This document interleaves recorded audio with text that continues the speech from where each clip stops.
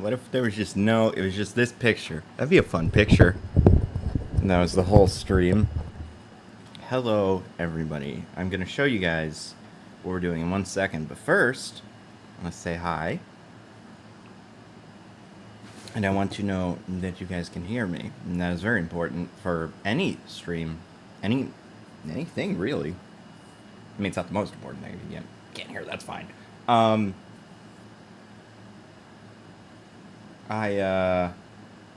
I'm pretty much ready to go. I'm so sorry that we are late. I had everything set up, and then I had to be like, oh, I have to change my login to a different Streamlabs thingy for this YouTube channel, and then that made all my stuff go away, so I had to redo that. But we are here. It is terrific. I'm so happy that everyone is here. This is going to be fun. And I'm going to give this a shot. Let me just check one thing. Okay. I gotta make sure. I think I unplugged the camera. I knew something was amiss. Also, my cat Mortimer, who I love and who will definitely be part of this stream, is on the table with me.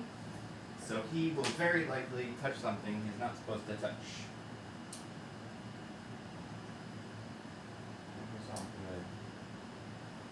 Alright. The camera should be good. Alright. Whew.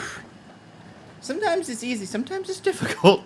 Sometimes everything is way more difficult than it needs to be. Okay. I'm going to change this one over, get the picture of this guy in here. Because I'm an artist. I did art for this one. It's actually pretty good art. You're going to like it. So, hello, everybody. Yeah, let's just go for it. Mortimer, excuse you. Excuse you. He's just, like, licking my hand as I'm trying to use the mouse, and I'm really scared I'm going to, like, accidentally close something I'm not supposed to close, but I think we're good. So, let's give this a shot. Hello, everybody. We are going to be looking for a game to capture. We're going to see the game soon. I'm sure this is... I'll give you this, guys. I'm not a very good streamer. I try, and I'm working on it. I'm figuring it out as I go.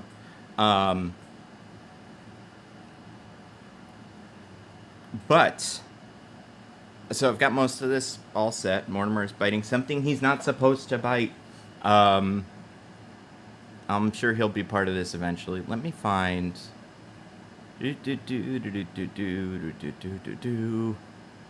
Let me open up Steam so I can open up the game. So for those of you who haven't seen the new video, which is fine, you know, videos take time to be made and put out and stuff. So for the new video, what we did was, we did the one villainous scene thing, and at the end I said, I'm going to do this stream. Mortimer, stop. Stop. You cannot bite that. And so we did this whole stream, very fun. Or we did this whole one villainous scene project, and everybody was super, like, really good, easy to work with, and cool. And I always love doing them, and it's the best. So, oh yeah, that's very green red eye. We are going to be doing the that is the thing that we did, the Loki one. That one will also be a video one of these days. It is not currently, but it will be soon. I just want to change one thing. Okay, that's so not that, but I want to do this. I want to do this. Okay, it's not letting me. I want to do. Maybe it's fine. You know what? This is fine. Let me just. I want to get the Thanos in there because it's very cool. I drew a good Thanos that I realized a little too late that I didn't use for anything. Like I didn't do anything with it. So I like want that to go out to want the world to see my excellent Thanos. I'll just pull him in. Come here, you. Look at that. Look at that wonderful art. So I've started just drawing on the whiteboards for fun. Because it's like a nice calming activity, you know? It's a good thing to do. Everyone should do it. And then I was like, well, I don't really have anything I could do with this in the video, and it's kind of reflect, so it's not amazing in videos. So then instead, I just had it, did nothing with it. It is not seeing the light of day. But isn't that fun? So, hello everyone. Cheers. We are here together, and we're doing something very cool. I think it's gonna be cool. And I'll answer some questions first. That is important. And the first one, which you just got twice here, so definitely worth asking, or worth answering. It's never too late to do one of these things. So here's what I think about one villainous scene and like one whatever scene playlist. It's great in the beginning. I think in the beginning it's fun, you know, and it's like it's a cool thing that people get to see and be like, oh look, it's everybody got a video. That's wonderful. And you watch them all, you have fun, and then the algorithm remembers that now that's like, oh, he likes that. That's great. Excuse me, or she, or they, or whatever, and so the algorithm will suggest you them as they come up. So people make them later. They go into the playlist, which I'll put them in the playlist if you tweet it to me. I've been getting a bunch of them, so I haven't been able to see all of them. But you do that, and then so once I see all of them, because I'm sure a couple are falling through the cracks, but every so often I'll look on YouTube and find them. When I do that, I put them in the playlist, and then I think people still get a look at it, and YouTube will know that's like, oh, one villainous scene video, let's put this in front of some people. It is not the kind of thing where you can't do it. If you haven't done it yet, you shouldn't do it.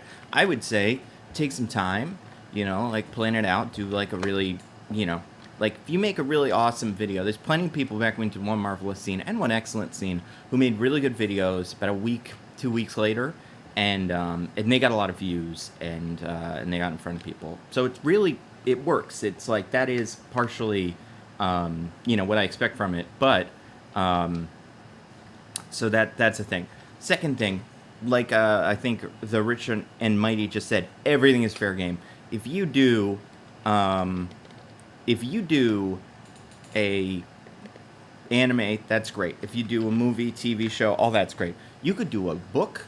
You could do like that time Bill O'Reilly yelled at everybody on his set. Like, you could do anything for this, as long as it's something that you are passionate about, find interesting, and you just want to be like, hey, this is a fun, you know, this is a fun thing this villain did this one time. So I would say absolutely no problem with that. And I mean, and stretching the definition of what the scene is. If you want to use the scene to frame the whole movie and what's cool about the villain, you know, obviously that's kind of what I did, and I'm the main one, and other people did all kinds of different things. Scott from Nerdsick did a whole thing where he kind of talked about why the villains in the movies they're in don't quite work, but talked about those movies, and so there's you can do whatever you want. I was going to say, what was I going to say? Oh, and yeah, anyone can make one. They don't have to be amazing, you know, super well-produced movies. I would say take your time, write it, you know, but really think it through. But besides that, do whatever you want. You know, it's a good place to start. I think a lot of people, I've heard from plenty of people that are like, I've never made a video before, and then I made it for this, which is awesome. But, so I don't want this to seem like it's something where it's got to be like, oh, yours have to be, you know, at the same quality as, like, you know, cinema wins and stuff like that. Like, just have fun. It's a fun thing. So very important. Glad we got that out of the way. And right off the top, thank you everybody for watching these. They're really fun to make. They always are. Yeah, I think it's a lot of fun. I love it. I will be more. I'll be more in the comments as we start going. But here's what this is. You know what? Let me make like a new scene. Let me do this. Okay, hold on. I'm gonna do one with just my face, because there's no reason to have, you know, there's no reason to have the whole thing here. So if you can't see me now, that's okay. You'll be able to see me in just one hot second.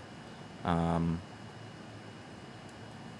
kind of grainy, but I'm going to try to change it. But anyway, okay. Oh, yeah, I know why it's bad. Nope. I don't know why it's bad. It's usually better than this. It's usually not insanely grainy. Let's see what Sparkle Cam's up to. Anyway, pop this guy down. Does that help? Whatever. We're here. I'm gonna only be doing this part for a second. Okay. Sorry, just getting OBS going. I mean, Thanos should be bigger than me. He's awesome. He's more important than I am, for sure. God, I don't know why it's so grainy. I'm actually going to just go back to this one. So, we're back to this one. So here's what we're going to do. We are going to play a really fun thing. Hey! Eddie, one of the guys from the thing, from the one Villainous scene playlist, did a very fun video on Syndrome, which is really interesting. I think it was a cool thing to hear about or think about because it's like he really is the original like bad fan. So very fascinating.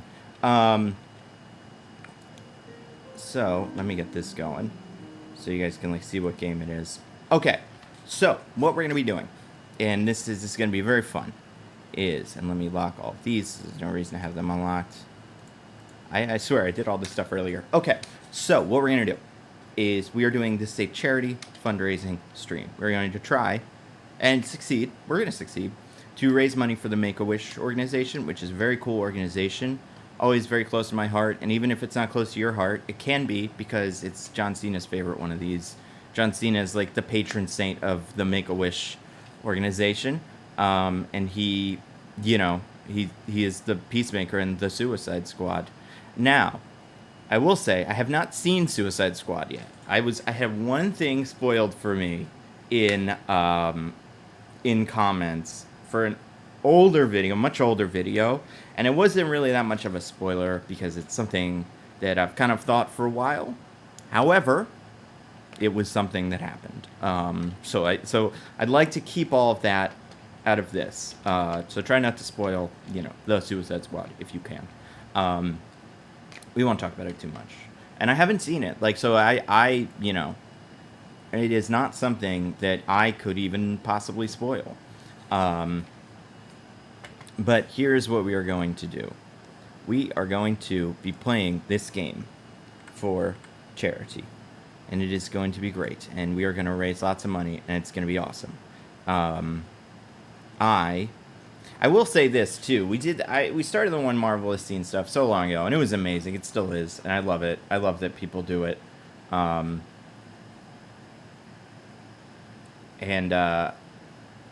I will say, I have one more planned, one more next year, and that's probably gonna be the last one. It is not DC one. Here's the thing, about the different ones. Some people said do a DC one, do a Star Wars one. I'm pretty sure people have done those. I have not yet, but I don't want to step on people's toes. If they've already done one, then that's awesome. So that's all them. I do want to get some. So I want to get some donations going. Here's the thing. We're doing this. It's very cool. It is a donation. For those of you who don't know, I'm pretty sure Make-A-Wish is like one of those charities that everybody knows. But if you've never seen the Make-A-Wish Foundation before, they find people with, illnesses, children usually, with illnesses that are. It's not just terminal illnesses. It's chronic too. And then they pick a thing. They say, at least kids say, like, I really love, John Cena. And then they set it up so you go meet John Cena. He gives you a lovely hat. It's terrific. and he gives you a hug, and he's the nicest guy. Apparently, that's what I always hear. Everybody says he's the nicest person that ever lived, and I believe it because he seems like super professional and cool. That's true. There was a DC's Astro scene. So what we're gonna be doing. So what I want to do is get donations for that as we play this game. If you donate to the stream, besides me reading your name, which I'll do, and like thank you. I also will just let you tell me what to do with the goose. I've never played this game before. I watched Donkey play it. I loved it. It was very fun. But I don't know too much about it. So I don't know what to expect. I think I'm going to love it. I think it's going to be a lot of fun. But so we will have very fun stuff.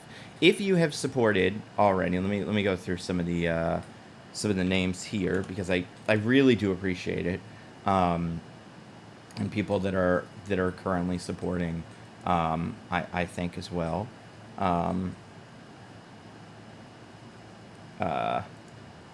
So here's what we're doing. So I've got all these people. Let's see who's first. Graham Jones is the first person here. Graham Jones seemed to have. I don't know what your avatar is. It's not the Shining Kids, is it? It looks like a hallway. Whatever it is, it's great. You were the first one. Thank you so much. Then we had an anonymous Canadian, which I love. Cinemageddon, $5. Thank you so much. Another anonymous person, and then Clearbright. 20. What is that? A British money symbol. That is bizarre. That I don't know what all of the money symbols are. I'm pretty sure that's pounds. And then another anonymous one for seemingly from America. And thank you all so much. I would love to raise lots and lots of money. If you don't have money, I get it. It's fine. Like, it's cool. You know, we're here to have fun. I've always wanted to do this, and yeah. Oh, it's The Shining with Dr. Phil and Steve Harvey at the end. Okay, glad that I recognized The Shining. I'm also glad I didn't recognize Dr. Phil and Steve Harvey. What was I gonna say? So if you can't support, that's totally cool. I get that. No problem here. If you can, that's great. And if you can, I will. Like I said, I'll let you tell me what to do with this goose. Honk at people, fight people, all that cool stuff. We're also gonna have other people coming in and just chatting about their videos, which I think is gonna be so fun. I should probably put on my headphones so I can hear this without it coming through the things. So let me do that real quick. I apologize. Let's just take a second. Another one of those things that I had planned to do before and then was not able to. Okay. Let's get this guy going. Add a Bluetooth device. It's an easy detail to overlook. Oh, Ed. Adorable. What an adorable thing to say. All right, cool. I think we're good. I'm gonna do one headphone, one non-headphone. So, let me just change desktop audio to this. Okay, I think we're good. Let me see what happens when I play the game. Okay, still coming through.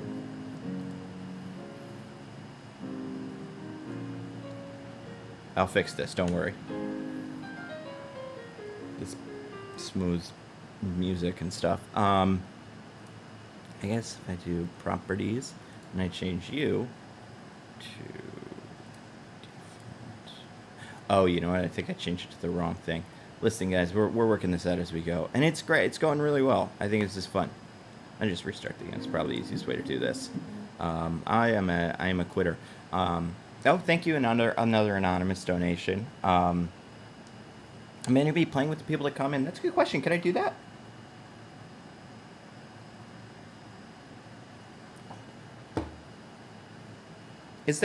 Can you play with people? The answer is probably no. But if it wasn't, that would definitely be a thing.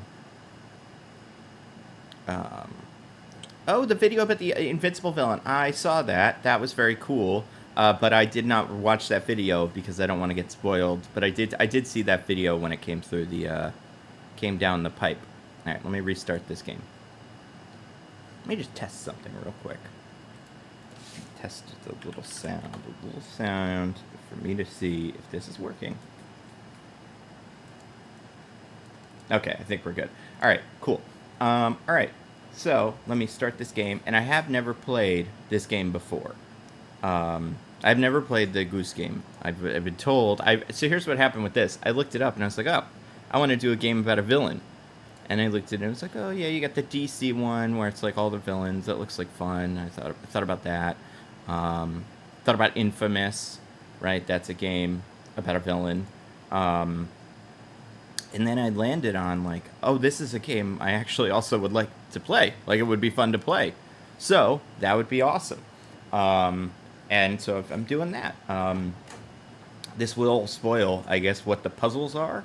But I feel like this game's been out for a while. So if you're trying to not be spoiled, that makes sense. I think I am in for a treat. I did, to be fair, I played this once at DJ's place right before the pandemic. It's the most unexpected one villainous scene video that I've seen so far. You know what it was? One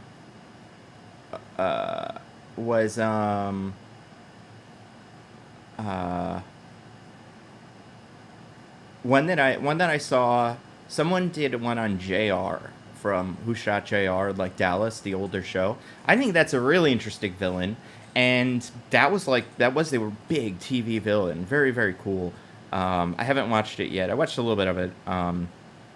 But if a video came down the pipeline today, I probably haven't seen it yet, but I will. I'm going to watch them all eventually. It's going to be terrific. Okay, here we go. Start playing this game. Oh my gosh, this is going to be wild. I'm going to be a goose, you guys. I'm so... You guys don't know how excited I am for this dumb game, but it's probably going to be awesome. I think it's going to be a lot of fun, and we're all going to really enjoy it. Now...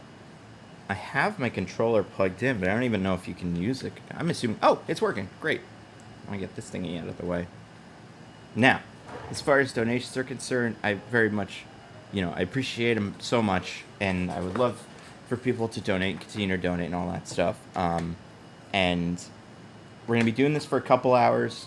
Got some friends that are going to join in. As they become free... Oh, thank you so much. Ed, this is great. I'm single player. I have no saves. You see, this is brand new. I've never touched this game before. Geese and wasps are nature villains. That seems true, Andrew. That seems very true. Okay. You guys ready for this? It says press square to honk. I don't know where I am. Whoa, now I do. Alright, can you guys hear everything okay? I kind of turned the volume down because I wasn't sure how loud it would be. Maybe I probably need to turn it up a little bit. Speaking of villains, you were playing as the most evil animal. So yeah, there was a list of like, look at all these, games about villains and stuff. And this one was one of them. Like, this was on the list, and I was like, it's an awesome thing. Yeah, someone could definitely do one villainous scene. Someone could do Rake in the Lake, which is one of the things I do know. Most of what I know about this game comes from the Donkey video, which I loved. There's some bells in there. Can I fly? I'm a goose, right? Probably not. Probably just supposed to run. I live of disability. Can only donate once. That is okay. Everybody that is donating once is great. If you donate many times, that's awesome too. But I really do. I'll come on a charity stream, like be on one and be a good friend and stuff all the time. But I don't do these super often. We did one not too long ago for bail fund when that was a big deal. Still a big deal. Bend down and pick things up off the ground. Hold L2. I did that. Oh, cool. I'm a natural. Let's pick up another thing. Ah. Look at me. Oh, this is going to be a disaster. It was not on Twitch. It was not on Twitch. It was on YouTube as well. It was me, Diggins, and DJ. We watched the National Treasure movies and, like, talked about how bizarre they are. I'm guessing, yeah, supposed to honk at this, right? What was the button I used to make things happen? Oh, wait. Can I push it now? Or, oh, there's one down there. I see how this is a very good test of my skills. I'm a goose. Get it. Whoa, I destroyed the whole thing. That was not my... But that is how it works. That's what we know. It's possible to donate with PayPal. I believe so. The green red eye. I don't see why not, although I'm not positive. I want to open up... I had the chat open through YouTube. So real quick, I want to get that guy going.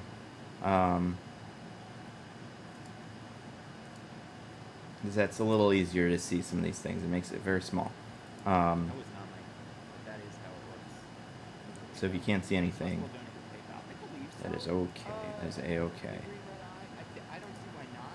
This is going to be so much fun. I'm so excited.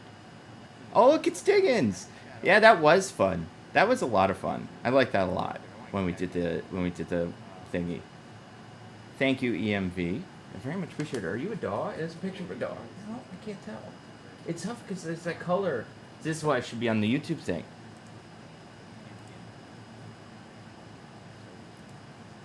Pop out chat. Okay, this is what I wanted. This is way better chat than the other thing. Oh, look, it's Diggins. Yeah, that was fun. That was a lot of fun.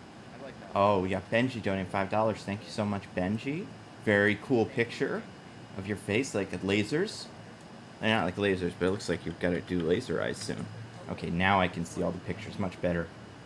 I would believe that might be a dog. Golden Goose on the loose goose, first hammer. Thank you, Robbie Rob.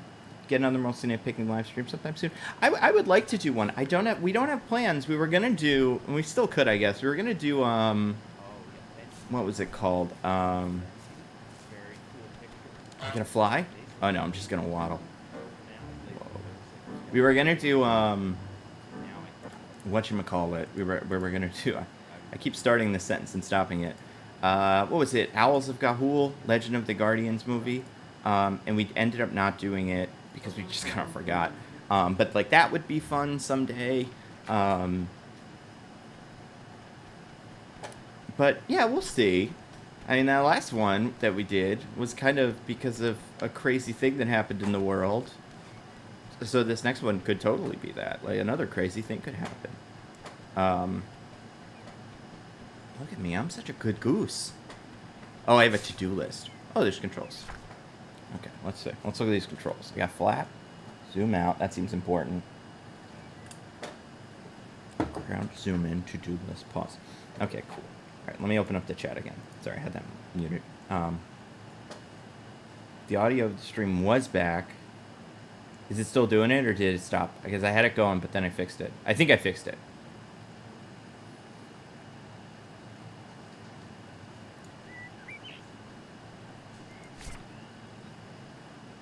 Unless I have 2 YouTube videos open. Oh god, do I? No, I'm okay there. Let me just close this whole thing. Yeah, I think we should probably be good now. Untitled Hammer Games. So some people were like, why didn't you do Justin Hammer? Mostly because I really wanted to do the Thanos scene. I think the Thanos scene is awesome. But I didn't, okay, thank you. I had the time. That's not fair to say I didn't have the time. But, yeah, I just wanted to do the Thanos so bad. I think there's definitely a lot of interesting things to say about Justin Hammer.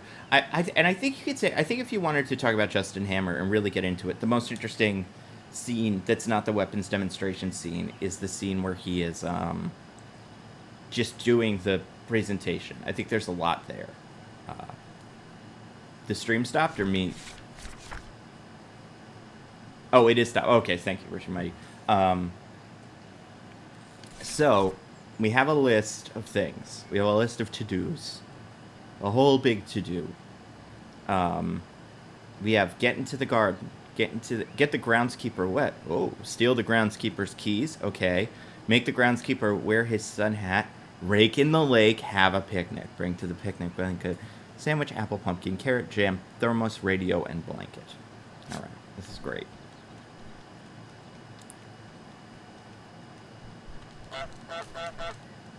Did I come through here? Oh, wait. No. Sorry. Zoom out. Yeah, I'm supposed to be doing stuff here. All right, you guys. This is great. This is good stuff.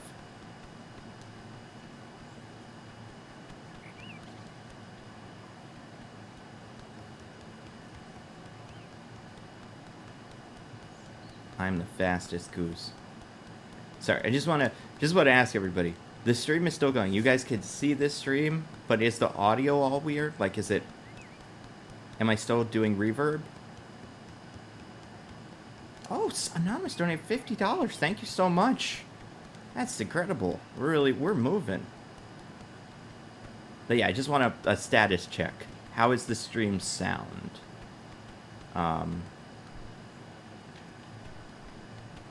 And look, can you see me playing this goose game? Very villainous waddle. It really is. Stream's all set, no issues. Awesome. Thank you so much. Alright, so I feel like this is picnic stuff, but I do want to save it. I want to save my picnic stuff for later. Can I turn on this lawnmower? I feel like I could do some real damage with the lawnmower. Let's touch it. Lawnmower. Fear me. Okay. Shovel in the lake. It's a good start. Look at me. Oh my god, this is amazing. I don't know why this is so good.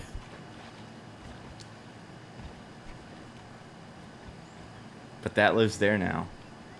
Alright, so we have tasks. We have get into the garden, groundskeeper wet, steal the groundskeeper's keys. Okay. So get into the garden. So this is the garden. I have zoom in, I have zoom out. Okay. I bet I know how to get into the garden. I bet I'm supposed to make the radio go, and then I'm gonna sneak. This is my enemy. Yeah, the static is the fan. I'm sorry. It's just insanely hot here. Shovel in the lake. Oh, yeah.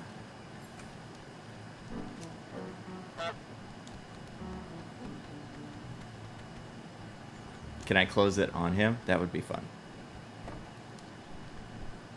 Whoop! Hey, buddy, can we get in there? Let's get in there, huh? Here, you go. And then I'll go. Thank you. Thank you so much. Yeah! Come on, we're moving. I already forgot what all the buttons are. That's the duck button. I mean, it's not the duck button. It's the goose button. Very funny of me. Solid snake. Sorry, guys. The goose just disappeared. There's no more goose in this game. This is the untitled... Is there a zoom in button? Oh, look at me. This is untitled bush game. Haha. Okay. We got stuff to do. How could he even see me? Oh, yeah, he's trying to get his shovel that I stole.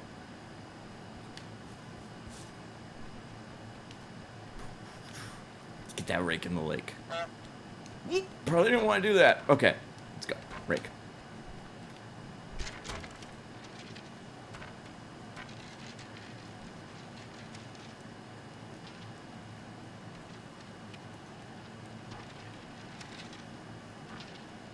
You guys, the control, the turning on this rake, a disaster. No, sir, that's actually a different rake. No, you don't. I'm gonna have to kill him. Can I kill him? Oh, yeah, you're shooing me. Not in a million years. Can I drag the groundskeeper to the lake? We're gonna try. We're gonna try.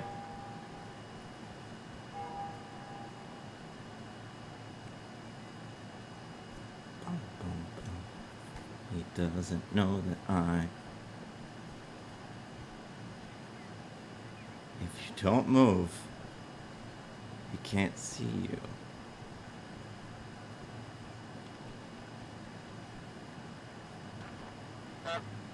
Whoops! I gotta stop pressing the honk button. I'm gonna get these buttons. Alright, alright.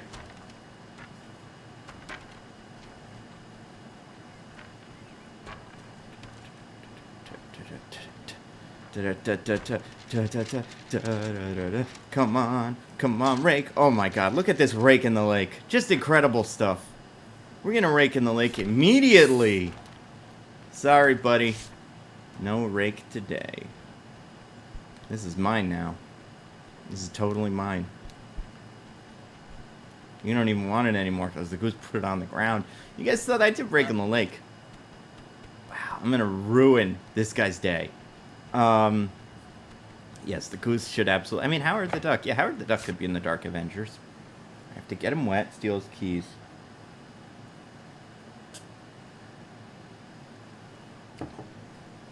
Use the garden hose to get the groundskeeper wet. Okay. That's smart.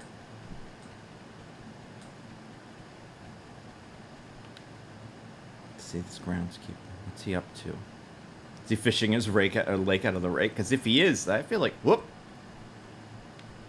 Nobody here. That was tight. That was a very scary move we just did.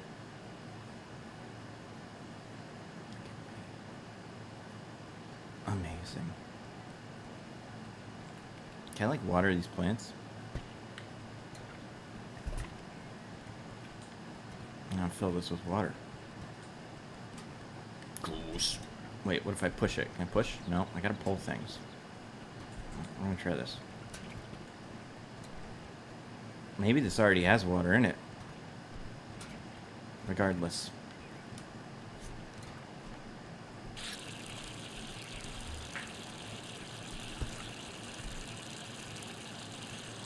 This is so hard. This isn't working.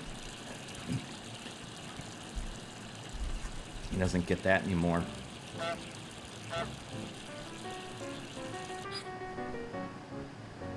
feel like that. He stepped in the water. It's pretty wet now.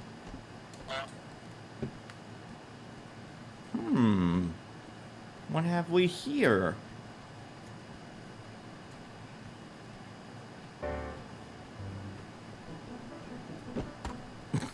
No, nothing here. We don't have anything. Oh my god, this guy. So this is the sun hat. So he needs to wear it. Which I guess means I probably have to get the plain old hat off of him. So let's try that. Whoops, nothing to see here. This guy hates me.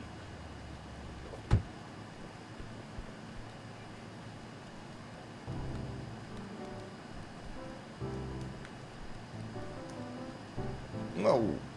He's the fastest groundskeeper alive.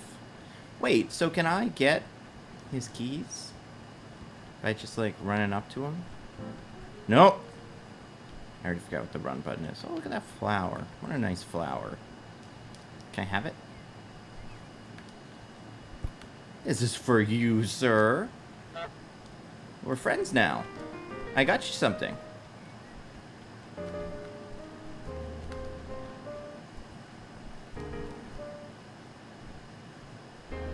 It's for you.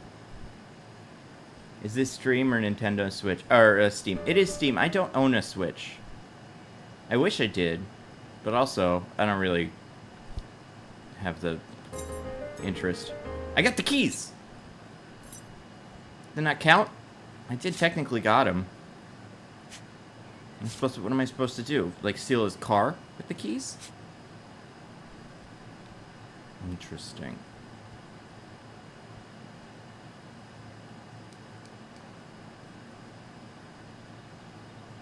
You put him in the wheelbarrow, that would make tossing him in the lake easy. That's a great point. Oh, I guess I see how I can get him wet. I just have to turn that on when he's near it. Very good. Okay.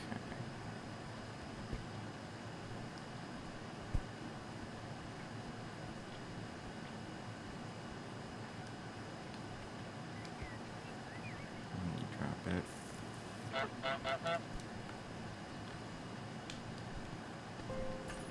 That's your favorite rose, buddy. Oh, I'm fast, but I'm not that fast. Yeah, get him, boy. He's done. This guy is done. He really is going to come strangle this goose. What? What do you want? Oh. Man, maybe I can get the keys now. Double whammy. Can I lock him out of the thing? That'd be fun. I don't think I can. Whoops.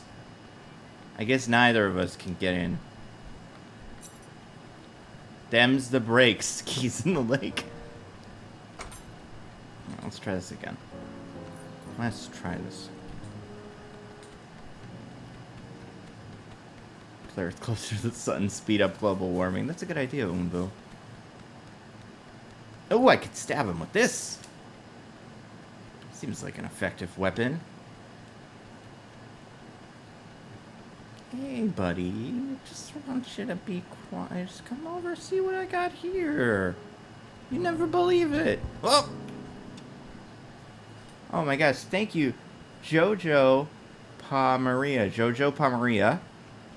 Soroma. Probably just Soroma, because NS. Thank you so much for donating $50. That's terrific. Should I try to stab him again? That would be pretty sick. Uh-oh, he's on to me. He knows his days are numbered. His goose is gonna get him. Okay, back to this. Why is he like, I'll put that back where it belongs, on its chair? Okay. I'm gonna trick him into walking close to this. He's not even gonna be ready. So cut his throat. Ah, it didn't work either. Alright, I had to look at my tasks. Sun hat, picnic, groundskeeper's hat, steal his keys. Okay, I think I could do the keys. I think I could do the keys very much.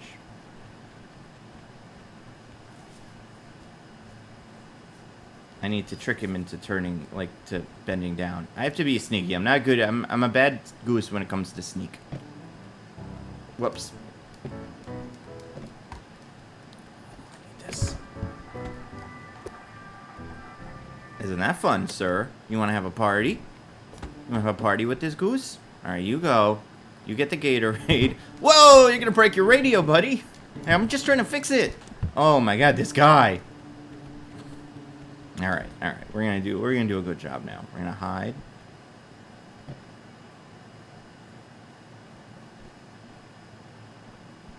The sun pulling devicinator. That's a good idea, Umbu.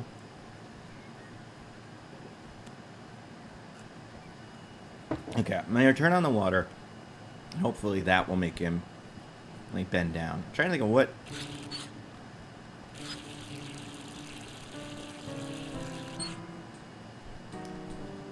What will make him do the most work? Like, what's a task? I mean, this did a good job before when I turned the water on. I feel like that's a pretty involved thing he's got to fix.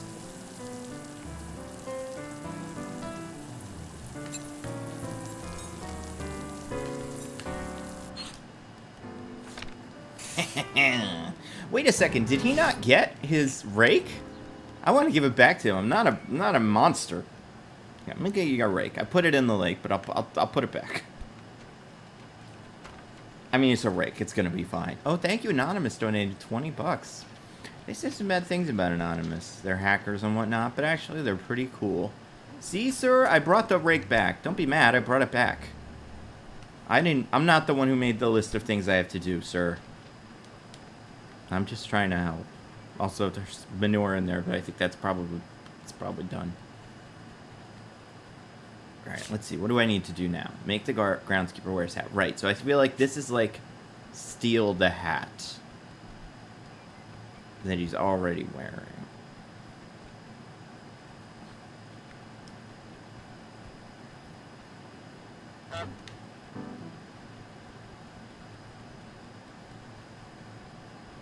Did he leave the keys there? Did he leave the keys there? I don't know. Where did the keys end up? I assumed he got them. Oh no, he didn't get them.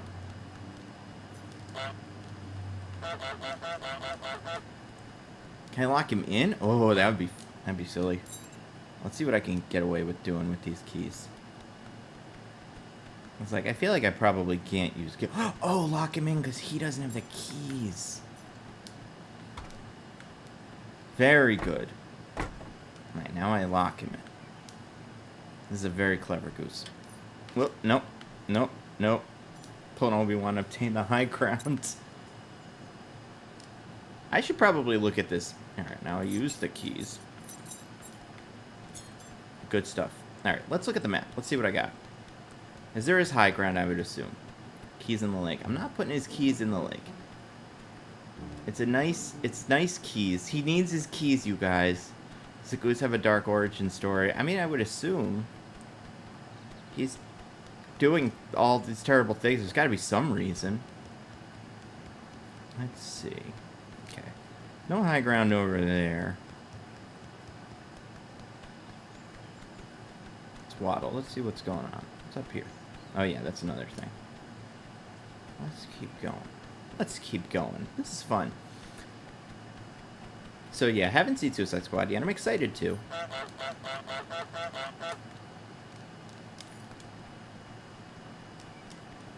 Hey, what do I do now? Oh, right. I know how I can open it. I have to make him... I have to turn on the water. I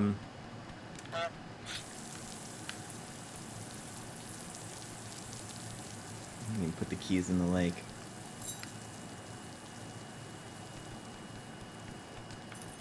Put them in the picnic basket for now. Oh, can he not get out? Oh, wait. Yeah, that's right. He's like an adult.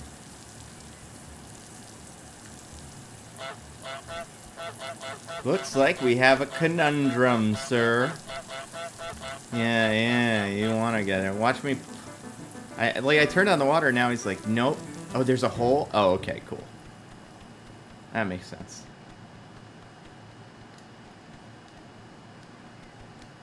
Wait, he got it. Oh, because he was just mad at me is why I wasn't turning it on. Oh, no, it's still going. This is his life now. Oh, yeah, there is a hole. You're right.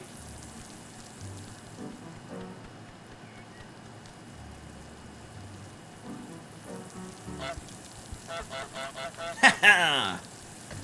You live here now, and I have a sweet way I can get out. You want to follow me, sir?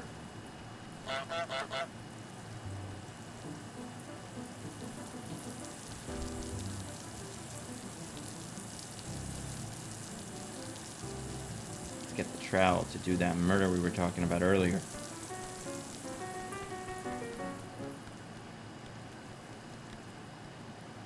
Wait, but can I climb stuff?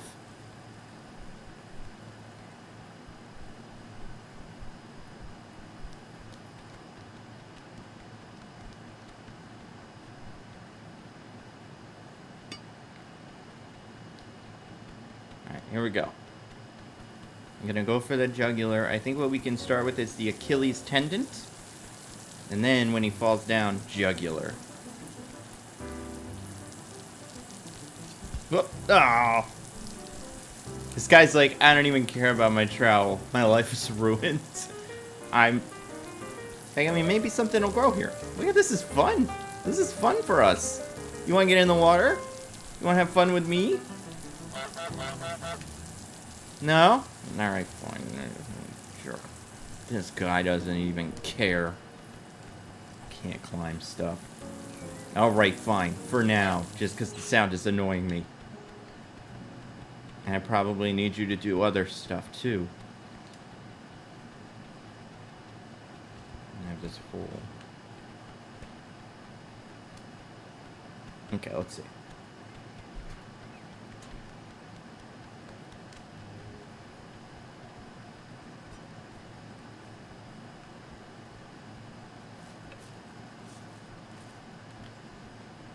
I feel like...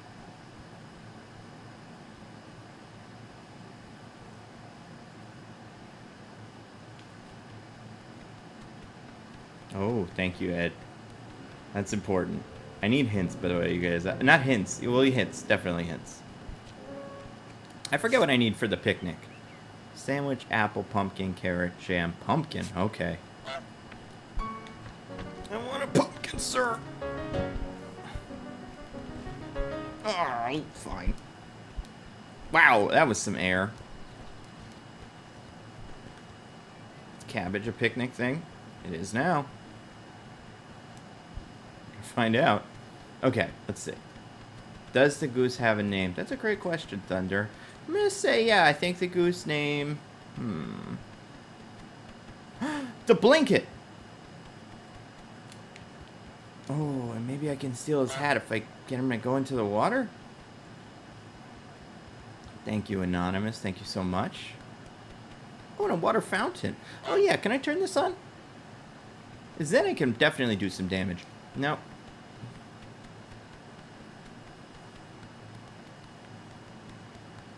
Using leverage like the rake. Alright, let's do this picnic thing. What do we gotta do for picnic? Sandwich, apple, pumpkin, carrot, jam, thermos. Alright, well, there are a couple things that are over here already. So let's do sandwich.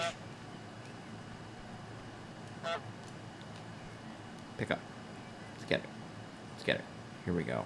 Oh, Modern Mouse. $20. Thank you so much. This sandwich is in your name. Do I have to get the whole sandwich, or does that count? That does not count. Gustav. Oh, yeah, that's a good name for him. We'll do the apple next. Apple on the picnic.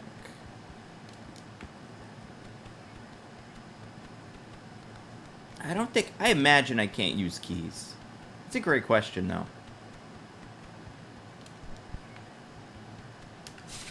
Alright, sandwich and apple. Great. Pumpkin, carrot, jam, thermos, radio, basket. Oh, basket. Yeah, that's a smart one. Let's go. Let's get basket. Oh, right, the keys. Goose was named Jeff. Yeah, Jeff. I feel like Jeff sounds right.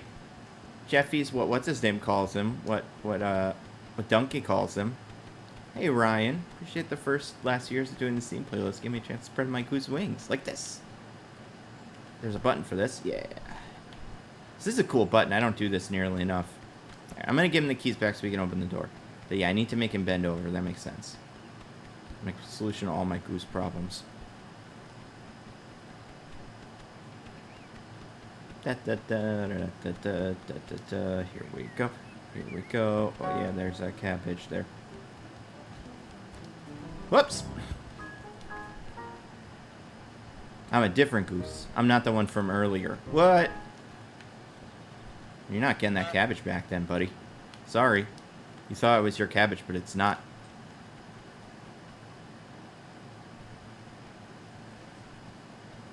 Hi. What's he like? Oh, cabbage. Forget about it. It's gone. I think I have to give him the cabbage if I want to get back in there. It's upsetting. Alright, let's go back. Because now he's gonna... He just really hates... I mean, I'm really destroying everything he's built here.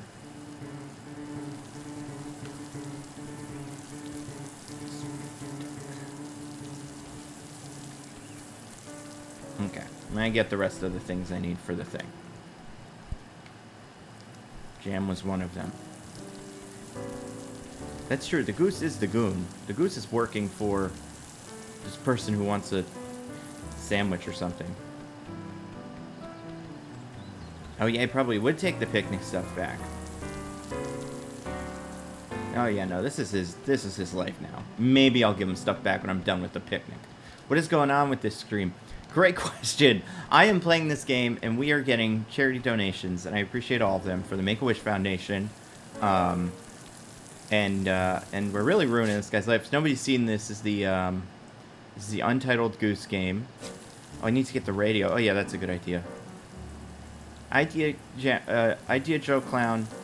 The goose is the villain. This goose is one of the greatest villains in the history of video games. Look at what I'm doing to this poor man. I mean, the man's... I don't know. He's probably not a jerk, but he's not being great. I'm just streaming here, Sean. I've heard that Twitch has rules against that, where it's like you can't stream the same thing, which is weird. Not weird, but apparently that's a rule. Marvel plan tier list. I mean, the guy with the... I mean, the goose's plan is probably going to work out great. Like, the goose can't really be punished, and he can only succeed because the game will continue. As far as being a goon, he's also a pretty good goon. But, yeah, he's a solid goon. I don't think he could do any, like, I don't think he could kill anyone. He's not that strong. Like, he's not up there with some of the better goons. But I think he would be good on, like, a team like Joker's. I think Joker would enjoy having him there. Let's get that. I need to get this radio that he so weirdly decided to break his own radio. Oh, buddy, you can't even hear this cool music we got going on. This is gonna be a fun picnic. Oh, thank you, Idea Joke Clown. This is a villainous stream, isn't it? We all know that. It's a two-tier goons. Oh yeah, he's a goons. That's true. This picnic is really for the pumpkin at this point. I don't think... Oh, an S tier. Yeah, that makes more sense. I don't think my goose is going to be able to even enjoy the picnic. What happens if I turn the water off? And go about his business, because I probably do need him to do that. Alright, so I need a carrot and a thermos. Carrot, I think, should be easy to get. So just pull one of those out of the ground. Thermos is up here, so let's grab the thermos a little bit. It's my first time playing the game. I played it once for about half an hour at DJ's place a little while back and enjoyed it, so I kind of get the gist of it, but I have not played it with any, like, I barely played it before. Look, this guy's gonna be like, thermos? He's stolen everything from me, this goose. I am playing as a villainous goose. I mean, this goose is the worst. Look at what he's... Look at that. I mean, maybe this is for someone that deserves, you know, like a more deserving person than this man. We don't know what this guy's done. Here, let's get some water in this thing. Never made a YouTube video in your life, Sean? I mean, it's not the craziest thing. It's pretty easy. If I can do it, and other YouTubers can do it, anyone can do it.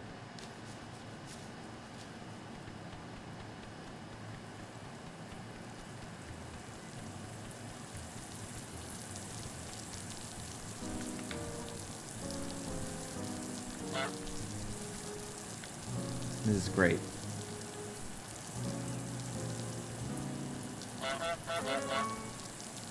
Come here. Follow me, I'm a goose.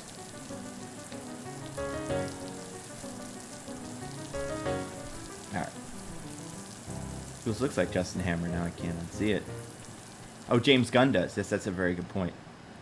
Who in this village do you think voted for Brexit? Oh yeah, I guess because we're in, like... This game, does this game take place in England?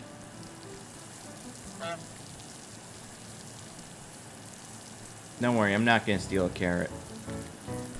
I'm stealing a carrot. Run!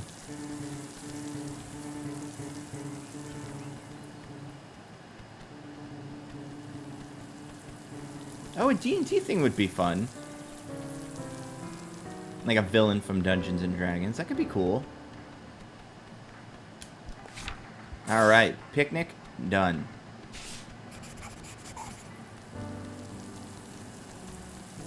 A new to-do item. Make him hammer his thumb? What? He seems nice. Well, okay, alright, I'm putting a lot on this guy that is probably not nice. But man, hammer his thumb. Goose-footed remain. Oh, that's a good goose. I'm gonna give him the keys back because now I don't care about the picnic. He's not gonna like take his picnic supplies back and then my picnic will be removed, right? I've just like crossed that off the list. I feel like I want a mobile groundskeeper.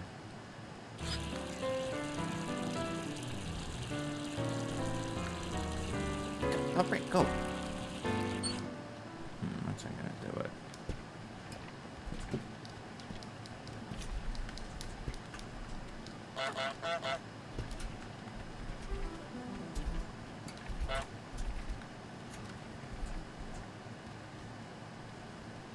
What's this?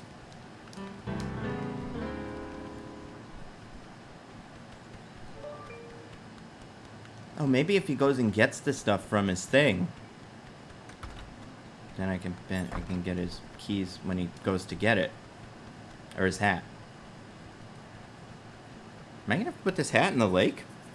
Any villain I love that's not super... Oh yeah, I love all the villains. I mean, Royalton is on the list. He's very high on the list.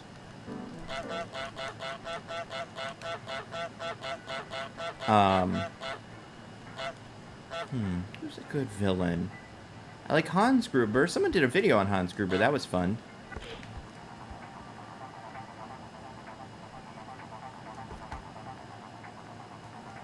Does this guy not want his radio? I get not being able to hear the other stuff, like the pumpkin. The radios are pretty loud.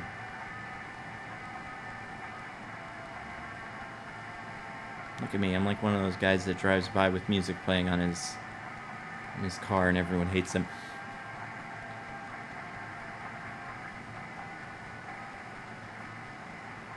Where is this guy? Whoops. No music here. Oh, I bet taking the rose is what makes him bend down. Duh, because he has to, like, replant it. Yeah, let's do that.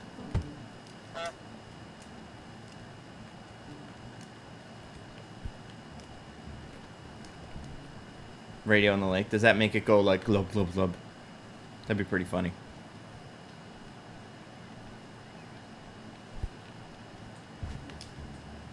Oh, he's bald. That poor fellow. Cut around the thing. Is he still following? He's quit. This is my hat now. Oh no, he's not quit. This hat has to go in the lake. I'm so sorry, buddy. This is a lake hat now. Sun hat. That's a good idea. I incepted him. You could do a different scene from the same villain too. There's plenty of scenes from Hannibal, like of Hannibal. I'm gonna grab a soda. I'll be right back. But I think we're gonna get a little check when this guy puts on his hat. That's pretty good. Yeah, there we go. I heard that.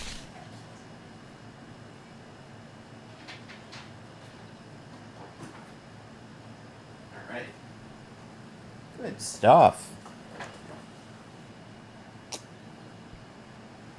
I break a tie for you? Sure, Sean. What's the tie? You give me a tie to break. Oh my gosh, Anonymous, terrific. Thank you so much. Wow, $339. That is pretty good. Someone's getting a Nintendo Switch or something. I imagine the Make-A-Wish Foundation has like a deal, you know, with Nintendo where they're like, give me us a little cheaper, please. But I wonder how they do that. I'm sure they have a plan. Alright, so I have to make him hammer his thumb. Now I see what we're doing here. I already see. Because there's this hammer and this sign that I hate already because it's mean to me. So I'm going to put this here. And then I'm going to make him do this. There was a cutscene where he put his hat on? Oh no! And while he is hammering, I'm going to honk. Or do this. Here we go, guys. Get ready. 1, 2. Nope. I was a little too fast on the draw. Oh! Too fast as well.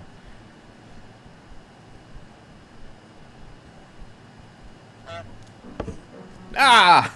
I'm so sorry, sir. I'm keeping the hat. Oh! He's dead! Oh, never mind. He just opened the thing. I was like, wow. That was terrible of me.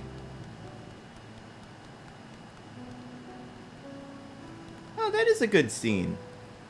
That's a very good point, Connor. Okay, so Sean, cookies and cream ice cream versus cookie dough ice cream. Here's the problem with cookie dough ice cream is it's a cookie dough scavenger hunt, kind of. Like, we're not there for the ice cream. We're there to get the cookie dough. I think cookies and cream ice cream is a superior ice cream. However, I love adding cookies and cream to stuff. Or, like, adding cookie dough to other ice cream. That's terrific. But I definitely think as far as ice creams go, I definitely appreciate the things. I appreciate cookies and cream ice cream. Yeah. Nothing's worse than having cookie dough ice cream, and then it's over. Like, there's no more cookie dough, and you just have regular ice cream. Not that that's bad ice cream, but it's not the same. Alright, looks like, let's see what our to-do list is. We have to break the broom, trap the boy in the phone booth, get on TV, go shopping, make someone buy back their own stuff. Okay.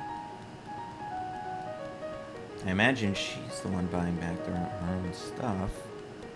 I imagine the TV is in here.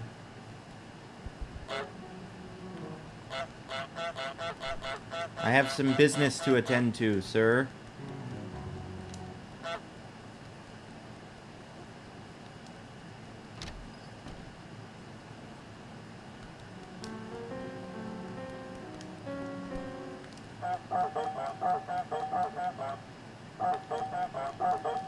Oh man, he's scared of whatever this is. I guess this is how this guy's going into the thing. No one can stop me. Oh, never mind. She can. Make-A-Wish is a multi-billion-dollar nonprofit. They don't need to deal with Nintendo. I think they have, but because Nintendo approached them. That makes sense. Silly bracket where ice cream is one of the flavors. Yeah, I mean, ice cream's great. I have to trap the kid in the phone booth. But like, oh, hi!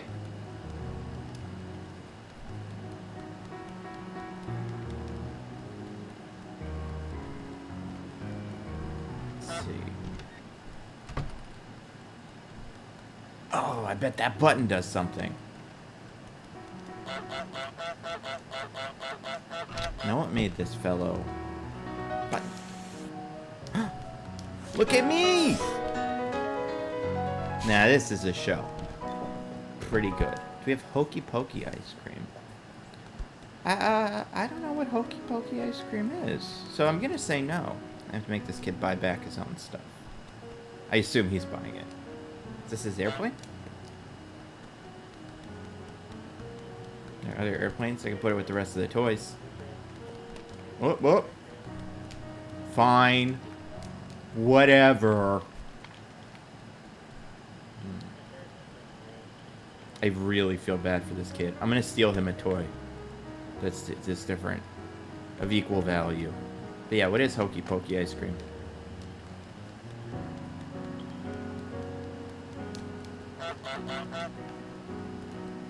I have to trap him in this. Oh, I bet if I put the thing on, people will be like, oh, a phone call. That's clever of me.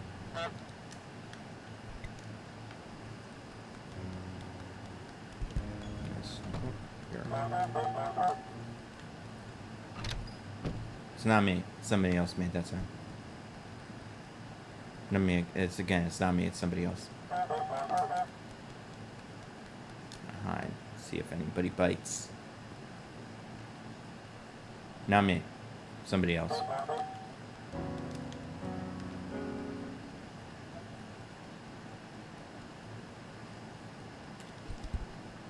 This guy's like, where's my plane? Sorry, buddy. Here, can I, like, corral him? Go buy a plane. It would be nice for you. It'd probably be good for you. You'd have fun with it. What does this person want with me? I'm just a goose. I'm not bothering you. You were inside. This is my bottle. I'm taking my bottle. Going away.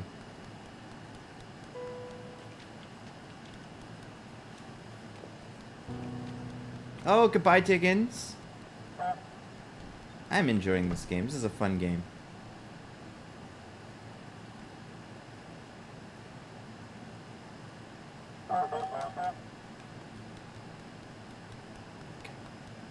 Let's hide.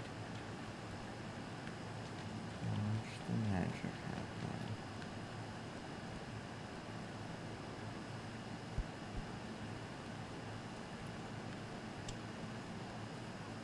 I'm assuming the plan here is make them think the phone is going, right?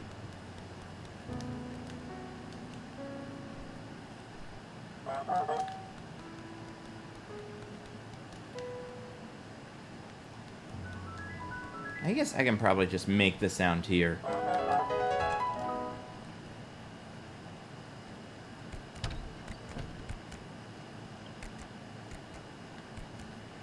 This guy's psychic? Can't see me. Or she.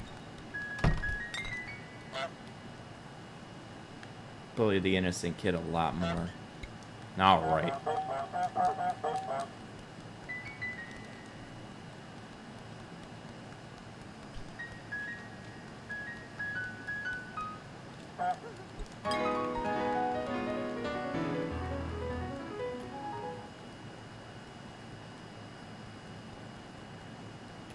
I think he's having some ideas about buying a plane. And some cool planes over here, buddy. You're gonna love it.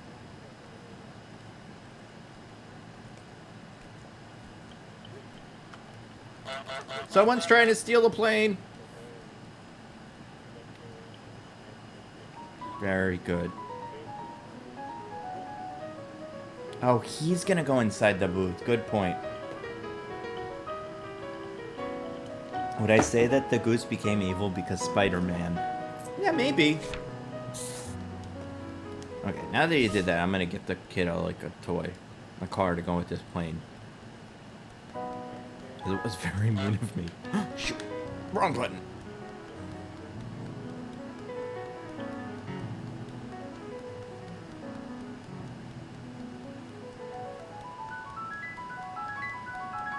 I got you something.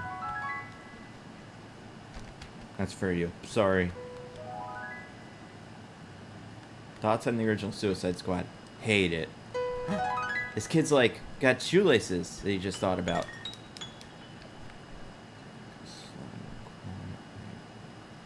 Won't suspect a thing. I mean, I'm gonna steal his glasses now, aren't I?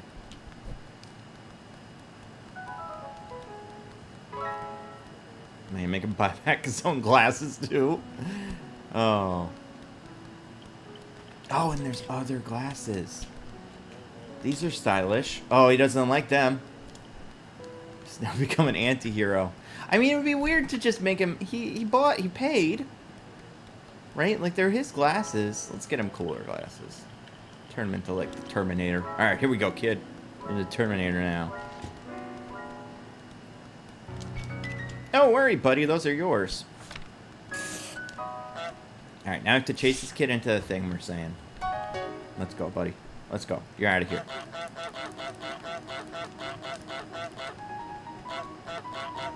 What a bizarre mechanic. No game has had a weirder mechanic. Yeah, you thought opening that door would save you. Can I drag this in front of it? Because he's not trapped yet, but he's gonna be. Okay. Alright. We've done a lot of stuff here. We have to go shopping. Toothbrush. Loo paper. Adorable.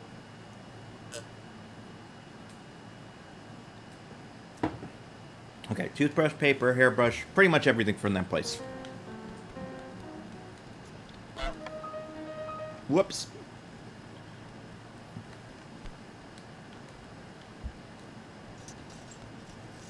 Alright, I think I want to hide this from her, right? She can't... If she sees this, where my goose is cooked, as I am a goose. Alright. Okay.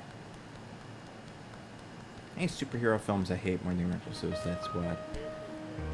Oh, that's tough, because I really do dislike the original Suicide Squad. Like, I think it's just the worst. And it's got all the bad things. Like, it's got all the, like, oh, it's a boring movie, and it's, the studio messed it up.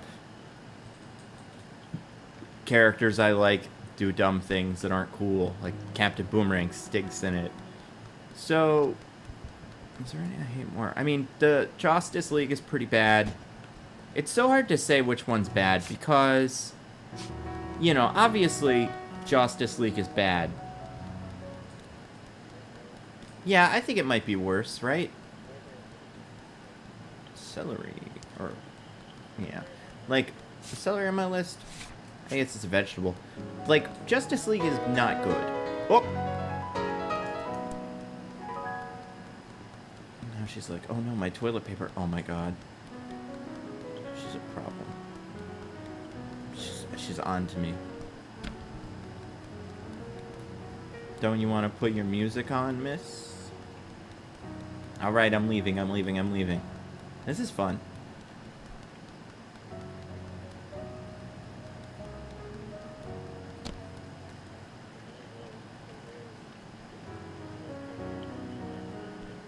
She doesn't even know. Alright, is there a toothbrush here?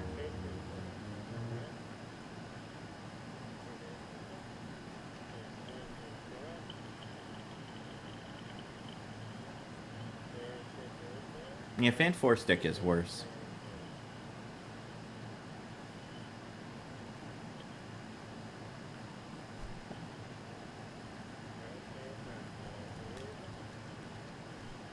Oh, a flower. Is that part of my shopping spree?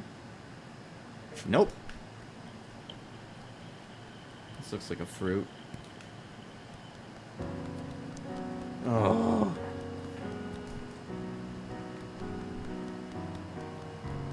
I got problems with this one, I'll tell you that right now. Oh, there's other stuff. Oh. This walkie-talkie? I'll be clever.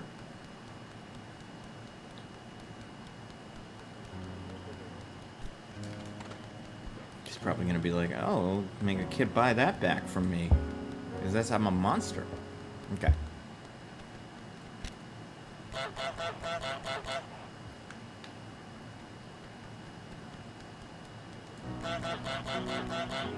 That's the goose, not me. Whoops. I keep using the wrong button, and I honk where I should not be honking.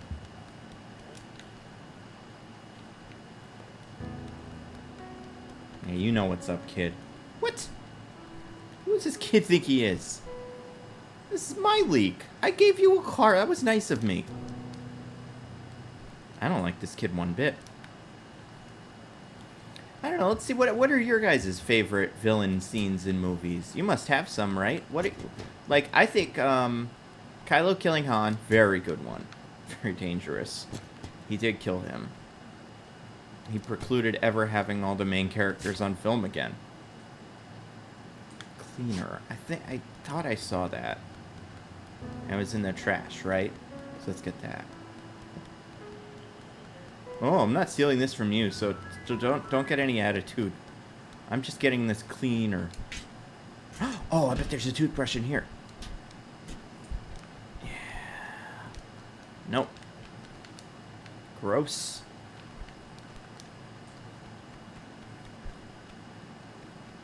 Very good. Very good, Goose. This is fun. I like this. I probably put this thing too far away. I wanted it somewhere where she wouldn't get it, but now I'm realizing she probably can't have taken it from me anyway. Frank Butterman. Oh yeah, Hot Fuzz. Great villain in Hot Fuzz. I was talking about Hot Fuzz the other day. How much, like, it's the best, one of the best movies. Cleaner, tin food, hairbrush. Okay.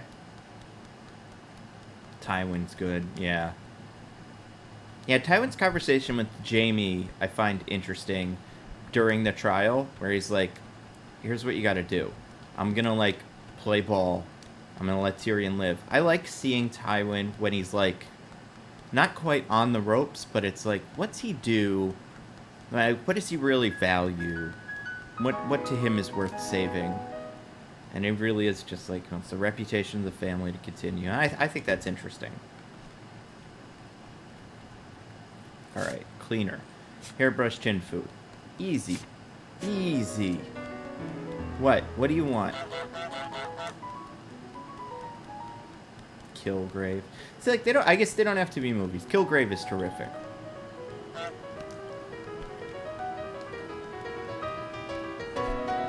I'm leaving. Don't worry, miss. We're so close. Oh. Let me put this bottle on and then we'll see what happens. Ah, she doesn't care about it. This kid knows. He knows what's up. Oh yeah, the scene of Flashpoint is great. That is a good one. That would be a fun one to do. Moff Gideon appearing in Mando 1 finale. Yeah, Moff Gideon was good. Maul, Clone Wars. Yeah, there's a lot of good Star Wars ones. It's the roof of a building, screens in Punjabi, and then grabs lightning from the clouds. Wait, what is Godspeed in that show? Who is he? I don't know much about Godspeed the character. I wasn't reading Flash comics then. I just assumed he was another Barry Allen clone guy.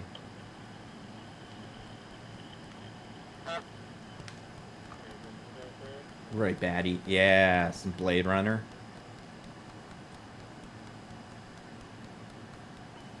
She has no idea what just happened. She took that kid's car that I bought him. Oh, this one. I gotta get him his glasses back. Where did I like take them away from him? He needs, this kid, yeah.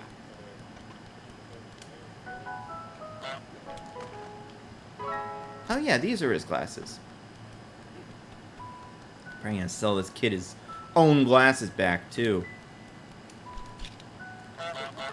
No, kid, I was helping. Oh my god. I try so hard with this kid. Okay.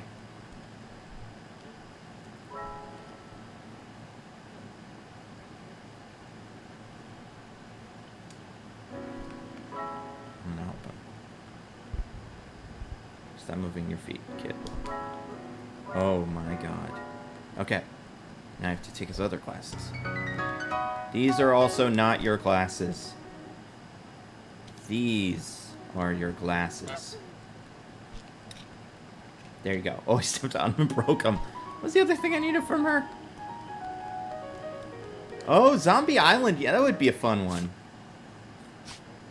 I thought I did loo paper. Is this not what loo paper is? Wait, can she take things out of the basket? Uh-oh. That's trouble.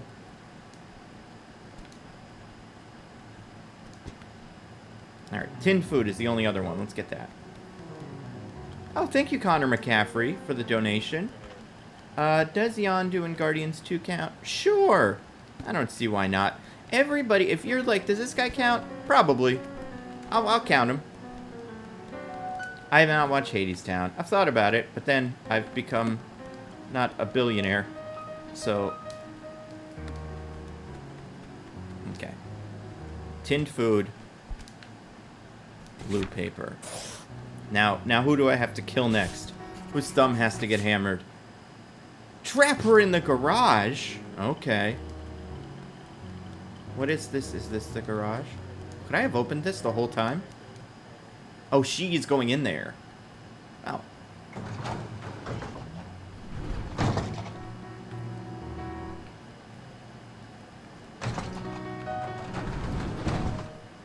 Oh, shoot. Is she gonna open it again? I read Stormlight Archive. I don't know what that is. So the answer is no.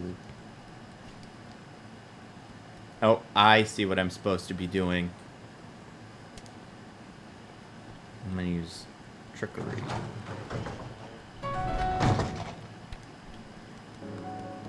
Yes, some fine trickery here.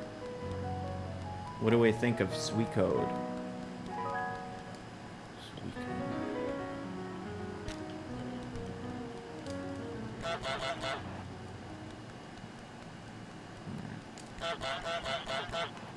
Clever gambit.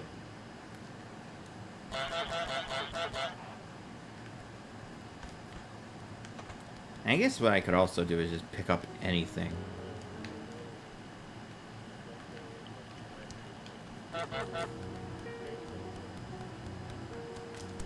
Bye. You live here now.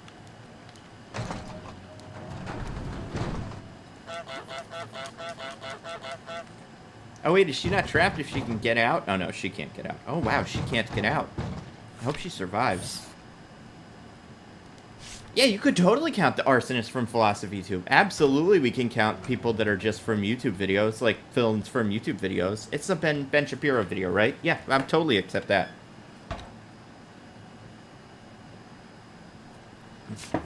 I am a monster. This is great. $371, very cool. My goal is to get us to $1,000. That would be very cool. And enough that I'd be like, wow, that's a lot of money. Now we're getting to the parts of the game that I've not seen played, have no idea what they are. Oh wow, are there like lots of areas I can do? Oh, I'm supposed to break the broom? What broom?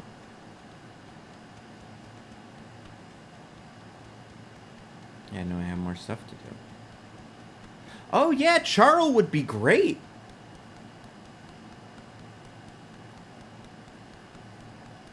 I mean, it is like an ostrich, for sure. Without her broom, she's powerless to stop me.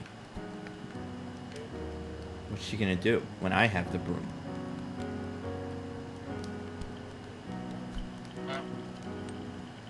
I don't know what that is that she got. Charles before bed. I can't wait. I really hope Patrick, like, shows us a version of it. You know, I'd love to see where he is on this.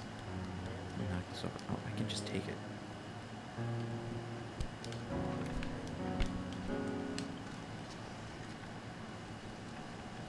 Oh, Prince Robot would be a good one. Saga's great. Speaking of Brian K. Vaughan, did you guys see they made the trailer for Y the Last Man finally?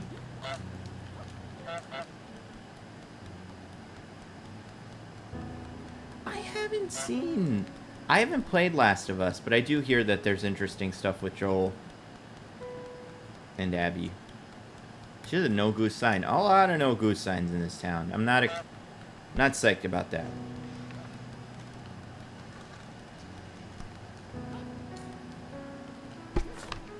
Oh! I broke it. My plan was to put it in here and break it in half. I was gonna, like, put it right here and then do this. That's what you get, miss.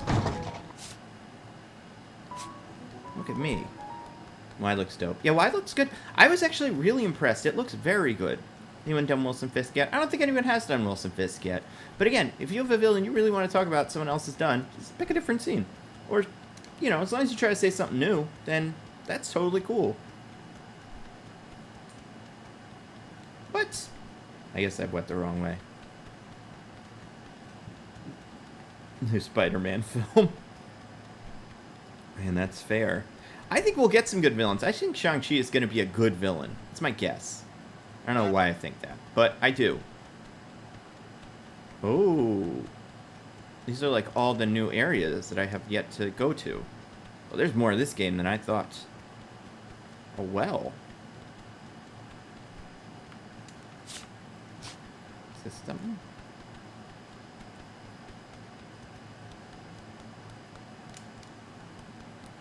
Interesting.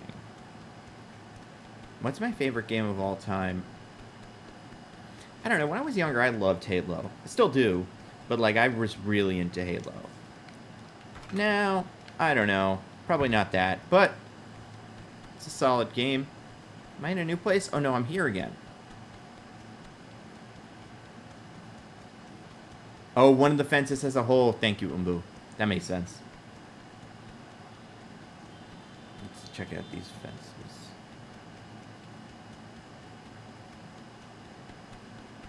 You know me, I'm just too trusting of fences. Well, look at that perspective shift. So I went down this hallway for sure. Or no, did I not go down this hall? Oh, yeah, it does have a hole. For some reason, I thought this was a big chessboard. I have not watched Suicide Squad yet. Yeah, I did the Thanos drawing myself. It's from a comic. It's from the Thanos event they did kind of recently.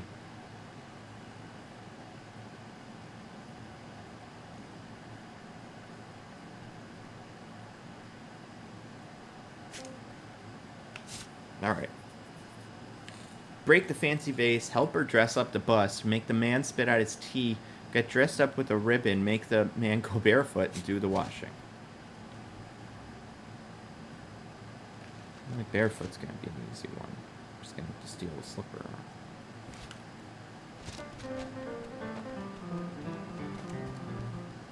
Does that not count? Do I need to get both feet? No. Oh.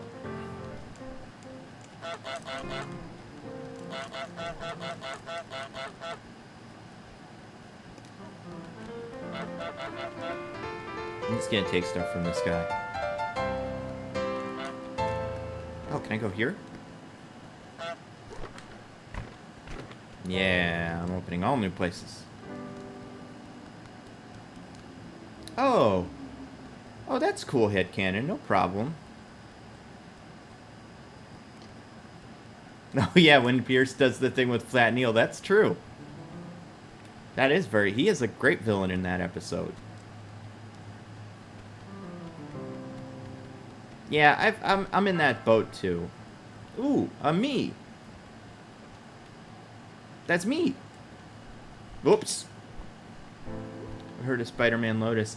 I've heard of it. I don't know what it is. I've seen the pictures and stuff.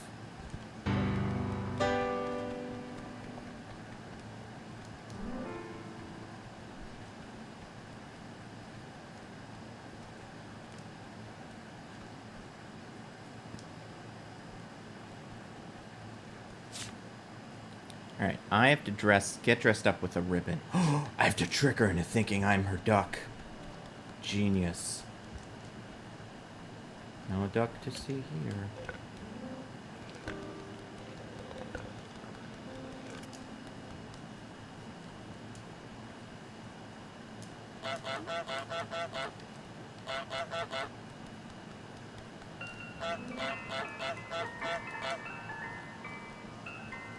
Those don't sound like...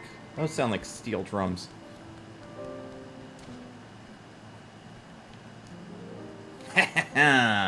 Best agents of S.H.I.E.L.D. villain? I think Hive, right? I think we all kind of... That Hive was great. Ida was good, but Hive was cool. Oh my god, do I just get to wear this ribbon now? Amazing! Yeah, that must have been a real scare for her. I have to break this face. I don't want to, because it's nice. Oh wait, that didn't break it.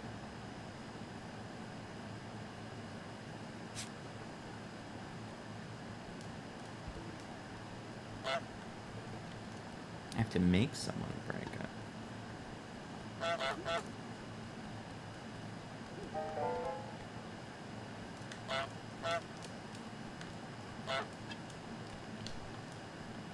How am I getting back in there? There must be a way. I'm his goose. I'm his. Still need to steal all his shoes or whatever. Let's do this. This was fun. Whoa! What the heck is this? This guy gonna have some tea, because I think this will probably make him spit out his tea. What am I doing with the tea? Spit it out, okay. Why that exists at all is pretty wild. I need to get over to you, sir. We have unfinished business.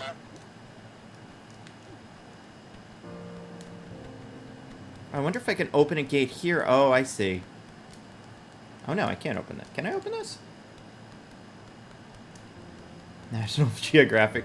Human climate change. That'd be amazing. That is the real villain. We've got lots of that. Sadly.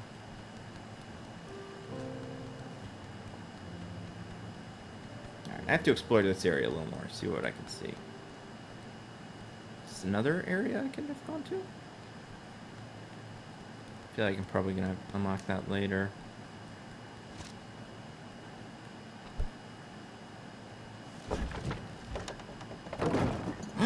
A ramp. Sweet. Alright, now I can steal these guys' slippers.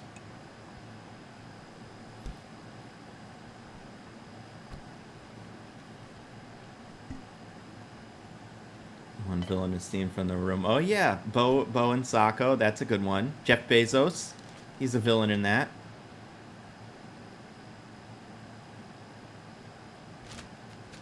No, I'm not a goose. Don't worry. I'm a nice, pretty goose. I get it. Yeah, I'm wearing a bow. What else? Wait. Did he take my bow? It's not his. So he's like, oh, I'm going to help here, miss. You lost a bow. What a jerk. How does he know it's hers? How does he know I'm not her pet? She puts a bow on me to remember that I'm her pet. Oh, this guy. I don't like him one bit. Originally, I was like, oh, he really is just minding his business, but look what he did to my bow. Okay, one shoe. One shoe gone. Sorry, buddy. Not wearing that shoe.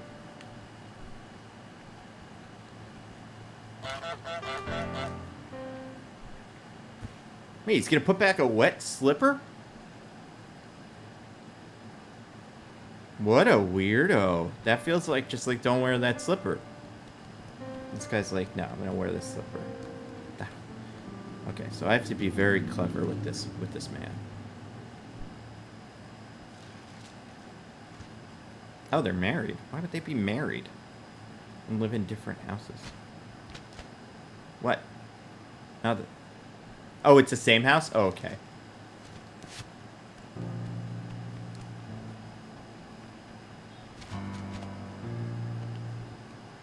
Does he see me? I guess you're just imagining things.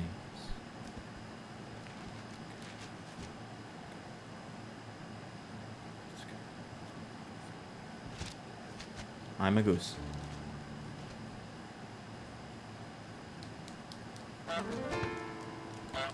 Can't I just steal his other shoe?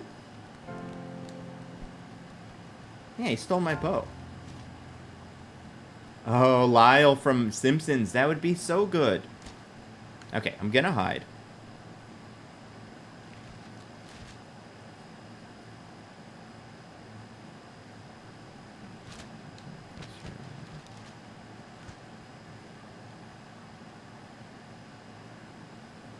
Is he gonna, like, switch shoes eventually?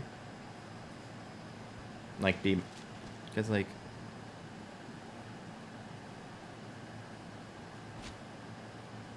You can't see me, right?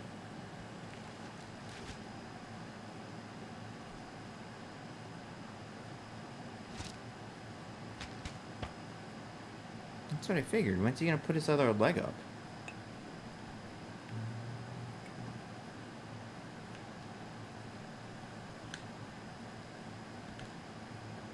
I'm not here.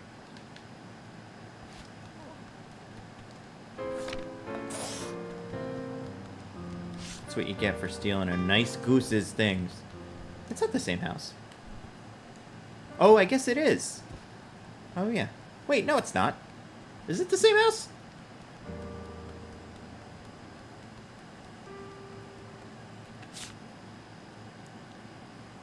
Dress up the bust.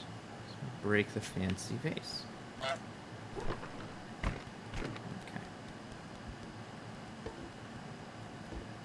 It's impossible. No one has ever broken a vase like this. Let's see what the woman's up to.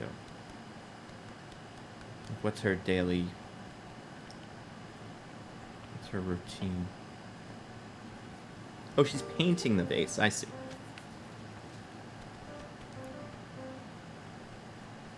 Look at how cool she is. She has a whole toilet full of flowers. Wow.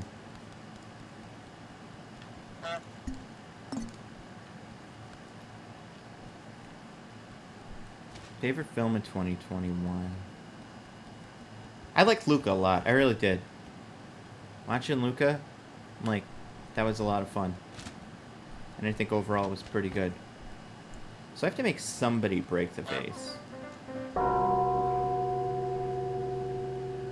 It's got to be him, right? Who could break a vase? So is she painting the vase, I assume?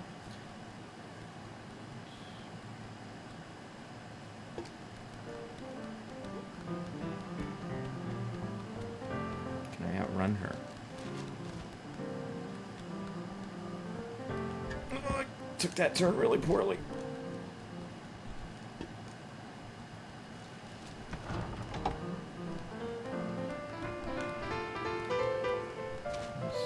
Narc's gonna come steal my vase now. No, I'm gonna stream for a while. I'm gonna go until like 10. I'm gonna have guests and friends on as well.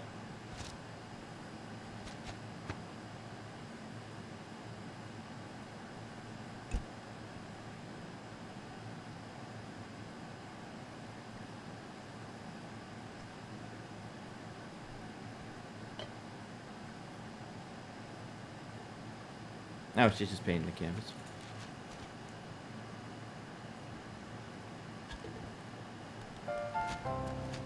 Aw, you found the vase.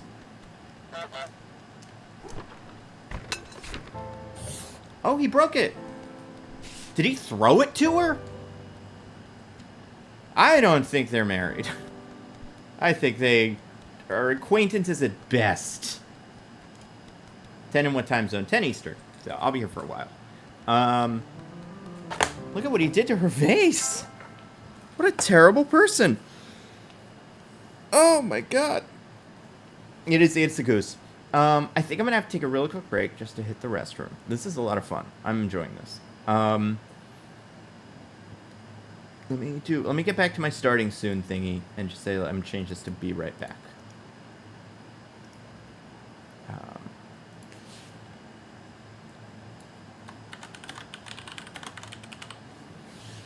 And then I'll do...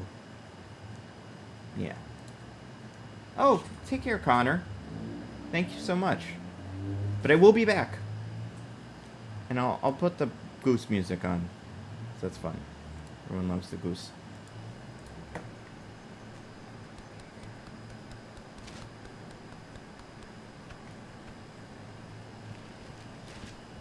All right, cool. I will be right back.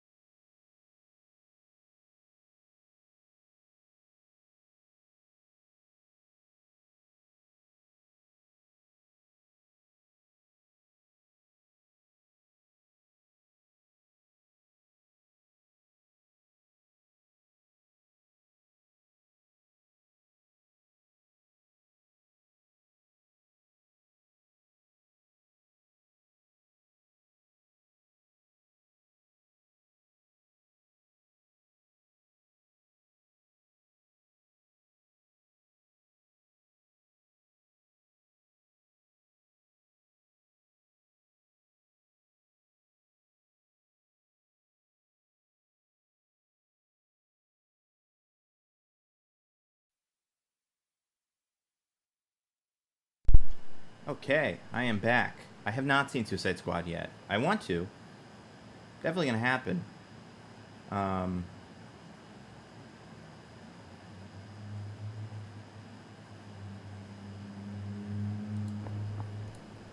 all right. Let's goose it up.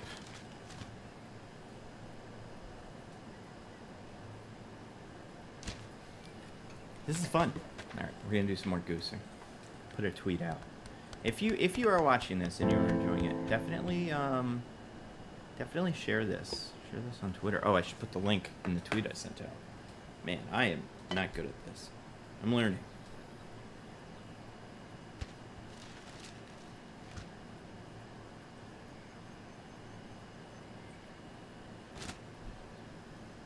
The BRB stream should be gone.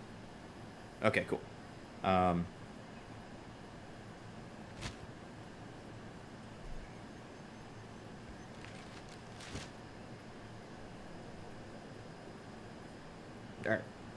Let's do this. Okay. We have some things to do. Let's look at our list.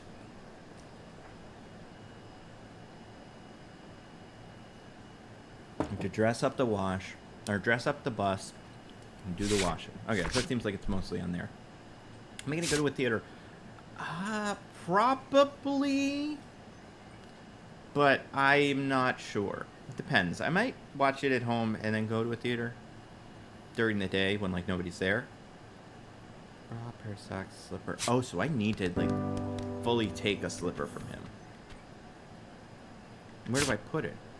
Oh, I'm gonna put it in the thing.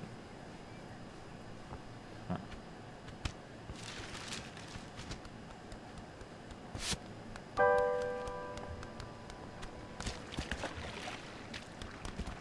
Okay. I feel like he's gonna find the slipper, but whatever. Mine. Look at me.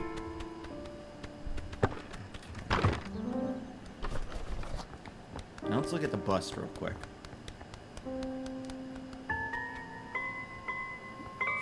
He did it was wonderful, a person. Terrific. Terrific stuff. Just to dress it up? Why would she? Dress up the bust. Oh, it sucks that they broke this. That's what happens. Like, dress it up with a sock? What if I break this? This clothesline? No, that won't work. But maybe, if I break the clothesline, will she be like, oh, I guess I have to put the clothes on the bust? That makes sense to anybody but me.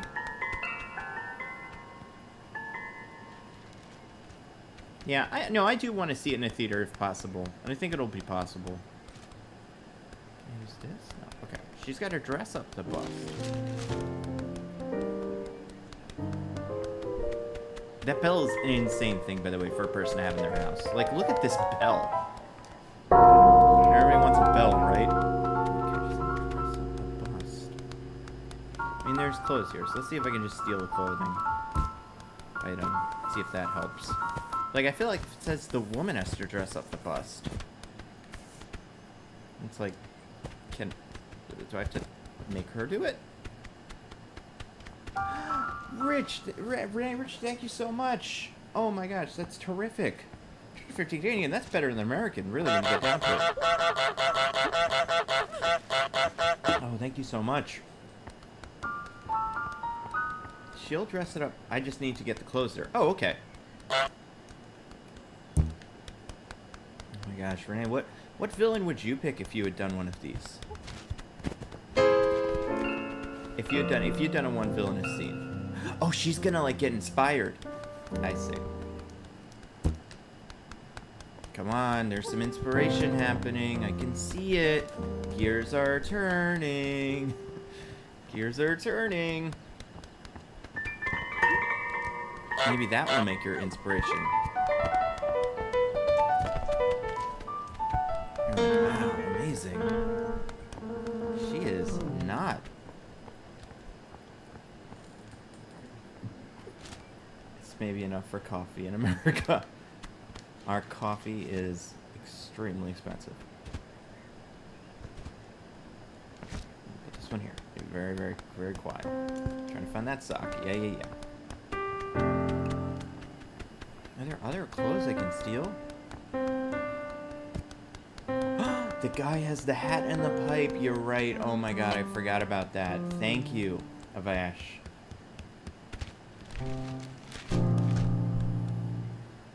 Mr. Glass. Mr. Glass is an interesting one. Renee, what'd you think of, what'd you think of Glass?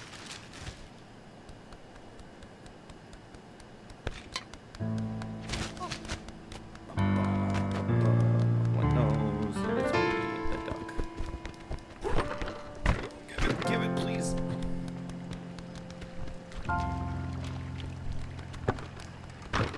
Done the vulture yet?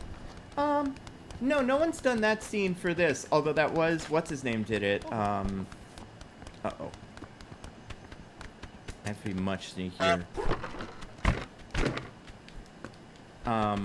Michael from Lessons from the Screenplay did it back in the day for one Marvelous scene. But we could just retitle it and be like, this is one Villainous scene.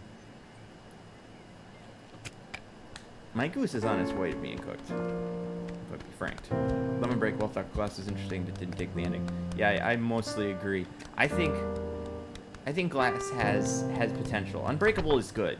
I think Unbreakable ends weird. It ends right where you figure the third act would start.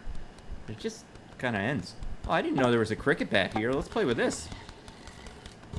Wait, where's the guy? Mister. It's so difficult. Oh, can I play with this? No one spoil Glass. That's okay, a person.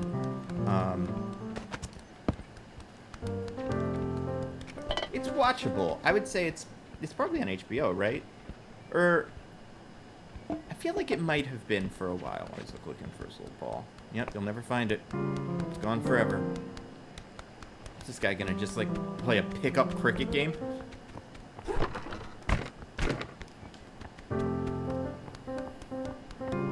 One Marvelanious scene. Yeah, exactly. It needs like, you could do it. It's a thing.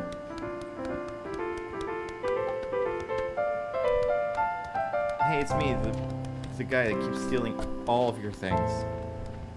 Oh, he got his shoe back. No, that'll be the last thing I get.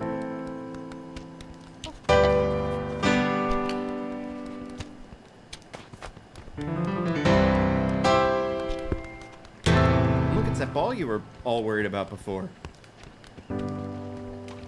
If I drop it, it like makes a sound.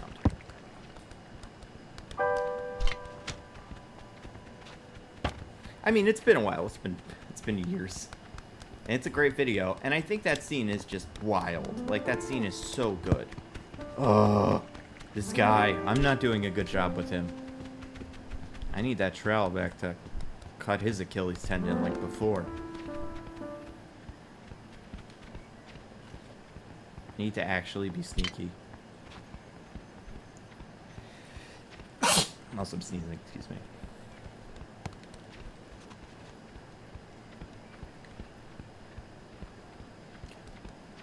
Fast.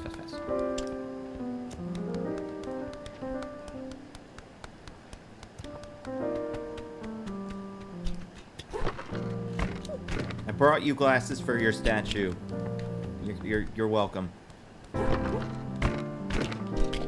I'm trying to help your statue, miss. I'm trying to do good art. Gosh. Yeah. Solid.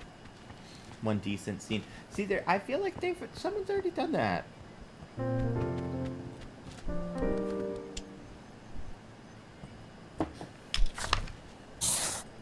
But Unbreakable for the revealment of the conclusion, so it has no third act. I think you're right.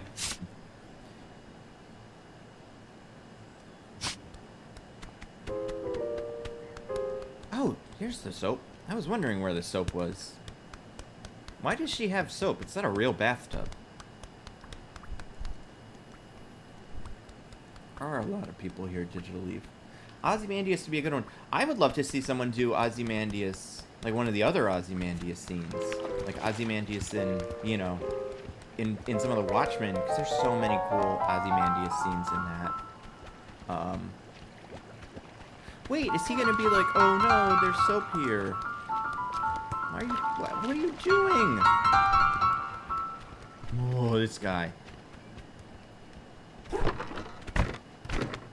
gonna have to do some more travel. Okay, what things do I need? Socks, a slipper, a bar of soap. Okay. Oh, and the bra. Okay, all the clothes.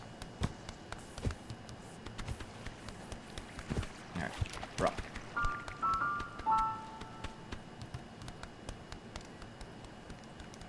Sock. Oh my gosh, Anonymous, thank you so much. Donating an amount of money with a symbol that I do not recognize. But I really appreciate it. I feel like I should probably know what that is. Is that what euros are? Never be as fast as me. I'm a goose. To the ramp.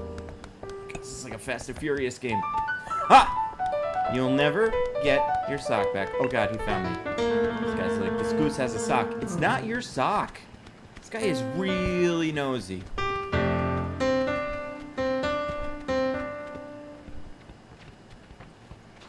Oh my god, another anonymous donating $100. Thank you so much. Hey, William Folk. What's up? Gideon from Scott Pilgrim. Gideon is great. And, like, he's not great. I think Gideon is fine, but I think you're right. He's fun. Scott Pilgrim's great. I don't know who my favorite evil X is. I think Envy's kind of an interesting villain in that, because she's not a villain. She's just kind of a jerk. And she's not even really a jerk. She's just an antagonist. Like, she's someone who is a problem. What happens if I just take it through the hole? Can't follow me. This isn't her apartment. Her house. Pesos. Oh, cool! Desktop version of this game where the goose shows up and steals your desktop icons. No, is that a real thing? That's so funny. This guy's really nosy. He doesn't have a nose. That's why he's nosy. He's overcompensating. Alright. Slipper, bar of soap.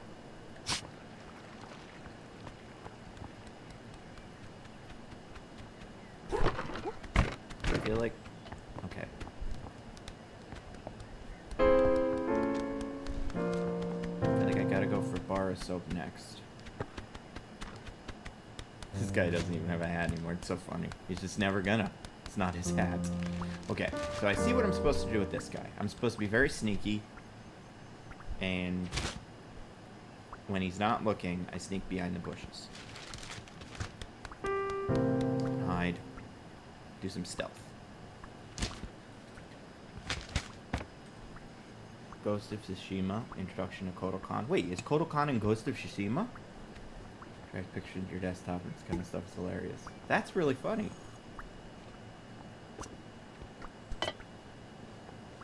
I mean, I guess we can't rush it. And also, we just have lots of things to do.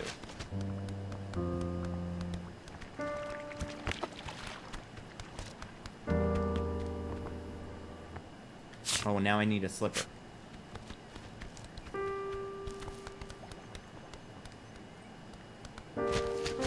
Yes. Oh, I did it badly. Purple Man. Purple Man would have been great. And I feel like Purple Man... I think someone will probably do a Purple Man one. I'm trying to remember. It's been so long since I've watched it that I remember loving it and then being like, what happened in this? Like, what were the moments?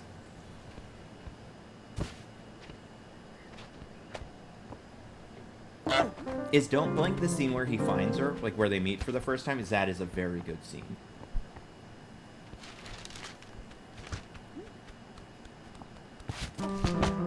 I gotta stop dropping this shoe. Alright, do the washing. Washing done. I need to do the rows. I imagine that has something to do with these. She, like, closed it while I was on it. That's not gonna work. Yeah. What do you think is happening here?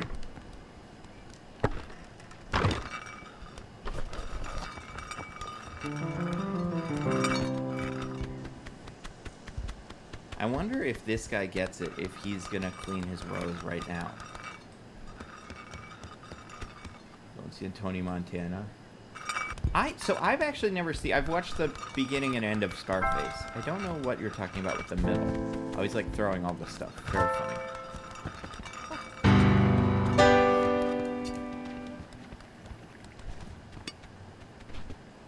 No! Have you ever thought about this? I can move this way. Interesting.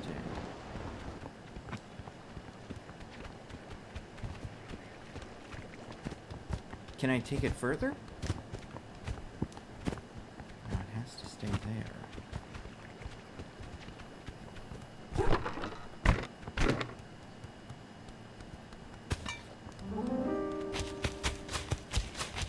Oh, this is mean. But she's gonna have to fix it and accidentally get the rose. Here, miss. This is how you can fix your squirrel thing. Do some work on that. Yep. Just, you know, go crazy. Don't even look. You're so good at this. You pruned the prize rose! What a monster. Oh, I remember that scene. The don't blink scene. Yeah, that scene was cool. It was a good scene.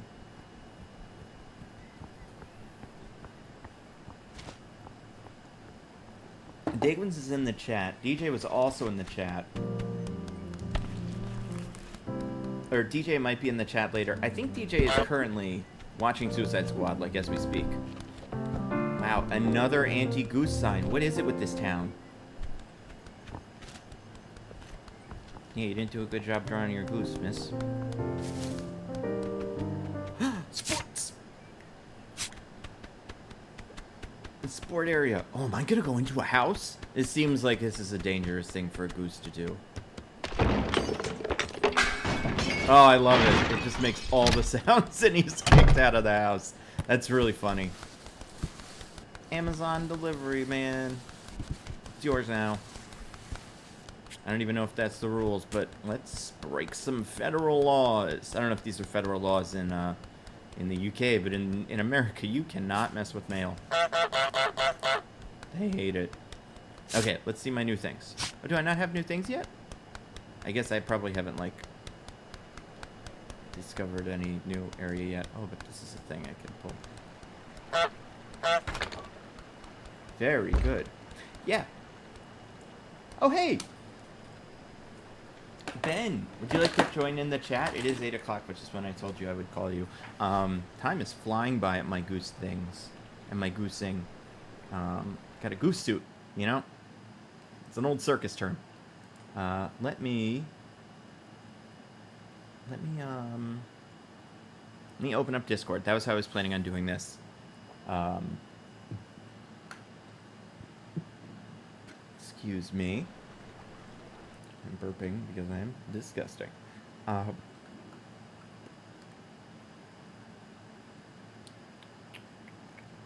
Sorry, just doing this right now.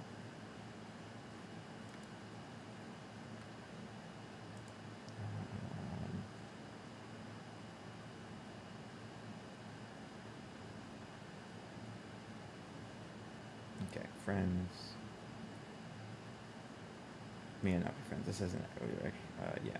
Yes, we haven't Discorded yet. Right, I'm gonna do this real quickly.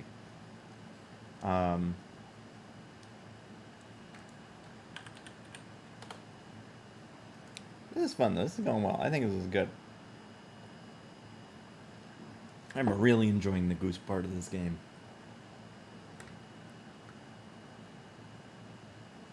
Oh, Betty Gilpin isn't in the impeachment movie. Alright,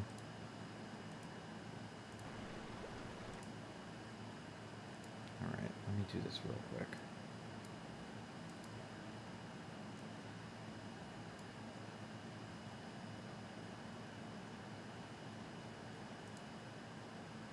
Alright.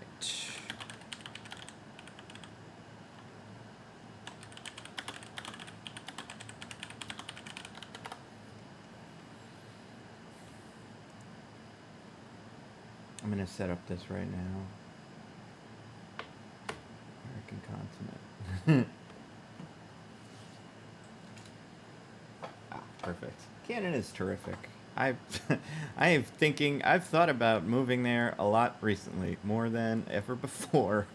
Although I don't know how Canada's doing with COVID and stuff, but we are doing about as poorly as can be done. Okay.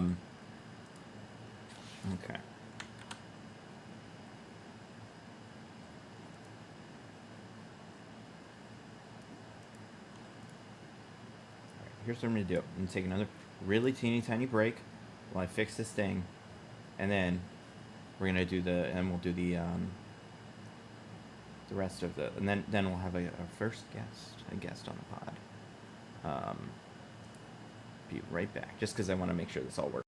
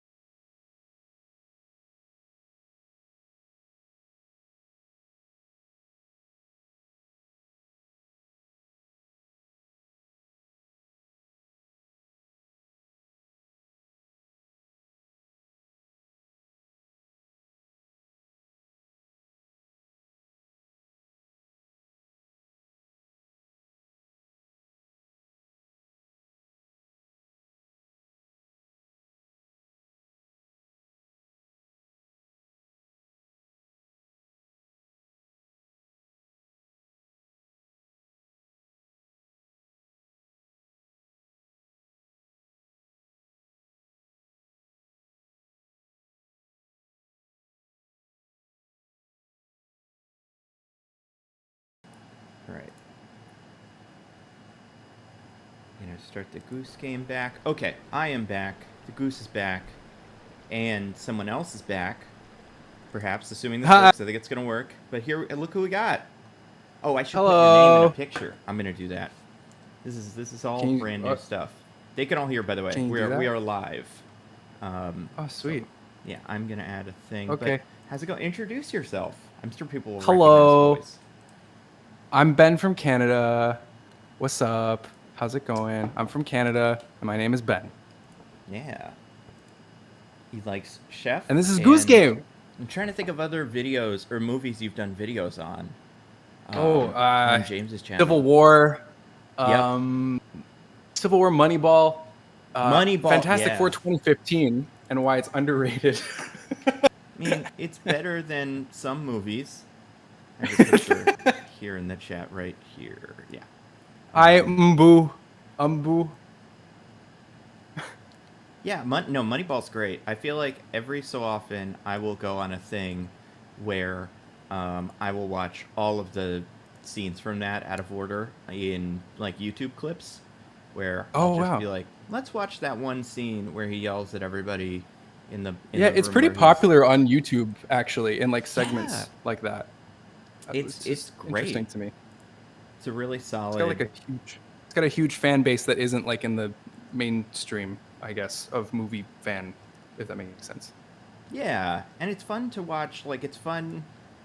I think there's something about the dialogue that just feels very, I don't know, fresh. So that every time I hear it, it feels, I don't know, there's something about the rhythm of how he writes. Because I watch The Big Short constantly. Like, that is one of my comfort movies. So it's definitely similar.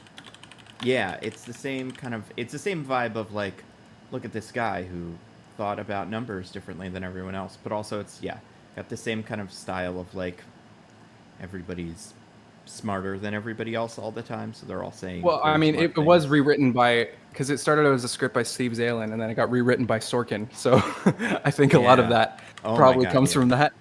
But I think there was like some improv on it too, because I think the director he's my favorite director. He's like really cool. Yeah, he's great. Documentarian kind of. Yeah, he's got the one coming out. Or wait, who did direct that? Wait, what's wrong with me? Bennett Miller. That's his name.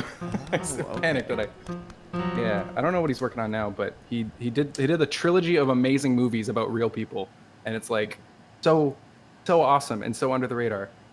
Nice. And the only reason I thought of this in context with Big Short is because they're both books written by the same guy.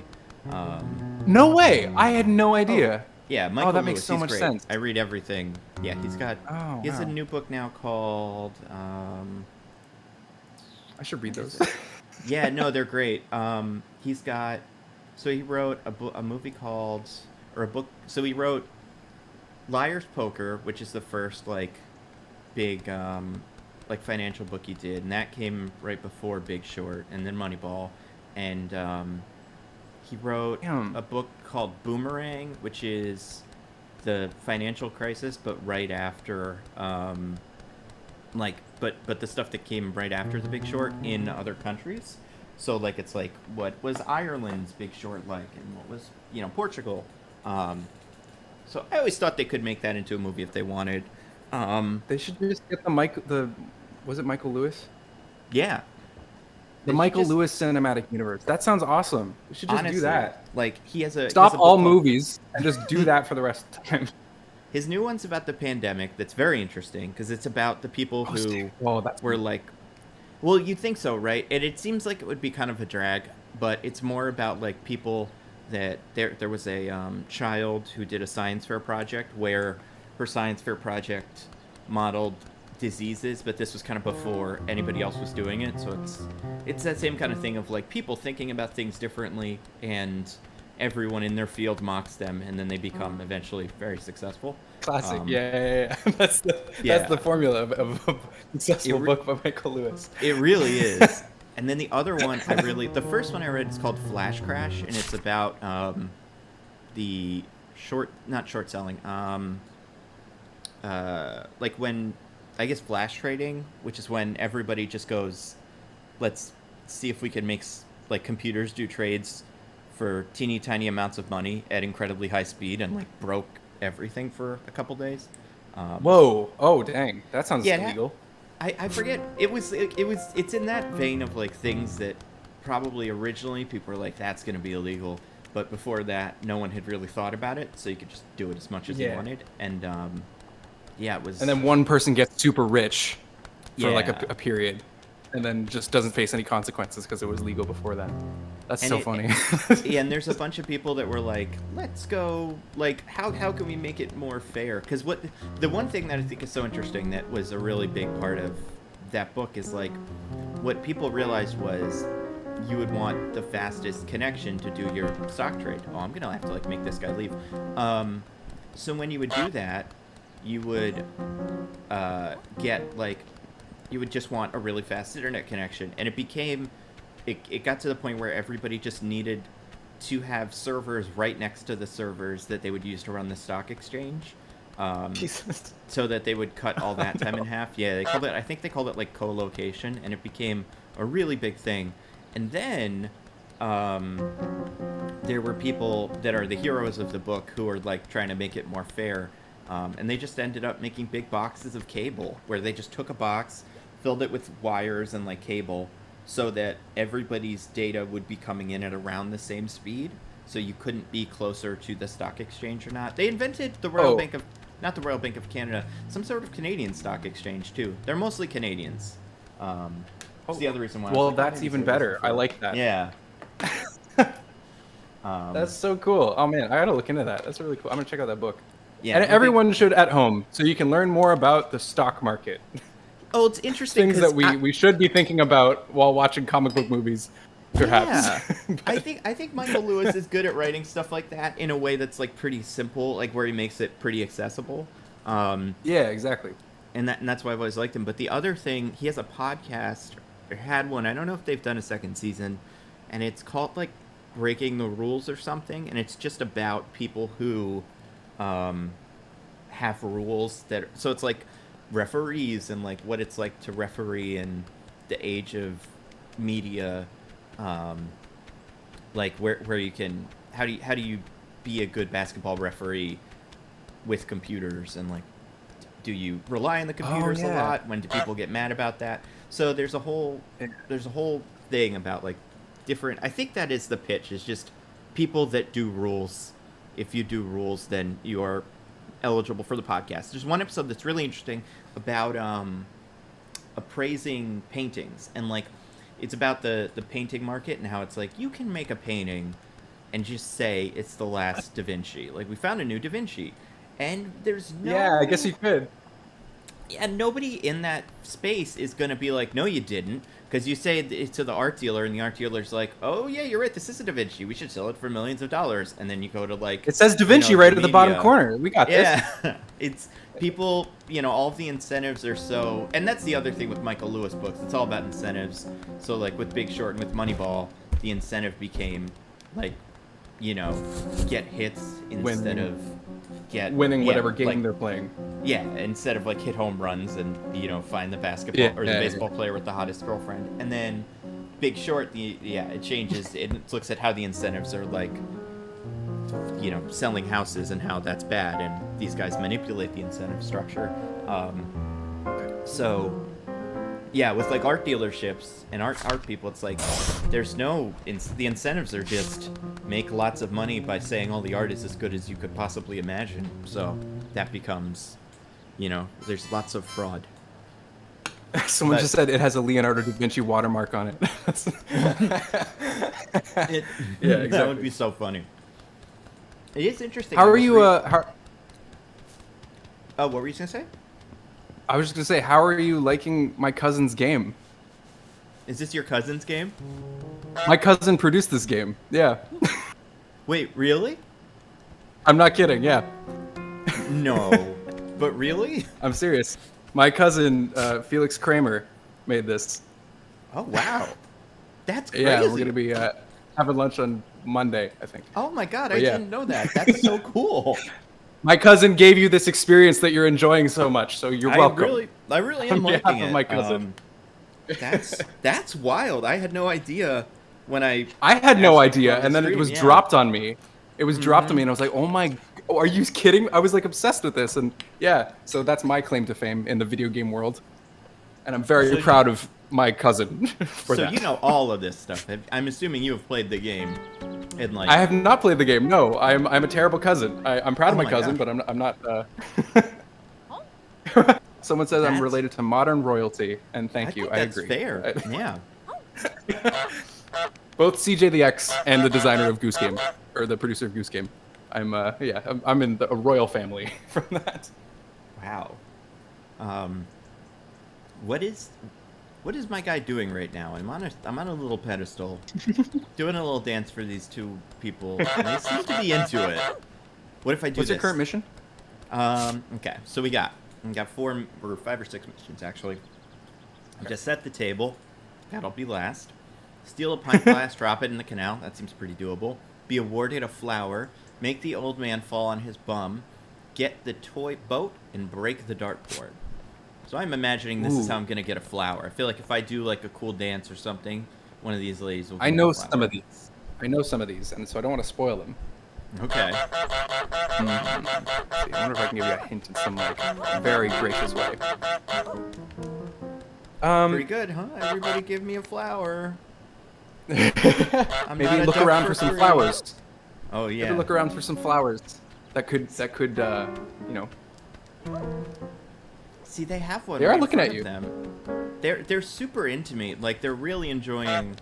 They were giving claps and stuff. Maybe I need to like bring something, like get like a, I don't know, something cool, like a ring toss. Show them how good I am at ring toss. And they'll be like, someone says, "Dude, you're a goose." Like, bruh, I feel that mood, man. That's a really good point. Imagine just tuned into this stream and never heard of this game. It's like, dude, oh my god, you're a goose. You're a goose. Oh my god. I'm just kidding, Bark. I'm not making fun of you. Just like your comment. So yeah, let's chat. Let's talk about The Matrix. How did you choose The Matrix for your scene video? Well, I didn't have a lot of time because I was preparing to travel to Canada from Scotland, which is where I live. I don't actually live in Canada, but I'm from Canada. And I was like, what is the first thing I can think of? I had like I could talk about like I really like defending movies that people don't like. Just because it brings me joy, and I think that, frankly, you know, most criticism of things is kind of not really valid in a grand scheme of things. So I was thinking about like, I could do like Revenge of the Sith, that like Anakin is actually like a good villain or something. You know, something that kind of subverts your expectations. But then I was like, I've just got back into The Matrix. I just started watching them again, and I was like, these are so good, and I always forget how like impactful they were to me, and like even the whole trilogy. Even like I don't care what people say about structure in the movies 2 and 3. Those movies are really interesting, and I praise the movie for being interesting more than anything, and they are so cool. And so I was just watching the first Matrix, and I was remembering that one Agent Smith scene where he takes off his glasses and like starts like shaking Morpheus's head. He like grabs him, he's like so it's like, oh my god, this is crazy. And then, I thought about the context of that, when that happens, like, you see him as a robot for the whole movie, and then out of nowhere, he's just like a crazy person, like an actual human. And I was like, that's incredible. And I think we all forget that was like a huge reveal back in the day. It's like, oh man, this like bad guy. And then I thought about how does that possibly function in the story? And, you know, it does a lot. And I think he's really, really memorable. And like all great villains, he has one of those iconic, like, actors playing him that's going to be remembered for that out of all time, that you can meme this shit out of. Oh, excuse me. I can have some shit. Yeah, whatever. All right. I feel like the I wonder, do we know if he's going to be back in the I've heard Matrix he's not. He either was decisively like, he was like, no, I'm not going to, kind of like Viggo Mortensen with The Hobbit, or if they thought about it and then it didn't work out, so they kind of wrote him out of it. I don't remember what kind of the deal is there. I feel like that's but smart. I am excited for it, and I'm really interested how Lana Wachowski is going to do by herself as opposed to with Lily. That'll be really interesting to see. I feel like I don't know what the story was with Speed Racer, but I do feel like Lana is the one I hear talk about it most. I think one of them seems more like vocal about it than the other one. Yeah, I did a lot of research on just like interviews with them, and Lana seems like just the more talkative one in general. I think Lana just kind of really likes talking about the very complex ideas, and like this huge like spokesperson and stuff, and really likes just letting the mouth speak all of the crazy thoughts in your head. Right. Yeah. Which is super interesting. And yeah, I don't know. And Lily apparently decided to, I'm talking about gossip, but like Lily apparently decided to kind of take a bit of a step back from the mainstream and the film industry and kind of big sci-fi stuff and wants to explore other things. Whereas Lana's just like, hell yeah, I love sci-fi, let's go. Yeah, I feel like that makes sense. I can't imagine what it's like, gotta be like to be like the director of The Matrix and then like that's do something else after that. Like, yeah, you could quit. So I feel like you could quit after one Matrix, and obviously they were gonna maybe kind of do that, but exactly. Yeah. I am the Ben from Canada from the Mr. Sunday Picture Show. Thank you, Bark. I like your name, Bark Whitler. That's really yeah. That's really funny. I love that. I wonder, can I get? I'm laughing because I enjoy it. I hope I'm not insulting you. I mean, Bark could be a name. Like, you could just name a kid Bark. Everybody knows what that word means. Like, it wouldn't be... You'd be like, your name's Bark, and then you go, yeah. And then everybody go, okay. And then you forget about it. And you move on, yeah. Mm-hmm. It feels like a really popular, like, frat boy could be, like, have that as the nickname. Oh, really yeah. Sweet. But, like, a wholesome frat boy. Like, he's like, oh, it's Bark. That guy's so nice. That'd be sweet. That would be sweet. I wonder if this person is going to deliver me into the next room, too. If she's just going to put this down. I'm not saying anything. Nice. I'm in a new place. Oh my gosh. With another anti-goose sign. What's wrong with these people and their prejudice? Well, I think that there's an unseen origin story of this goose. And this is not the first time that this goose has terrorized this town. I mean, you would know, right? Like, like, are geese... I guess the bigger question for me is, like, is this what geese are like in the real world? Do they ruin everybody's everything constantly? I think they're just funny animals. I think they're just, like, you put them in the right context, and they're really goofy. Yeah. I think that might be why. They're quite scary to some people. They will fight you. Yes. Oh, they're terrifying. A Canada goose. You ever seen a Canada goose? They are like the worst. Oh my God. Canada goose. So they basically like own all of this territory. We're just living in it. We're living in their playground. Every park is just completely covered with goose poop. It's ridiculous. And they are the most vicious thing. You literally have to like veer away from them. We don't go near them.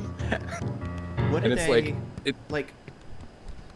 do they do there? Do they just eat like leaves off the ground or whatever? I guess they mostly chill on land, actually. Like most of the time that I see them. But like, yeah, they just kind of chill around, eat bugs and stuff. And then like really aggressive. If like one ever goes like at you, you gotta like run pretty much. You gotta move very swiftly away. They're the worst. Gosh. I don't know them to be this mischievous as this goose. Yeah. They don't have this much intention. It would be weird if they had like, oh, this is how I'm gonna get attention from these women. Yes. Okay, let's go really quick before he gets it back. You guys like this, right? Everybody likes that? Let's give me a flower. Hang on, I'll be right back. No? All right, cool. You guys, you saw what I did with the harmonica. Everybody deserves to give this goose some love. All right, we're gonna come back and do an encore performance of harmonica goose. All right, pick up.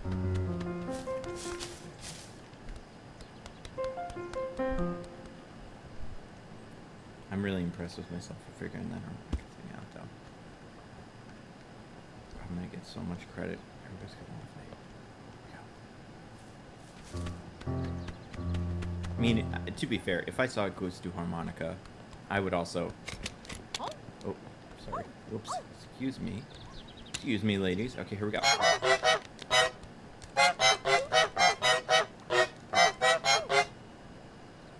Is that good enough for these people? What do they want?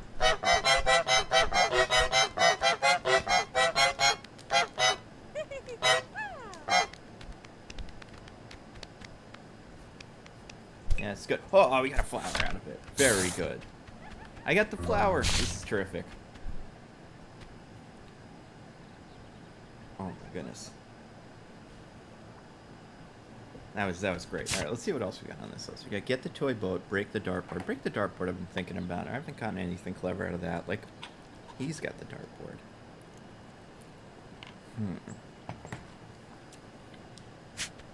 I can see where the table setting is going to happen. All right, I'm going to have to get up here somehow. Sorry about that. Hello. Oh, hello. Okay. Did you get it? Did you get it? I did the harmonica-ing. I was excellent. Yes! I've gotten it. Yeah. It was very good. Oh man, the harmonica is the funniest thing in the world.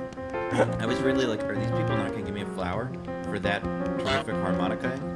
But then they did. I was really impressed. Now I'm running away from her, and I have no idea what's going on. This she's not excited about me. I'm going to turn the water so maybe she gives me a break. Whoa. Oh, God. This is more drama than has been in this so far. Okay, there we go. Oh. She doesn't even care that the water's going. Oh my gosh. It's gonna overflow. The boat. That's the boat from the boat. Okay, cool. Karina Sanchez says, "Bring on CJ." I feel like. Oh man. Donate $80 for CJ. Ooh, that's tempting. Oh, that is a lot. That's a lot of dollars. But what else? Know my sibling? You ever seen my sibling's channel? Do I know your sibling without knowing it? I wonder. Possibly. I don't know. It depends if you're like on like the video, more broad video essay kind of market. CJDX. CJDX. I feel like the name is kind of familiar. Let me Google it real quick. Let me do a little search. Check that. Yeah. Let's see. Thanks, Joseph. I'm gonna work hard on making more videos. I appreciate it. Yeah. I really like the chef video too. That was obviously not obviously, but that was the first thing that I saw, and then I remembered I've never heard anybody say that about chef, but that makes so much sense. Have you not? Oh my god. No. It's so funny. It was this like running narrative behind it. There was like a camp of people who were just like, this is totally it, right? This is what it's about online. But like, if you're not looking for it, if you're not even thinking about it, it's just like completely misses you. But then as soon as you're like, that clicks, you're like, oh my god, it's so obvious. Oh, absolutely, yeah. It makes complete sense. And I like, what was I gonna say? I enjoy Chef a lot. That's another one where I thought about, I watched it, had a really good time with it, and then was kind of, hadn't thought about it for a while. I wonder if I watched it now, it would make sense, but be interesting. It would click immediately. It's got a weird structureless pace to it. It doesn't follow like 3 acts, I don't think. I mean, it does, just because every film does, but like, there's no obstacles really. Yeah. It's very wish fulfillment and procedural in a way, which I really like procedural films anyways. But yeah, it's very interesting. And I just like the way that anyone shoots in a particular, like if they're making a movie about a subject, about a craft or something, and then they use the film to just like make you fall in love with that craft so much. That's just like the best thing ever. And falling in love with the way that he cooks, it's just like, yeah, makes you feel so good. Have you ever cooked the Cuban sandwich like he makes? I've heard. No, I don't. I'm very bad at cooking, so I have not tried that. I did take his grilled cheese though. I did try that. Same. I think that's what happened that night. I was like, all right, I'll try the grilled cheese. That seems doable, and it's good. Next up on my list is the green pasta that he makes, Scarlett Johansson. I'm like, that looks so good. I really want to try that. Yeah, I wonder. There's definitely. Oh right, I have to go under this thing. There's definitely something to like. I've always wanted to learn to cook, but it looks very hard. Like it's not that hard. You can't. It's hard to get it perfect the first time you try doing things, and then you're gonna feel like an absolute failure because you're not just wasting like, paper or something. You're wasting like food, and it makes you feel bad. Oh yeah, if you really messed up. That's just gonna add that. add to that anxiety. Oh, I just remembered that I never realized, like, it's always in the back of my mind, but I never realized that Thanos used the last Yeah. Infinity Stone to get the next one. That's so fun. Yeah, and so sometimes fun. he even does it like kind of, obtusely, where it's like he uses the Reality Stone to trick Gamora into giving him the Space Stone, or to giving him the Soul Stone, like giving up the location of it, and then he uses the Soul Stone to find the real Doctor Strange when they're fighting, and then he gets it, and kind of the killing of Gamora in the Soul Stone leads directly into Peter fighting Thanos. So like I guess it's a good like structure, like idea, simply because it's just like every action can only happen after the last thing happened. Like it's all very it makes it streamlined and very almost kind of linear, I guess. Yeah, but it's sort of, when you're dealing with this impossible amount of stakes and impossible amount of powers, then you're like, let's just make it so that he had to have this at this point, or else, so that way you're not thinking like, but what about that the whole time? It's just like, this is what would happen. He has that now, so he'll use it. No, absolutely. And I've heard, or even just try it out. And there was the thing. There was the question that I remember I saw a bunch of videos that were something like, why did Thanos wait until now? It's because Hela was dead, and it's because Ego's dead and stuff, and Odin, right? Like, that's like one possibility. But I do think, oh man, this guy's gonna get me. He's the worst. I do think the explanation, like the simpler explanation, is just like Nebula knew where the Soul Stone was. Thanos never knew where that was, and he can't get stones until he starts getting, like, when he decides to get stones, he has to be able to get them pretty quickly. Otherwise, but wasn't that what they said in Endgame, that like he now knows where every stone is, and now he can make his move, because he before wasn't able to, I guess. Yeah, and Nebula sneaks onto a ship, tries to kill him. So that's the first time he's like had Nebula in a while, and then he looks into her brain and finds out that she secretly knew where the Soul Stone was. But like, there's it's just interesting. I think the Russo brothers and Marcus and McFeely, they did like think a lot of this stuff through. But because there was so much mystery with Infinity War, like with that, we were always like, why is he doing it now before the movie comes out? And you just have to go like, well, it's probably because of the last movie and the one now, where Odin dies, and it's like, nah, not really. He's probably upset about that, or like he's probably like, sweet, I don't have to deal with Odin, but it's not like that makes a huge difference. Oh, I would love to see Anthony Hopkins facing down Hopkins facing down Thanos with his little staff and just being like, "You cannot stop this! You cannot defeat Asgard!" Yeah, you could do that like roar that he does to Loki when. Yeah. I love that. Someone reminded me of that recently. Yeah, that's the best. I also wonder now, like with hindsight, like who was he talking to? What is he talking about when he says, "Fine, I'll do it myself"? Like, how aware was he of what's actually happening with Ultron? And like, who is he talking to when he says that and puts on the glove?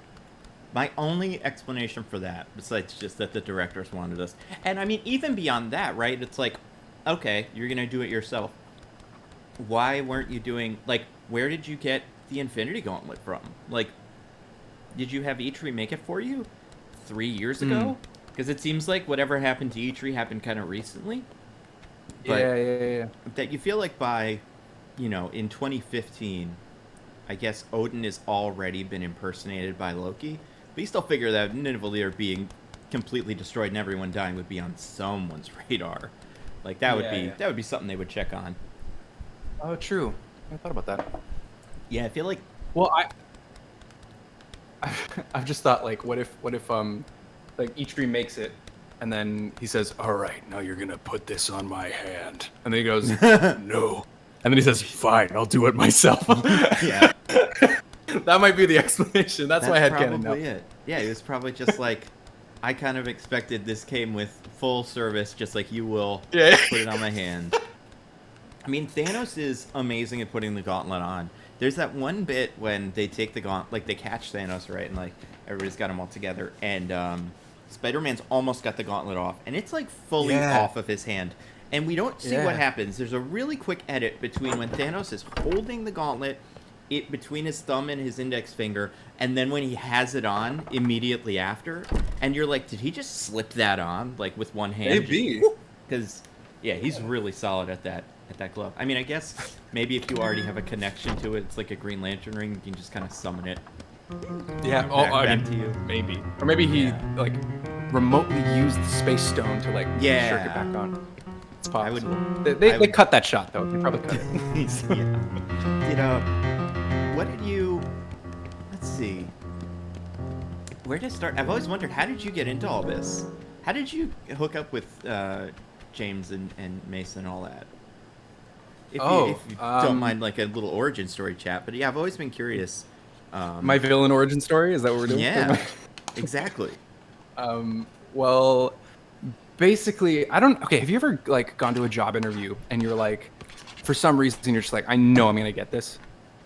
I don't know. Maybe not. I don't think I have. I think all of my jobs have been pretty, I just remember me reaching and being like, I could maybe get this job, but also they could see through my ruse and know that I'm not very good at whatever it is that I'm pretending. Okay, well, maybe that I'm just thinking back to an experience I had when I was like trying to get my first job ever, and I watched the interview, and like the guy loved me, and I was so like, you know, just relaxed, and I was like, I know he's gonna.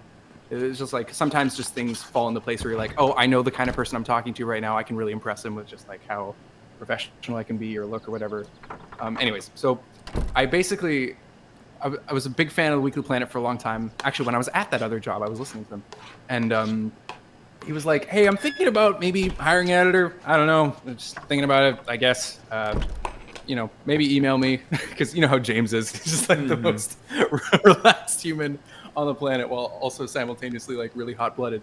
But he just said like, send me something. I don't know, an example of something. And I was like, okay, I think I get this guy's vibe, because it's very similar to mine, and I can just put like this little video together, and I think, you know, I feel like it's just gonna work, you know, if I just make this video. I made like a little video resume thing, and I sent it off to him, and he was like, yeah, sure, man, cool, and then got me to do like more edits and stuff.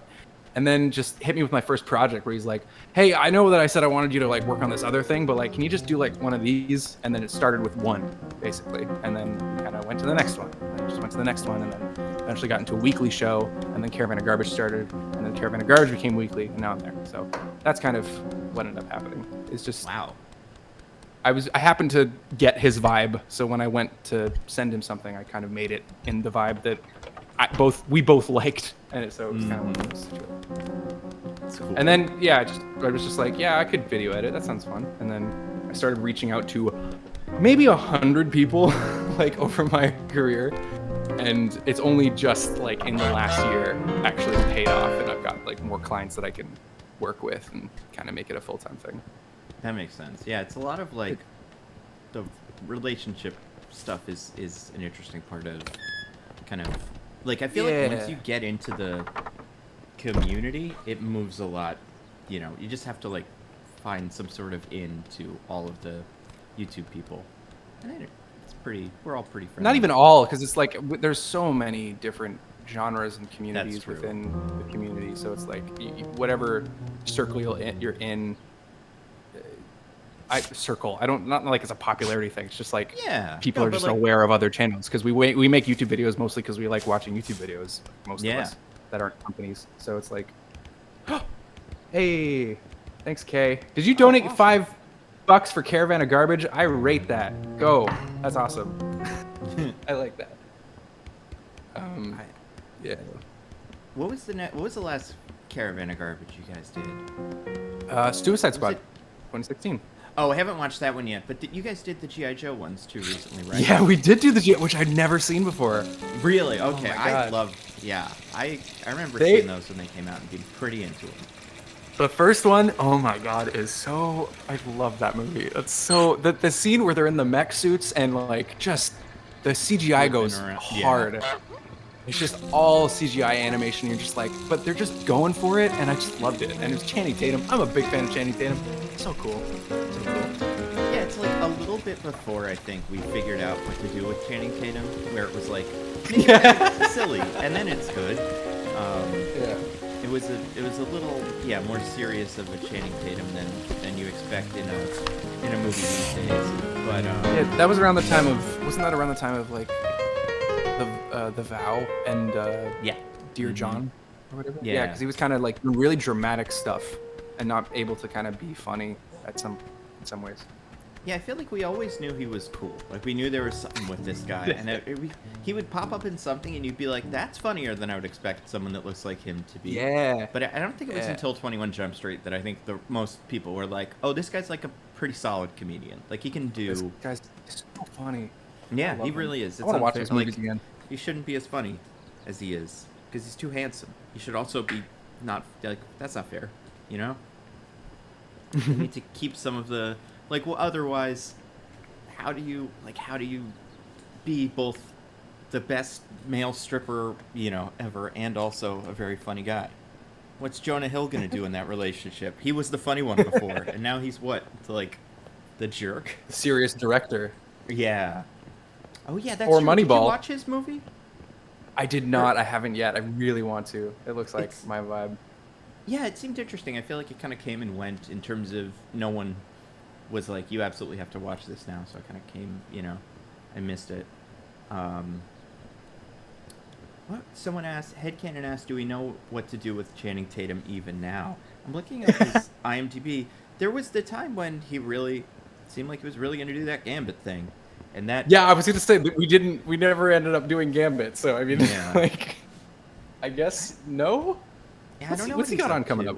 Is he in the superhero dog movie? What? Remember they're making that Super Pets movie? I want to say he might be in that. Have you not seen Is the that bit? like There's a like a spin-off promo of... for it. It's animated. It's its own thing. Dog? Is it called Dog? No, it's called Legion of Super Dogs or whatever, or Super Pets. Yeah, you haven't seen it? Oh man, is that the spin-off of Secret Life of Pets?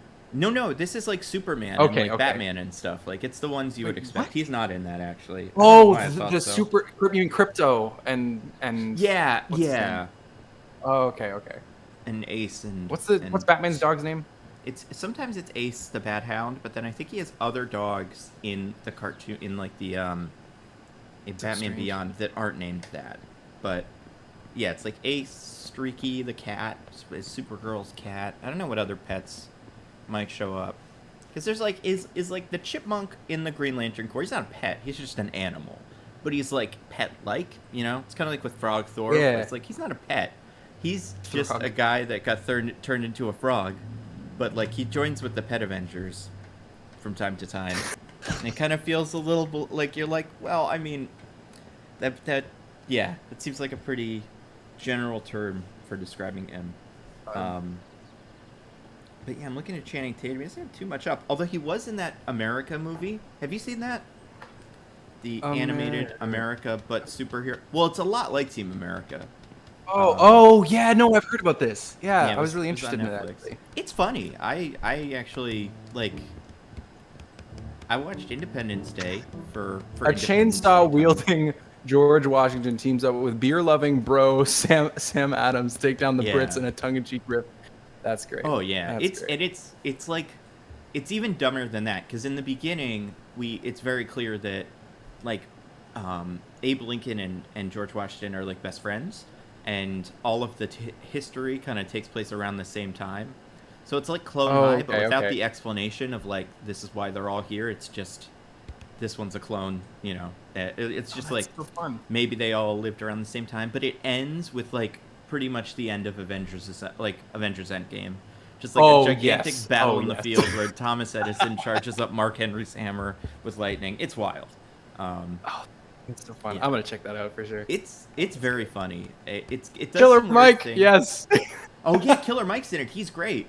Oh man. Yeah, I liked it a lot. I feel like it took a little while to get going. So it's like you kind of got to stick with it, but once it starts moving and you start meeting other characters, it's very funny. That's only an hour 30. Come on, I'll watch it. I'll watch it. Exactly. 1 hour 30 movie. and it's like animated, so the animations sometimes it's pretty cool.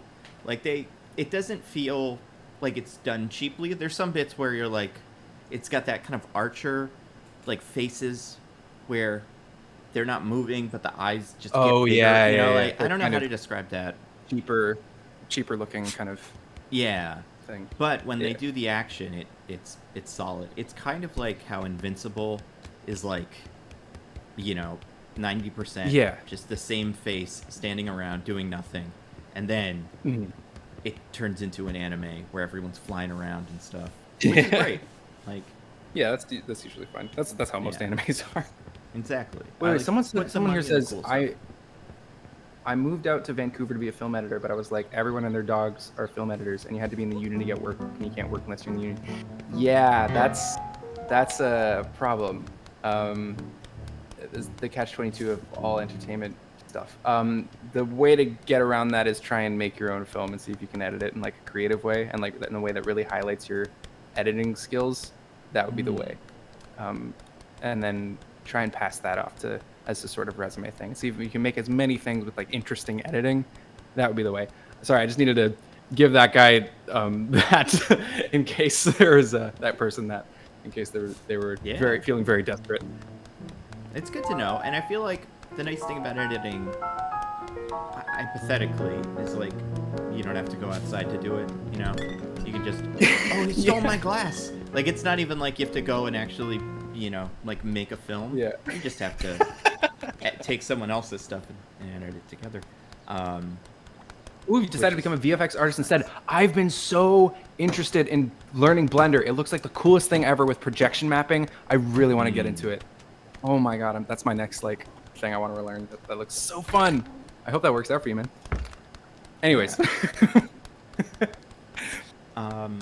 What was I gonna say? Oh, I was just in the restaurant. I'm making progress, by the way. I'm taking very slowly. I have to get in this box. I feel like there has to be another way to get into here besides sneaking in every time via the box. But it might be you just have to do the box thing. Like it's not hard. It's just see if there's like a you know how in like God of War you kick down a chain that like lets you back up to a place that you've just been?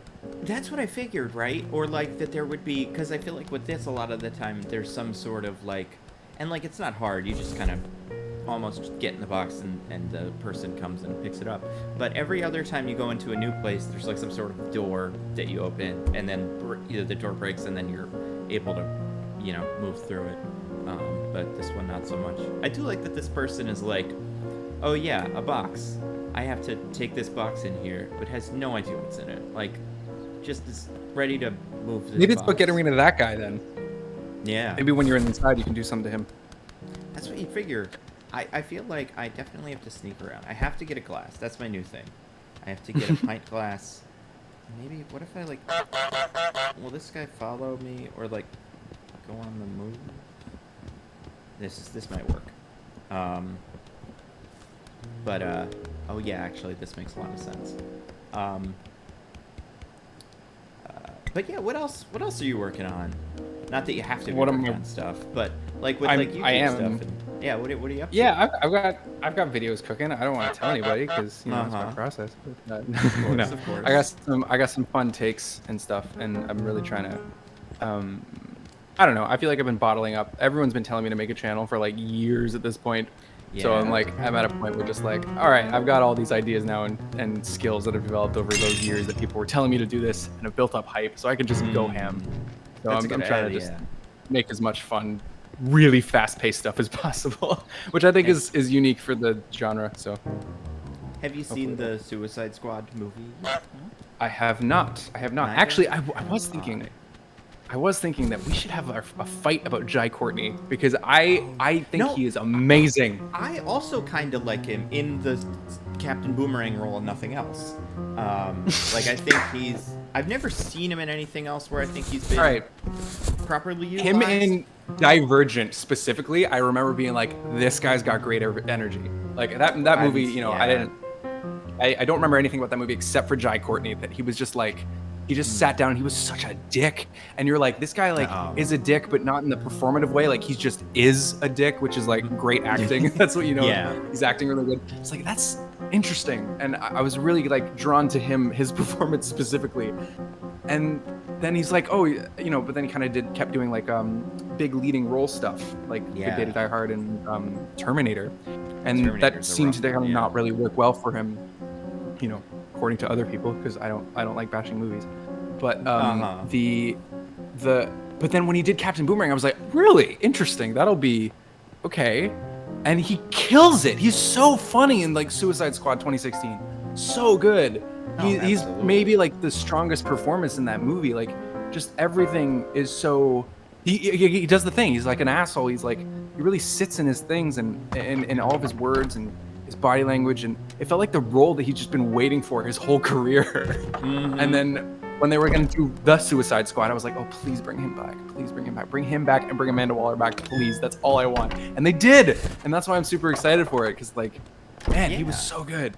I think at the time we were all, not we were all, but people were all like, this movie isn't very good, or whatever we said. And that was fair. But I also think it was easy to be like, this movie doesn't work. But this one works, and this one works, and this one works, and this one works. Like, some of these actors are cast really well and are playing interesting characters. And he was definitely the one that took me the longest to go, like, I like him. Like, I like this take on this character, and, like, I think he's doing something interesting. I know nothing about Captain Boomerang, but, like, just the idea of a guy who's named Captain Boomerang, if you play him like that, then he belongs in a James Gunn movie, essentially. And which is just, it just feels like serendipitous that James Gunn got this, and then he brought him forward. Because it's, like, perfect. Perfect. He's Captain Boomerang, from what I remember, in the early Suicide Squad, which it seems like is what this is going for. I haven't read recent stuff, but like, I forget the name of the writer. I think it's John Ottman or something like that. His Captain Boomerang was really just like a thorn in everyone's side. Like, you had guys like Deadshot who wanted to take things seriously, and then you had, like, there's one arc in the original Suicide Squad comic where, because, like, I forget, I think they all live together or something, or they have, like, a home base. Yeah, like, there's, fun. like some sort of... Yeah, it's, like, I guess it's like the Avengers, where it's, like, they all just meet up there and know that it's where they're supposed to go for missions. But, Right.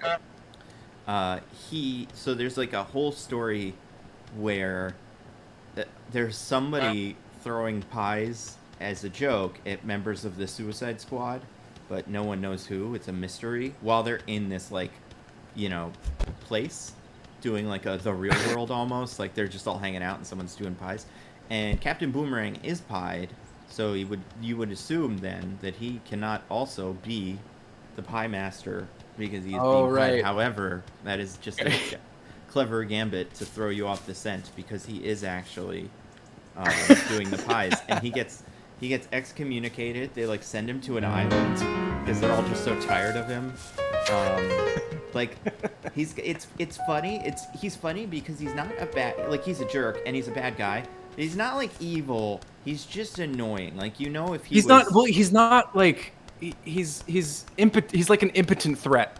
Like, he just throws boomerangs. So it's like, even if he is like being the meanest, like, worst person ever, what's he gonna do to all of us? Like, nothing really. We should just get rid of him. Exactly. So like, it's so intriguing to me. Yeah. And I like so that stupid. When he tries, he can do stuff, kind of. Like, he can do a good boomerang throw, and if it's the right situation. Really? Yeah. I hope. That's all. He threw a whole exploding boomerang at the Enchantress's brother. Yeah. It didn't do anything, but he threw it and he nailed it. But... Yeah, he had a boomerang that was a cell phone, right? And it's like a little. Yeah, it was this little GoPro that stayed still somehow. But yeah, that was. I mean, because the boomerang's spinning, but you know, whatever. Yeah, it really worked. Like, it probably worked on that technology. But it's so funny. He's like, he is fun, and he's a Flash villain too, which is the other fun thing about him. I feel like is like, the Flash villains are all kind of in their own ways, unserious threats. Like, they all exist, and they're like, but they're like a little bit more. Like, they agree not to kill each, like, people and they just do bank robberies and stuff like that. So his energy there is fun. Oh yeah, there's a coalition of the Flash villains. Oh, absolutely, yeah. It's not consistent 100%. Like you do have your guys like what's his name, the Reverse Flash and sometimes Gorilla Grodd who will kill, but most of them have like they're called the Rogues, I think it's just their name, and it's like Heatwave, Captain Cold, Boomerang, the Top, Weather Wizard, Trickster, like the ones that are a little bit more gimmicky are all kind of like just have a very like what's the word? Not friendly, that's not really it, but more healthy relationship, I guess, with the Flash, where it's like he stops from doing a bank robbery and they're like, listen, you got us. We didn't do the bank, like we did the bank robbery, we didn't kill anybody else, so it's probably fine. We surrender.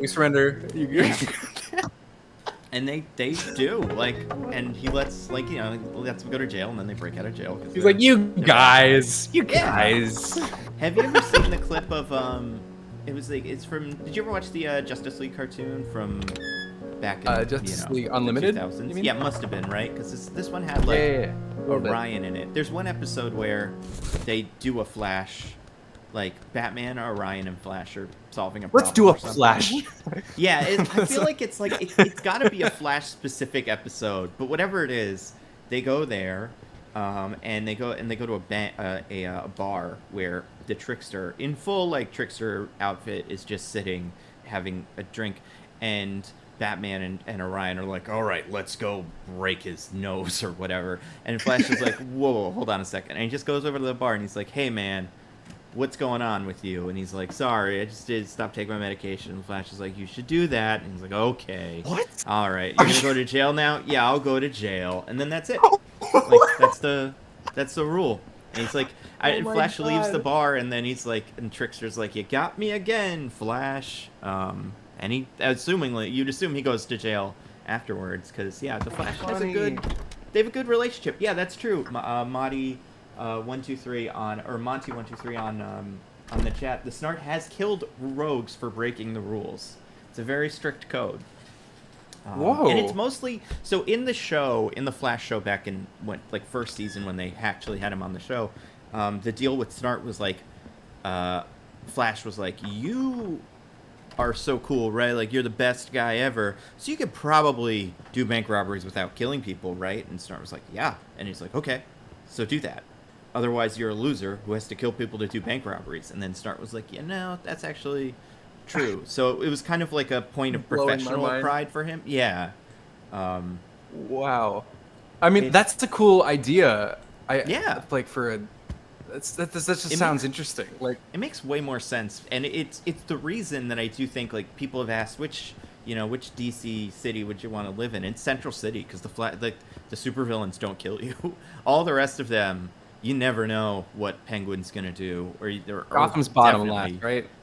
Yeah, Gotham's bad. I think Metropolis might be worse than Gotham, because I feel like Gotham is probably fine. Yeah, exactly. Like, no, Darkseid isn't going to Gotham, but he's going to Metropolis. I'm picturing myself like going to work, and then like something is in the sky dropping down very harshly into Earth. I'm like, oh god, like the entire block explodes. Yeah, and that would be. Historically, they're right next to each other. Like, so I feel like there's probably a lot of people that live in Gotham. I thought that was just a Batman v Superman thing. Well, so Gotham is... How familiar are you with, like, American geography? Do you know, like, is that a thing Canadians know, kind of where the states are? I know where the states are. I can't tell you where the cities are. That's all you really need. So there's New York, New Jersey, Delaware, right, all on the East Coast, really close to each other. Yeah. Gotham City is in New Jersey, and it's an island off the coast of New Jersey, according to maps. And then Metropolis is pretty much like it's midway between Jersey and DC in Delaware, so like it's pretty close to where.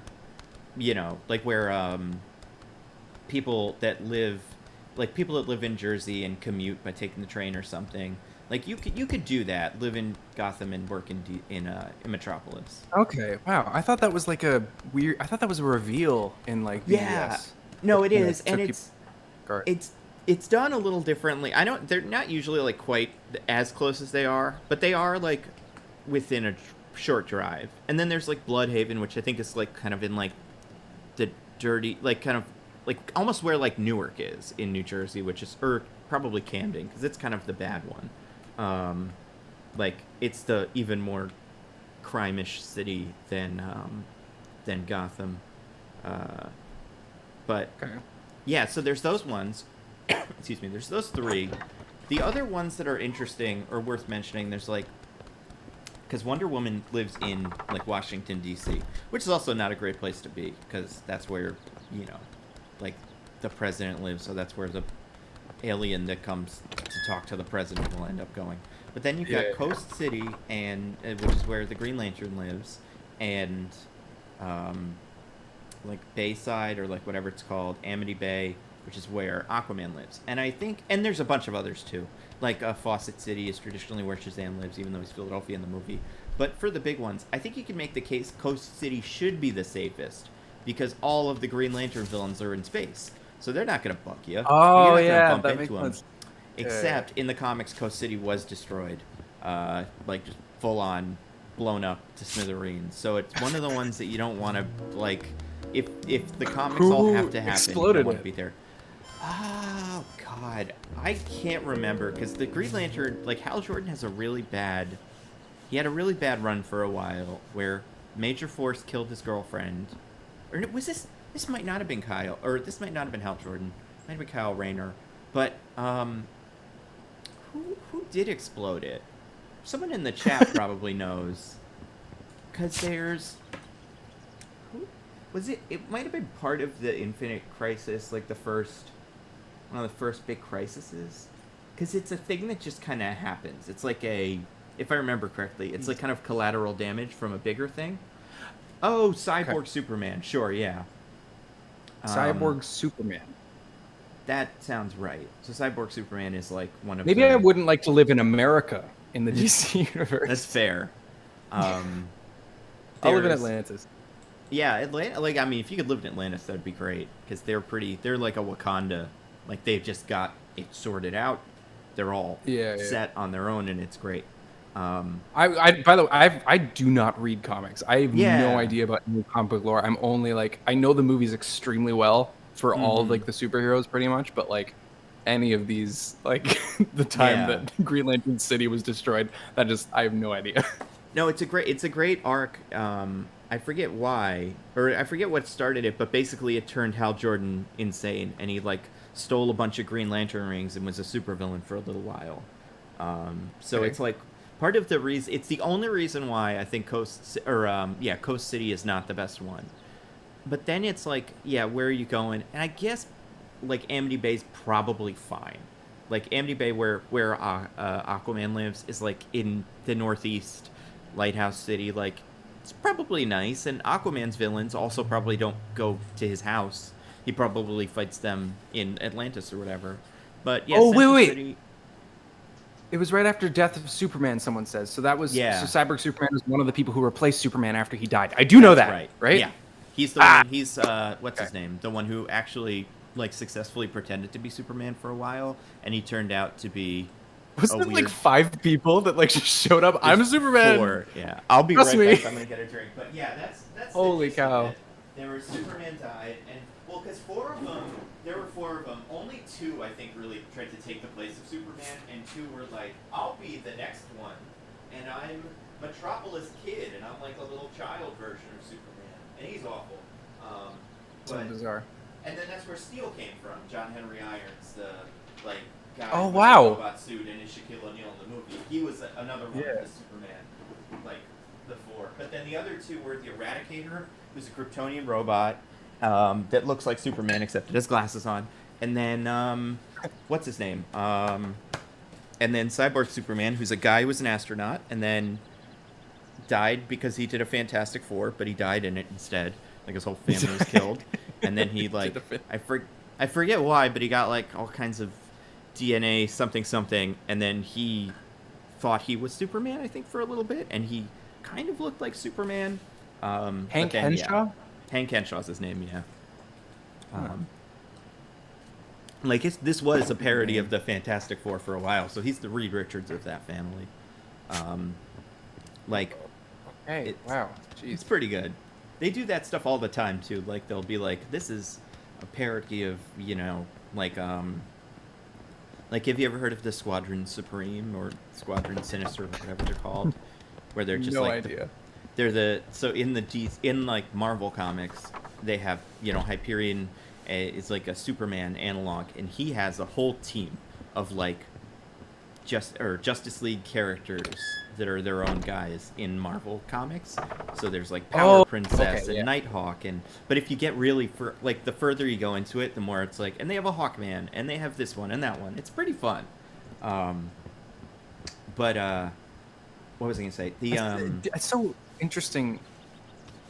You can finish it. Oh, I was just gonna say, there's one part where they did a recent event where like they took over. It was like, what if the Squadron Supreme was the Avengers, and it was kind of like, what if the Justice League existed in Marvel Comics?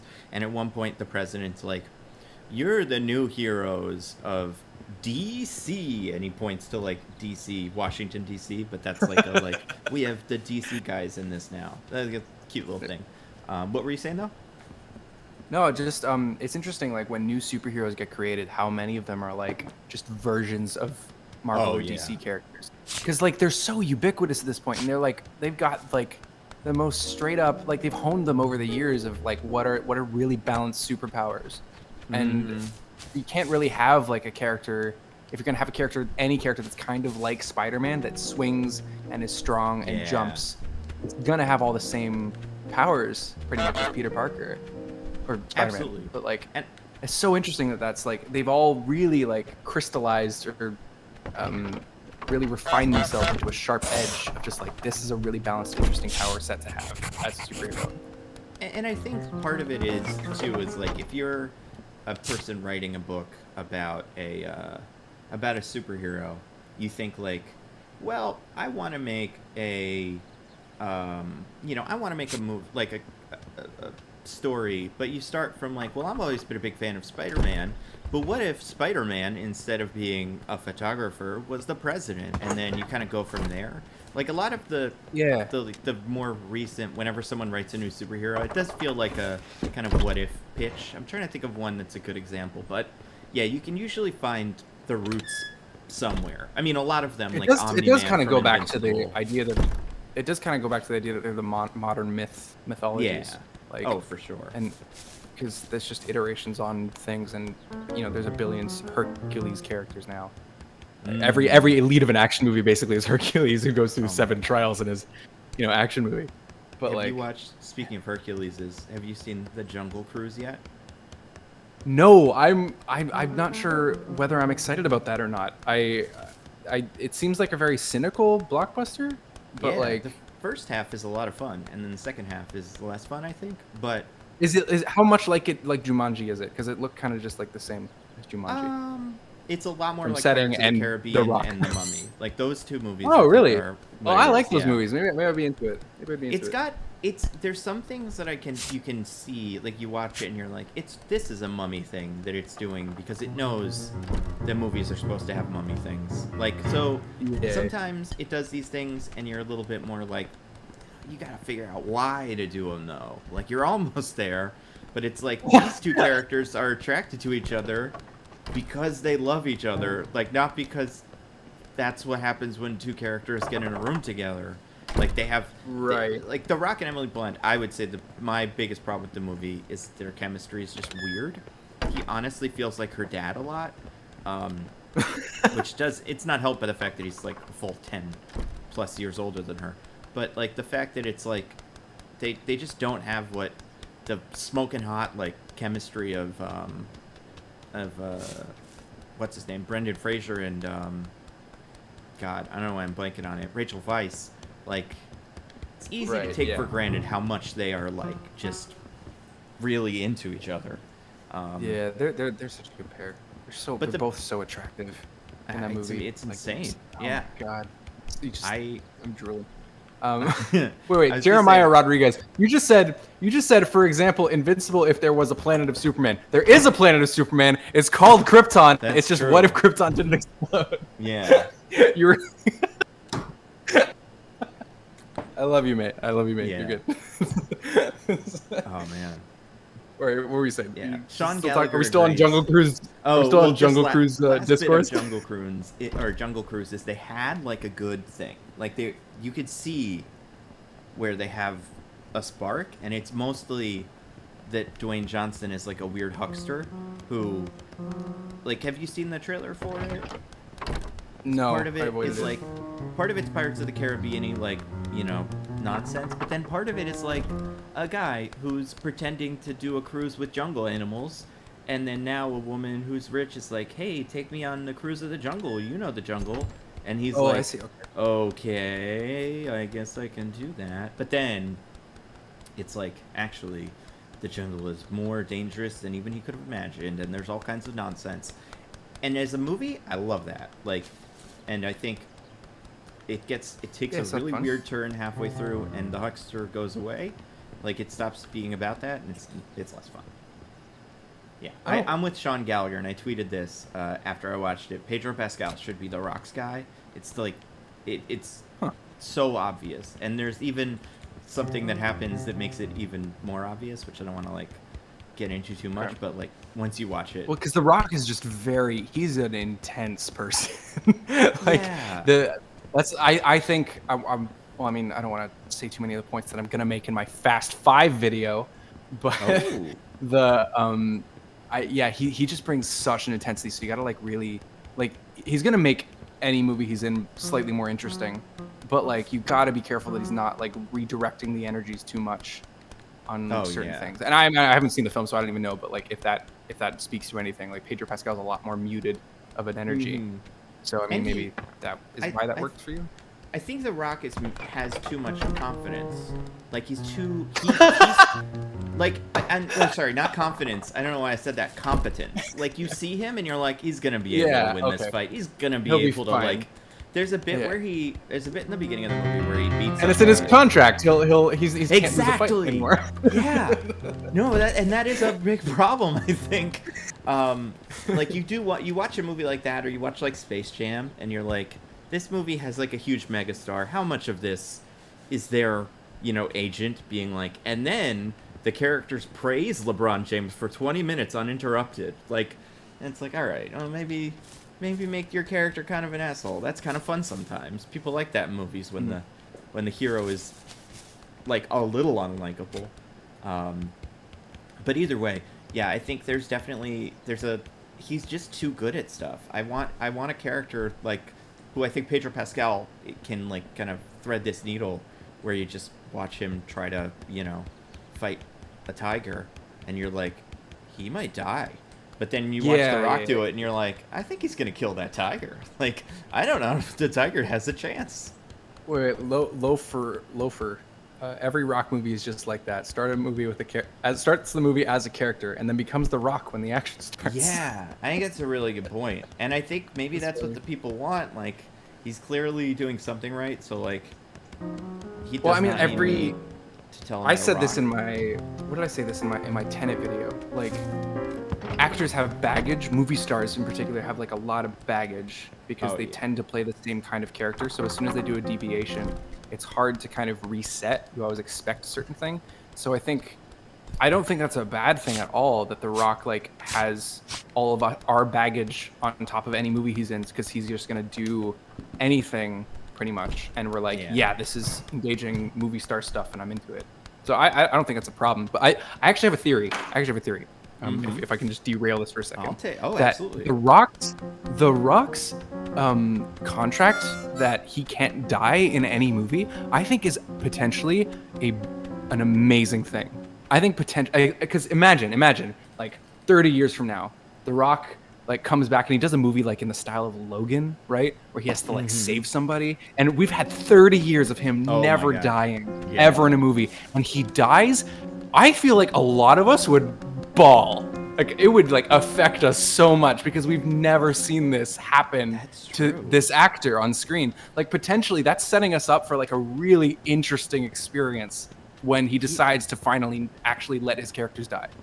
Yeah, I feel like all the times his characters almost die. Like they get close to dying, and then it turns out they're actually immortal now. Well, it's in his contract. He can't die. Like he can't lose a fight and he can't die. So it's like I'm even thinking like The Rock. That's like setting us up for like a rule that they can break. Yeah, that too.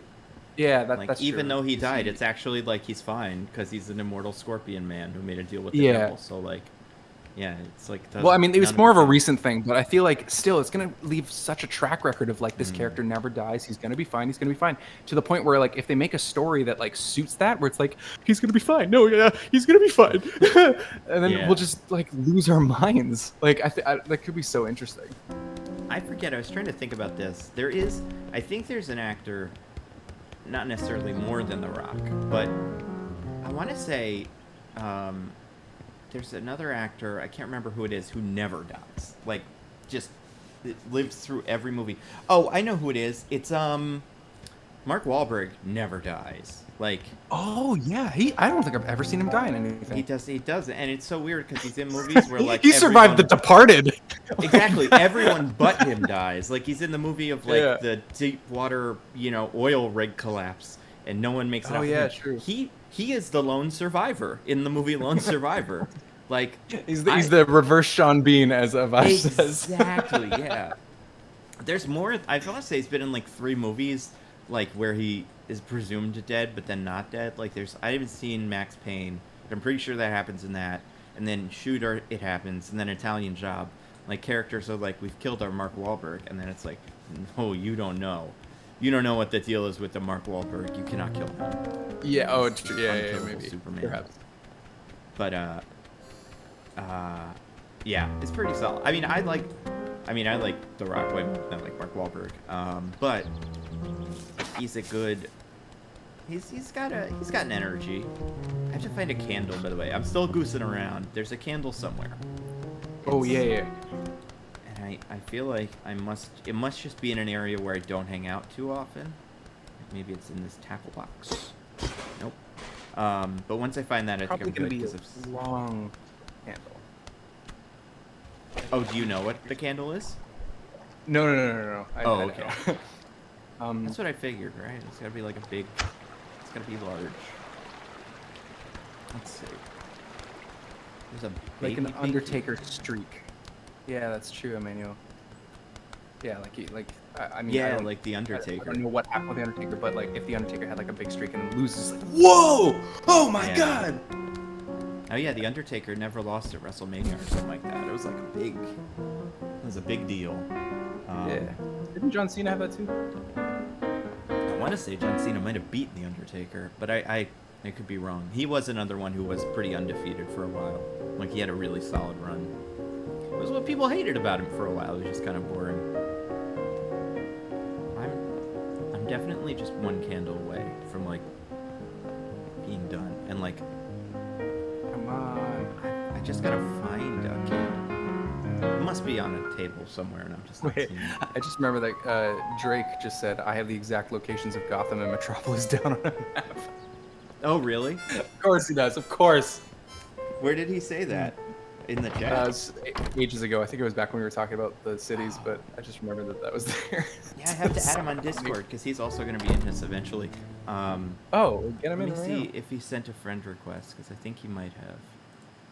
Yes, okay. Well, yeah, let's get him in this. Drake.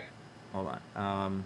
I ain't too strong on confidence, overdose on confidence, starting not to give up, stop fearing the confidence. Oh yeah, how do you guys feel about Drake? You friends? Like you guys like Drake him, Drake is I mean he's champagne poppy, a little creepy, but towards minor celebrities. Yeah, he's got a weird which thing. I'm not about. He's kind of he changed. I feel like he changed hip hop, and we're always gonna be like thankful of that artistically.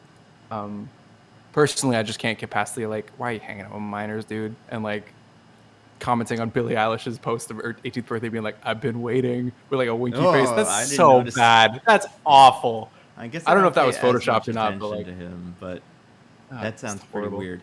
How do I? Is there a way to Monty? add Monty just says, "I'm sorry." Is there a way to add somebody to a call on Discord or? Yeah. You go add friends to DM at the top. There. The top. At the top of our chat. I see. Nice. Okay, cool. Yeah, there you go. Yeah. And now we're going back to DM. Create group DM. City, so boring. You know what? I would agree. Yeah, they're boring. That's why Marvel just like goes, yeah, they're the regular cities. What's up, Drake? You there? I think I saw him join in. Oh no, I can't hear anything. Oh no, it'll take a second. You'll figure it out. Like it'll sort of. Calm down.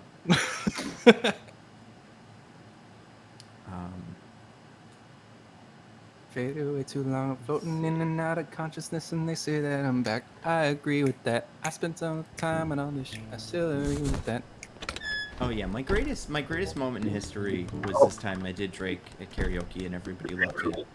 But so I don't want to give Drake too much credit, but that was pretty good. Can you hear me now? Yeah, we can hear you. Can you we hear could me? hear the whole time. Oh. Are you getting any echo on the y'all's chat? No, that's fine. Oh, okay, good. Because I came straight from the gym and I'm streaming off my crappy laptop at my girlfriend's place, so it's not great. Like, yeah, the sound quality is not amazing, but we can hear you. It's fine. That's fair, but you know what? Who this person is? Yeah, that's true. Man, I will not accept Drake slander. Aubrey Graham is not a Drake. Jared Bell is not a Drake. They both have a weird history with minors.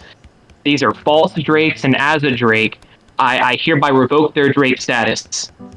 Shit. Who is the best Drake that is not yourself, but like, is there a Drake in media that is cool, that we like? I'm not aware of other Drakes outside of Aubrey Graham and Jared.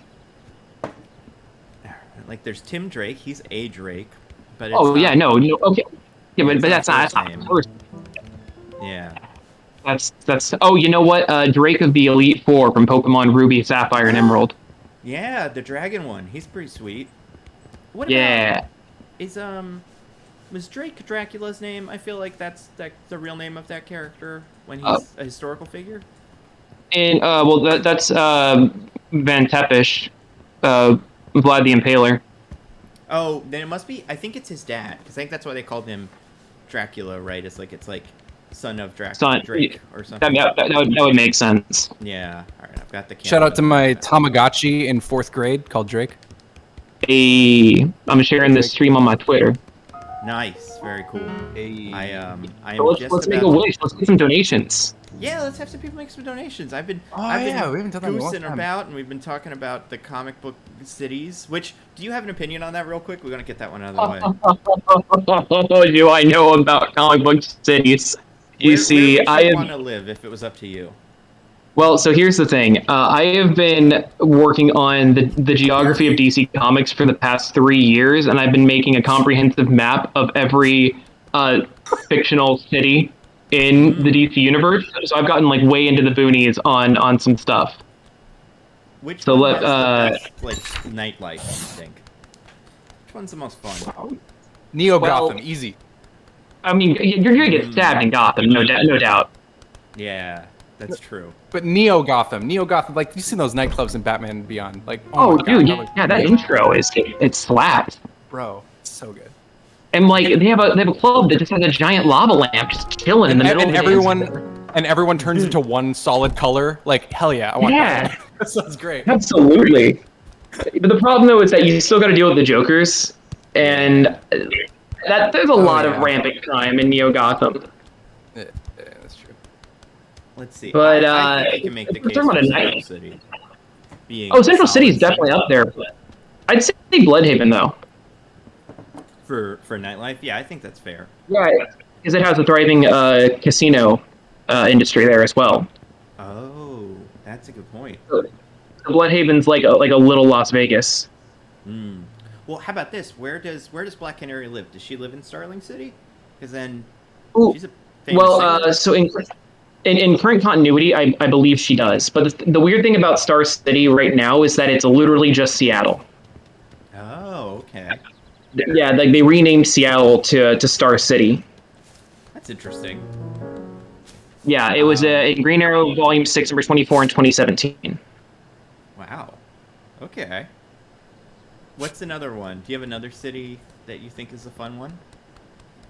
That I think is fun. Well, I mean, like in terms of like just classic wholesome, Blue Mesa is probably like just a good, nice place to be. Which one's Blue That's Mesa? that's a home of Wally West and Stargirl. Oh, sure. Just like good old like Central America. Mm-hmm. Yeah, what else we got? Having a city that doesn't have a lot of supervillains that are native to the city is very important. Like you want to. That sounds like it would be ideal. Yeah. That's why I think Coast City should be the best one, but it is in fact the worst. Like it's yeah, I mean.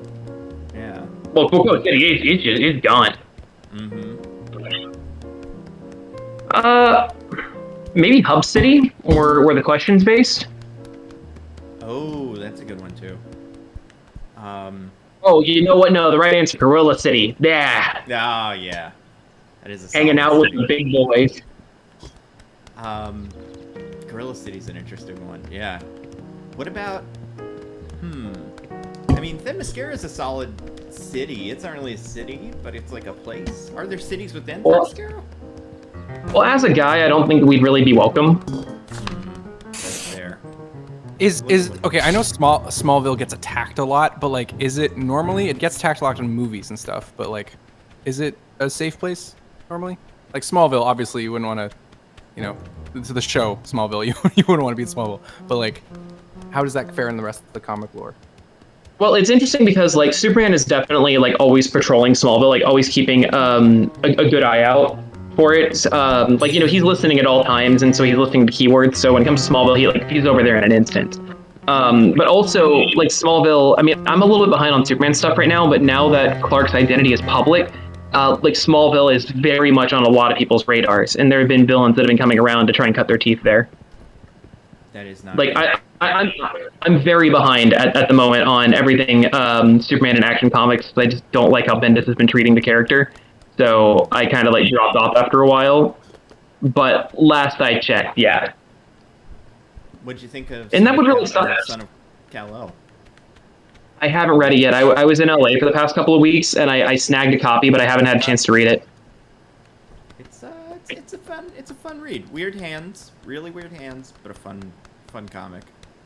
I think Tom Taylor is becoming my favorite comic writer now. Like he writes pure fan fiction, but like I'm here for it. I would agree. I've always been a big Tom King fan. And sorry, Tom Taylor. My bad. Wow, I'm doing the meme. I'm saying Tom King is. I think Tom King is the one that I think might be. It's hard to. He's usually my favorite, but I do think Tom Taylor's making a good run for it. I mean, Tom King is great. I love reading about sad dad. Well, but that's why I can't wait for. I mean, I don't know what they're gonna do with Human Target, but not traditionally a dad, so there's lots of. Tom King will find a way. Yeah, that's true. Like, sorry, in a previous job, I had to make love to this woman, and now I came back 7 years later, and he looks just like me. What do you think of, have you read, Nice House on the Lake, James Tynion? That's a horror book, right? Yeah. I would say it's closer to suspense so far, but it's in the horror. It's getting horror-y. So I'm a little baby. I don't really do horror very well, so I try to avoid that stuff. I deal with a lot of nightmares on a regular basis, so like inviting that would just make them way worse. So I try to avoid everything. I get that. Then yeah, James Tynion's catalog is not going to be super conducive to that. I do think. What was I going to say? There was another writer who I love. Oh, I've always really liked Kieran Gillen. I'm not super. I don't read Die weekly, or like in single issues, but I really like the Eternals book that they're working on. That's very fun. Man, I don't understand the Eternals.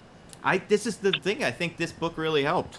They made them kind of bad, in a way that I think is interesting, and I also think we got a couple of, like, their personalities are able to shine through in a way that I don't think the Neil Gaiman book really was able to do. Well, like, I read the first issue and I just felt really, really lost. And also the art style, like, wasn't entirely for me, which, correct me if I'm wrong, but I feel like that's the same artist that was on Thor God of Thunder, which is one of my favorite comics ever. I think you're right. I have one of them in front of me, so let's see. I don't know how to pronounce it. Isaac Ribic? Isad Ribic? I think that's right, because it has that same kind of painterly style. Yeah, I think it's really beautiful, but like I think it lends itself well to the Eternals, but they just never really been my cup of tea. Like, same thing with the New Gods. Mm-hmm. Yeah, but yeah. So those guys plus Tom Taylor. That's the team. Of people that are like writing more than one book, because I also like, there's some writers who are on a single book. Like, I like, have you been reading any Wonder Girl? Wonder Girl's interesting, and I like Joel Jones. I think that art is fun. Yeah, I think I'm an issue behind, but I really liked Wonder Girl. I was reading an issue probably like a month or two ago, and my girlfriend, who isn't like super big into comics, I'm really like holding her hand through this. Like, she peeked over at my laptop and like, what is that?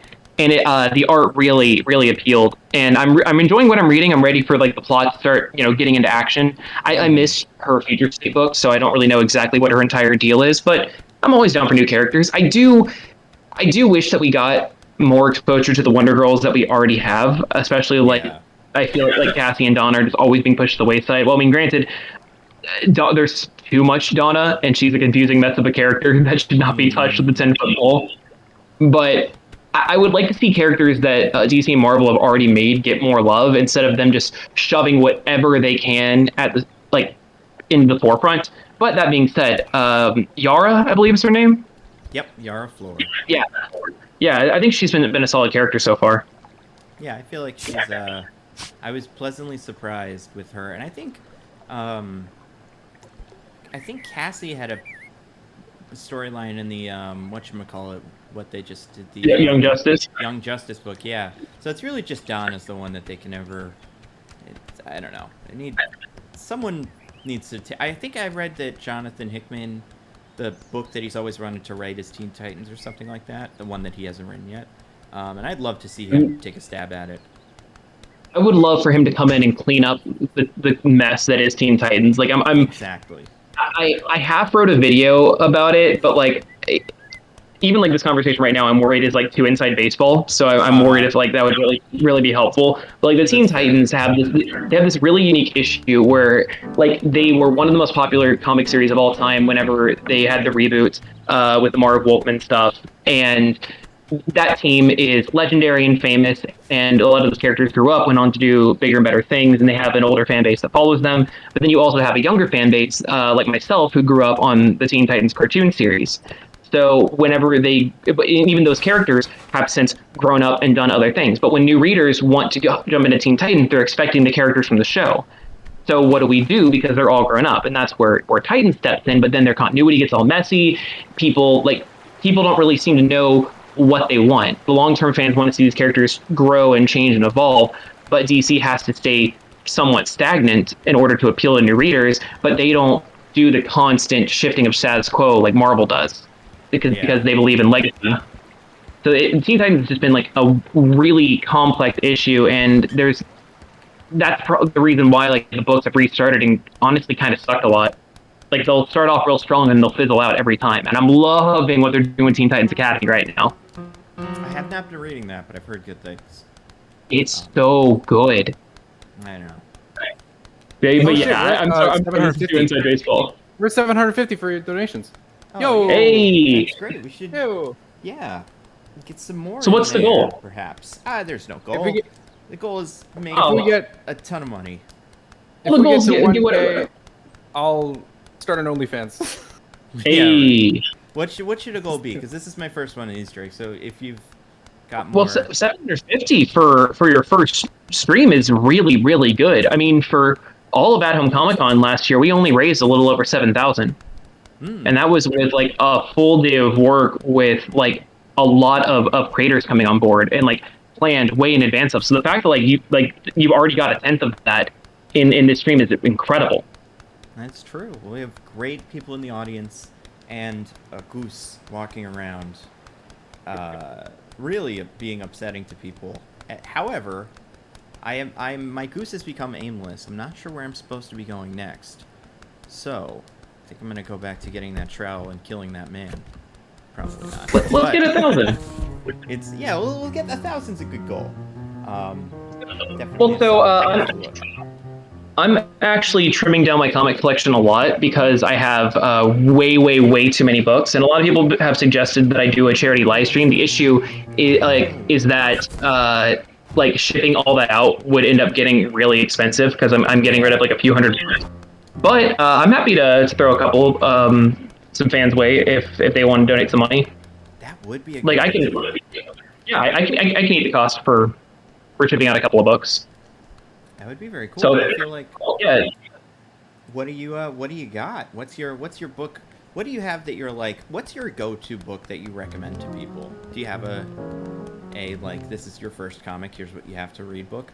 Ooh, I mean, that's a really tough question because usually whenever I'm getting people into comics, I ask them like what character do they like? If they're wanting to go for capes, what kind of story do they like? Because like if they tell me that they like sci-fi and westerns, I'd probably recommend East of West. I'm more likely to recommend an indie comic for the baby's first comic than a cape book, unless they really want to read superheroes. Right, that makes sense. I don't know. I wonder what the best, what my starter book is. I feel like whatever it is, I probably don't have it here because it is. I'd like to make a suggestion. Yes. What's up? Which is something I wanted to ask you about.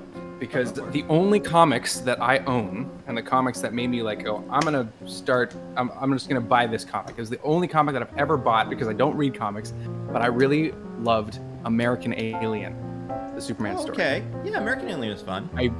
It's such a good love book. those books so much. It's so good. Let's not talk about the author, but they're so good. Problem. You can't. They're so good. I mean, that's a big. Yeah, that's. It's my favorite Superman comic. Is it? Okay, good. I was worried you were gonna be like that sucks or whatever, but I'm so glad. No, I knew I bought it for a reason. They're really comfy like books. They make you feel that so dude is good. such a good writer, but he's such a garbage person, and I'm so conflicted. Yeah. I mean, with movies, I'm always like, well, it's a big process. It's very collaborative. Maybe he didn't write the whole movie and the actors. But with like something like a comic, it does feel a little bit more like this is his vision. Just, obviously there's artists involved, but the more it's almost like with like stand-up comedians and I guess poets are like the purest form of that, where it's like, hey, if you're a bad person, you probably can't enjoy you anymore. And then like if there's a movie and it's like that guy in it is bad, and it's like, well, not everybody. Everybody did great work, and you can't throw the entire baby out with the bathwater, maybe. But someone suggested Why the Last Man because the trailer came out today. That's a fun book. I think that's an but why the Last Man though? Wait, is that the joke? Is that the joke? Is it supposed to be like a double entendre, like Why the Last Man, as well as Why the Last Man? Yeah, there's a lot to it, kind of. His name is Yorick, so it's his first name. But also it's like XY chromosome, right? Because he's like, Diane Lane's in this. Oh man, I love Diane Lane. Let's go. She's the president, I assume. Oh, that's so cool. Or is she? I don't know who she's playing in that. She is a great Martha Kent. I'm gonna say it right now. She's a great Martha Kent. Completely awesome. I love her as Martha Kent. For it. Does anyone disagree? Huh? Everyone's quiet. No. Come on, it's a hot take. No, not a hot take at all. She's so like warm and strong-headed, and just feels like the kind version of a Southern mom. No offense, Americans, but like just like this. I'm headstrong, and I believe what I believe, and I believe what is good, and you're here, and I love you so much. And I think every scene that she's in like all the Snyderverse is like pretty awesome. She's so cool. Oh man, yeah, like Southern moms are great. She turns out to have been Secretly Martian Manhunter. Yeah, you gotta see. That confused me a lot, but still, I think she's so good. I'm a big fan. Yeah, no, I think that she's fantastic. Like, I think all the Smallville scenes really like were the best part of the Snyderverse. Yeah, I think that's fair. I honestly wish there was a little bit more of that. Man of Steel, you get out of there so quickly. Like, no, I love Wholesome. To the Arctic, yeah. Oh man, you know that scene where he like comes back and he's like, "Hey mom, found out where I came from. I found my real parents," and they're so happy, and she's like hugging him, and they're like, "Oh, like it's just they're all smiles." You just feel so warm, and I love that because it's like a ending of the first half of the movie, and then as soon as that happens, that's when Zod shows up, and you're like, "Okay, we're in this movie now." And I think it's such a fun structure, but like, oh, it ends on such a happy note. That first half. So good. Man, speaking of Zod, oh, sorry, go ahead. Oh, just that I agree. The balance in that movie is a little tricky. But yeah, what were you saying about Zod? Oh yeah, so I've been working on some videos and I'm reading every Suicide Squad issue ever because I hate myself. Mm-hmm. You know, Zod was in the Suicide Squad for a bit. Holy Recently, shit! Right? What? Yeah. Yeah. Yeah, that was like in 2017. Yeah, they put a kryptonite bomb in his head. Did he kill someone important too? I think he did. Like, honestly, like for those comics, I care so little about them that I read them, I take my notes, and then I immediately expel them from my brain. Like, they're not bad. They're just not my cup of tea. But dude, he lasers the bomb out of his head. Like, it was thick. Have you finished them yet? Like, are you done with them? I don't want to spoil any of them for you, but I think they killed someone I quite liked, and I think it was Zod that did it, and I was always like, I hate this book now. I don't know. Took it a little personally. I've read everything post Flashpoint. Right now, I've read everything, except for the original series, and I'm working through that right now. I'm on issue 30, so I have like another 40 issues to read. So yeah, let me check. Let's see. I have Captain Boomerang, but I can't remember who it is. I think it is Zod, because they like rip him in half. It's a real brutal death. Well, I do have a video coming in on everybody who died in the Suicide Squad, so I'm sure I have a note. Oh, okay. All right. Let's see. Don't spoil me. Don't spoil me. Obviously. But... Oh, the Suicide Squad, as in the legendary Suicide Squad. Yeah, he just temporarily. Very good. I have a question for you, Drake, after this. What's up? Hold my question. I'll hold my question until you think on this. Oh, it was Boomerang. Yeah, he Captain Boomerang was killed when he accidentally freed Zod, but they came back to life because their teammate Hack made a digital copy of him. Love it. Because their power is computers. That's nonsense. Yo, actually, Nando, I think the exit, Umbu's saying the exit is next to the dumpster in the restaurant alley. Oh, okay, cool. I was so curious about that. All right, cool. I will go back there. Yeah. Thank you. Apparently got really close to it, and it hurt Umbu's feelings. Oh no. Yeah, I was very confused, and I was like, this game, while not looking super linear, does feel like it pretty, it leads you pretty well from point A to point B and stuff like that. So, yeah, it's the worst thing about a video game where it's not just like, here's the next part of the video game, and then you just feel like you get lost for 20 minutes. But anyway, sorry, go on. Yo, Ben, I know you said you had a question. I'm happy to take that, but before that, yeah, if anybody wants to drop like a $20 donation, I'll send one of my number ones that I'm like normally gonna be selling, and I'll just like mail that. Somebody can like DM me on Twitter for it. Oh yeah, I should put Drake on screen. That's a good idea. Yeah, that's a... let me turn on my webcam then. Yikes. Oh, I just meant a picture. Like, I have a picture of Ben up here, but I do not have a picture of you. Okay, that's fair. Yeah. But yeah, next 3 people to donate $20, just do that and then send me a DM on Twitter and I'll send you like a random number one that I was getting rid of. It'd be like way over market value, but yeah. I'm just doing this image thing. You're good. I want to see some donations in the chat, man.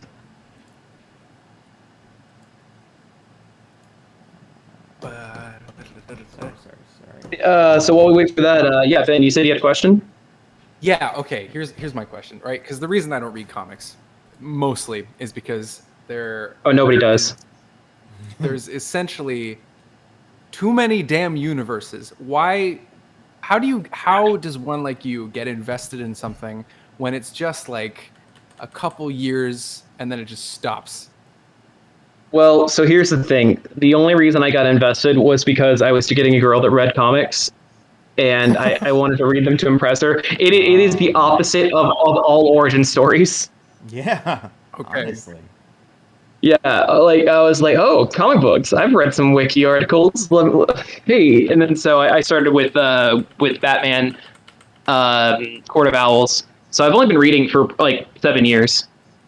But But so I understand reading like the big books, like the really large graphic novels. Like I get that, but like as far as reading a serialized story that's might get wiped in the timeline like a year later, I don't understand like what's the appeal of that when you well, have the good news, yeah, the good news is that Marvel has never actually rebooted, so it's been the same continuity since like forever. And DC, like that's a really big misconception that a lot of non-comic readers have is that DC has only had 2 reboots. It had one in 1985, Crisis on Infinite Earths, and then it had another reboot in 2011 with Flashpoint. So there's only been and technically the original comics were retconned to take place in an alternate universe. But even then, it was just to explain how the old school versions of the characters were existing along the new ones. How Jay Garrick and Barry Allen were both the Flash. Okay. Hey, we got an anonymous That one. $20. Oh dang! How are you gonna find out who to send? Yeah, that's a good question. That's a good question.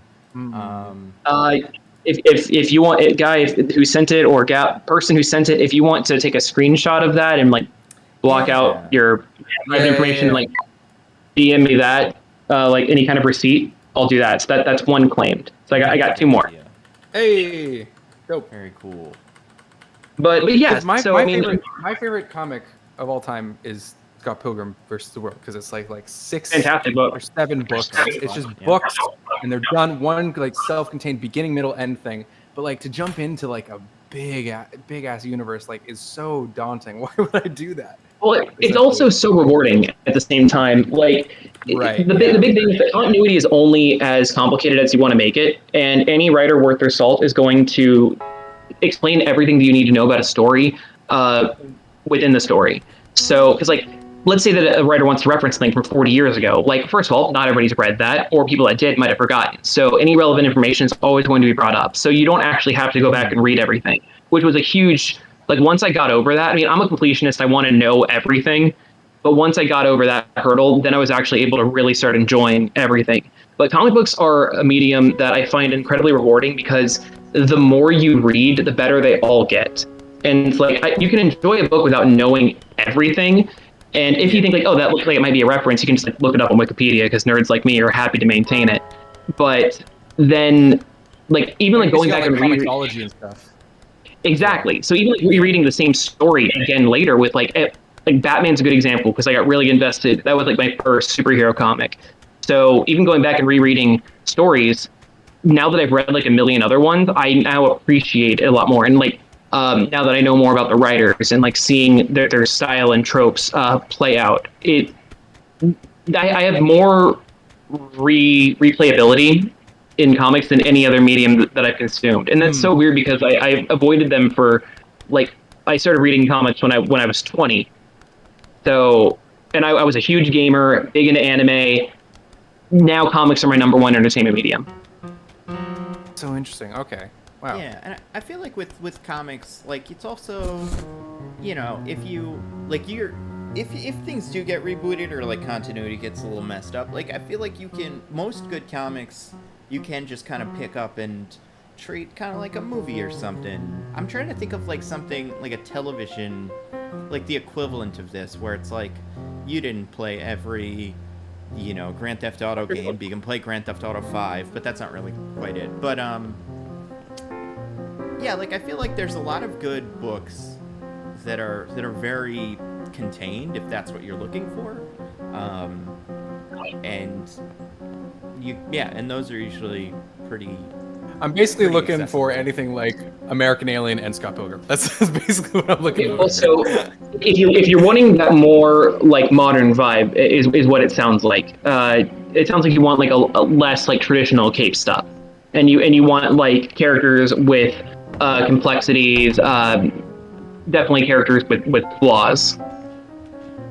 Oh, do comics not traditionally have flaws? Do comic They heroes? do, but like with Scott Pilgrim, with all the characters just being like these really garbage people trying to survive, and then with American Alien being like Clark trying to figure out what it means to be Superman. That's the commonality between those two that I latched onto. Right. Interesting. Okay. Well, I mean, okay. Just for the record, Scott Pilgrim. That is exactly how Canada is, like to the letter. Like everyone in Canada is like that. So we in Toronto high schooler. Yeah. That's I mean, some of us definitely are. Some of us. Yeah. Some of us now, that's now Drake. There you go. Boom. Yeah. We brought it back. We brought it back home. Yes. No. That's Drake. Don't lump And in we those all- false Drakes with me. Okay, Other fine. Drake, Aubrey, Drake. but Evil. we have we all have superpowers. We all win coins if we fight each other. That's exactly how it's like. But yeah. No, wait. It turns out it was Sean Gallagher who did the. Okay. donation. Cool. Well, Yeah, Sean Gallagher. Well, Sean, if you want to DM me, I'll make that work. Sean is But yeah. Sean. You are either amazing for donating $20 to get in this comic, or you are the world's best grifter who has just swooped in and been like, "I'm gonna claim it's me." You know what? Like either way, I respect the hustle. Mm-hmm. Yeah. Well, Ben, if you like Scott Pilgrim, then you should really read Brian O'Malley's new book, Snot Girl. It's pretty different in tone. It's about a fashion influencer with who's an unreliable narrator, and the weird like social dynamics of like fashion influencer culture. And it has like a lot of the same vibes as Scott Pilgrim. The art is just phenomenal. He only puts out like one book every like couple of years, so there's not a lot of issues out. But and it's really weird at first. And like once you push past the first like 6 issues, like I said, she's an unreliable narrator, and it feels like very disjointed. That's on purpose, and the entire book is like a fever dream. Oh shit. Okay, that sounds cool. I mean, That's I like what the he's way doing he's since from Scott. Canada, and he writes everyone like they're from Canada. So let's go. Let's do it. Yeah. That is how we be. That is how we from be. Canada? Yeah. I wouldn't be surprised. You have to. Let's look it up. Right. Let me just double check that I'm not full of shit. Let me see what I've got here that I would recommend to you. Canadian cartoonist. Yep. Nice. London, Ontario. Oh my God, London, Ontario. That's so funny. Oh man. There's a London, Ontario? Oh man. There is a London, Ontario. There's a lot of different. There's a lot of UK town names that we've just taken. Yeah. We've just taken it. Yeah. Oh, that's so funny. He's from London. Damn. Wait, London's second. It says that Brian Lee O'Malley is married to an American illustrator cartoonist named Hope Larson. Is she related to Brie Larson? Oh my god, that'd be so funny. I would doubt that, probably. I could see a person that I names don't their know. kid Hope also naming a kid Brie. That sounds like Yeah, a but- hippie and- new age names. And that would explain. That could be like a bit of nepotism, bringing in her to play Envy. That would make It so much doesn't sense. look like they're related. Wow, okay. Interesting though. Good question. So I feel like also I don't know if anybody's if any of you guys have seen the stream. I'm doing Godzilla. That's I guess probably I feel like that probably means we're near the end of the game. But I've entered a model town, a tiny town. Love that. Ooh. Terrorize it. Terrifying. It's hard to be a lizard. So big. It's hard to be a lizard. What was I gonna say? Well, Programming Complete is pointing out Hoxpox and Unbelievable Gwenpool. Those are great books. Some of my favorites. oh sure. Hoxpox is fun, but I could find Hoxpox very like daunting to Oh, get it's into. dense. Yeah, but it's Yeah, good. I'm not really much of an X-Men guy, but Hoxpox like really like sold me, and I'm very behind. I haven't even read Ten of Swords, but like Oh, so good. man, Like that first issue of House of X is just chef's kiss. Yeah, I feel like there's great, I would say there's some pretty solid, very accessible X-Men comics from not too long ago.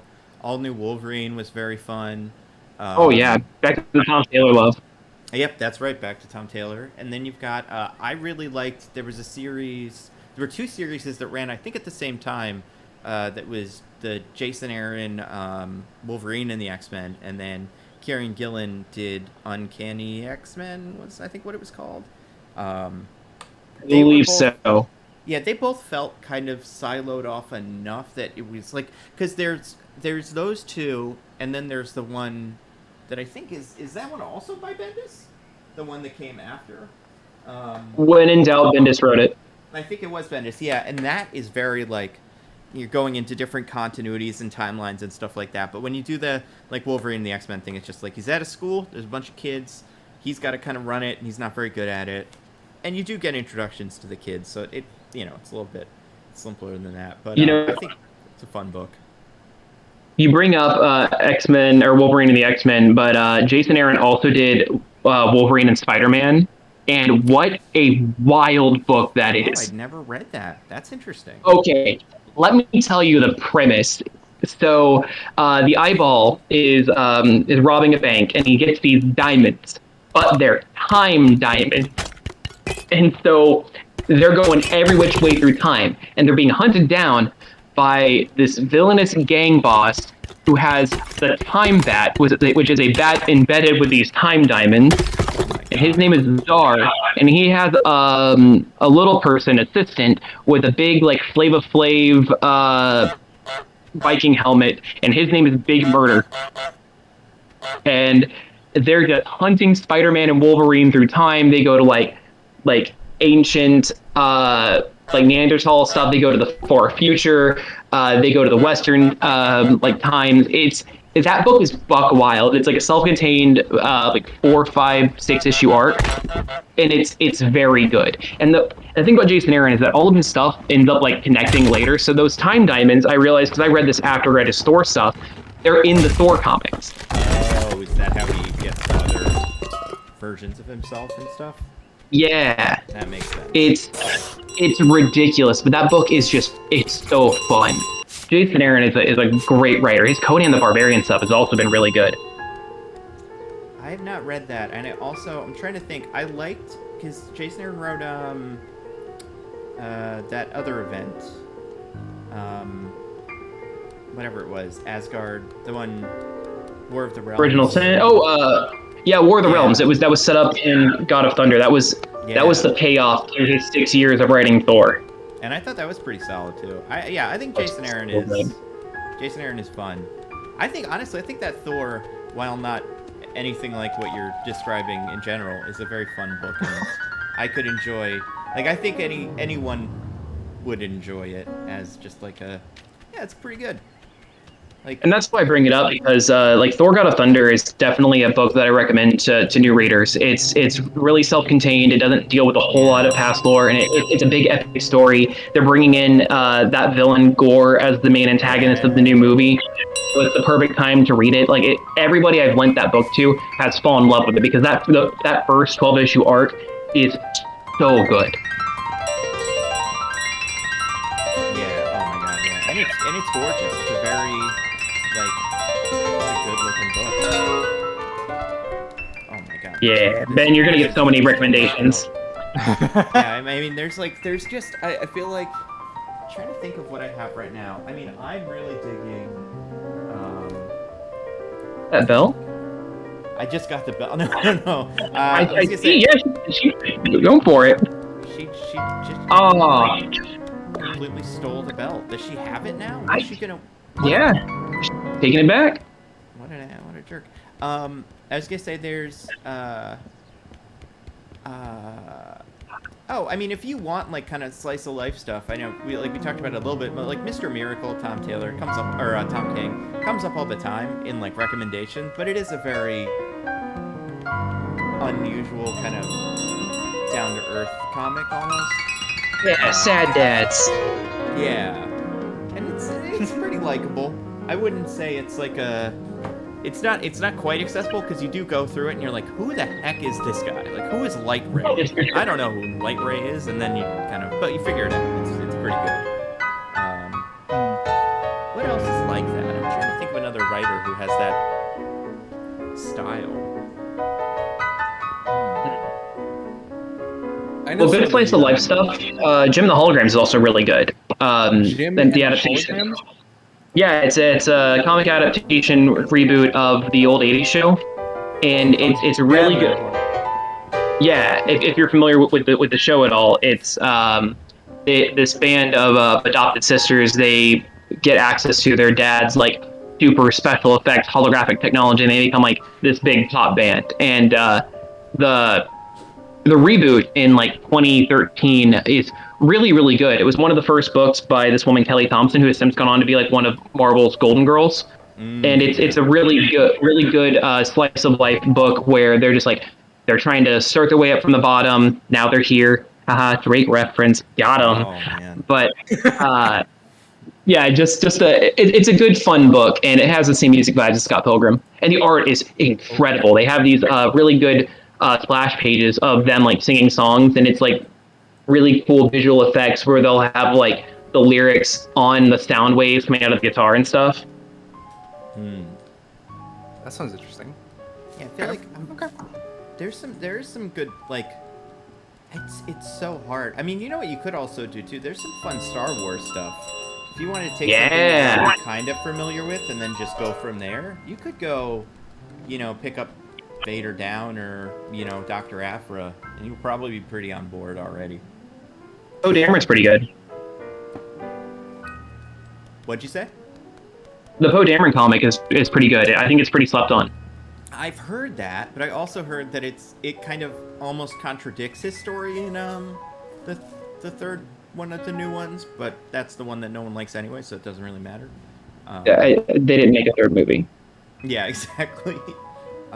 Dude, the theater shut off in the middle of Rise of Skywalker when I went to see it. No. It was before they got the dagger, and I waited an hour from them to turn it back on. But then my girlfriend and I left and went home and pirated a Hindi copy and finished it, which is the best way to experience Rise of Skywalker. Oh yeah, man, that's rough. I feel like at that point you probably could tell, like, this isn't gonna work out for this movie. Like, I don't know if this is gonna be able to pull this all together at the end. So yeah, you have 2 hours to sit there and deliberate with each other. Like, this is not good. I'm sorry, I don't need to keep talking over you. I think I have a slight delay. Oh yeah, it's probably something like that, but it's fine. I think I have to go to bed now. Thank you very much for having me on the stream. Good night, boys and girls, and everyone in between. Good night, Ben. It was nice to meet you. Bye. Nice to meet you. People keep donating so Drake can get rid of his shit. Yeah, buy my collection. $20. We got 2 more books. Let's get to $1,000. Bye. We don't want this to be a villainous stream by not raising money for charity. Come on. Yeah, I mean, the villains in this stream may very well be the what do they say? Evil prevails when good men fail to donate to my stream. That's like a classic. Got him. Yeah. Classic villain phrase. Classic villain phrase. I do want to talk to the people on the thing, like, about so I have not seen the Mysterio villain yet because I spent a good portion of today napping. What's your take on Mysterio? Well deserved. So, where do you come down on him? Well, so there's 2 answers to that question, because then there's comic Mysterio and then there's movie Mysterio.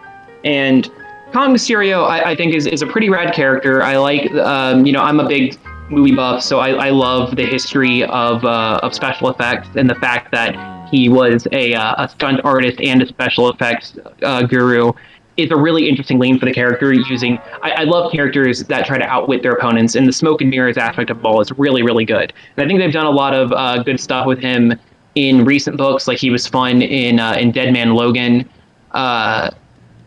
Really, really solid stuff. But movie Mysterio, I think, really does elevate him to a new level, which is tough because, man, do I have a lot of negative people in the comments of that video because they hate Jake Gyllenhaal's Mysterio, and I didn't even consider like that as an option. Yeah, people have lots of opinions about Spider-Man in a way that I feel like is surprising. I guess, like, I liked Spider-Man growing up, and I guess maybe part of it is just that we are all kind of on the same page about most of the other, like, no one has really strong feelings about the X-Men movies. We all kind of know which ones we like and which ones we don't like. Mm-hmm. But with Spider-Man, it's so personal, and everybody, people have very strong opinions about it. I think that Spider-Man first of all, nobody hates Spider-Man more than Spider-Man fans. But I think that it runs into a similar issue as the Sonic the Hedgehog games, if you're familiar with those. So I have heard similar. I kind of know where you're going, but yeah. Yeah, just the whole, like, there's two very different styles of game that two very different audiences have grown up with, and that interpretation of the character is so important to them. And the Sonic fandom is just fucking sorry. Oh shit! Oh no! I keep swearing. Oh no! It can pounce. I don't know if I'm allowed to here.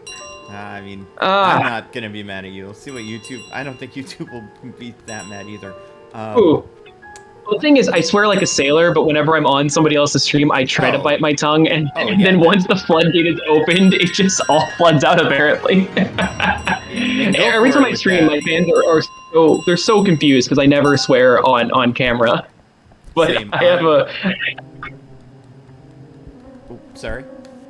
No, I was just saying I have a filthy mouth. Go ahead.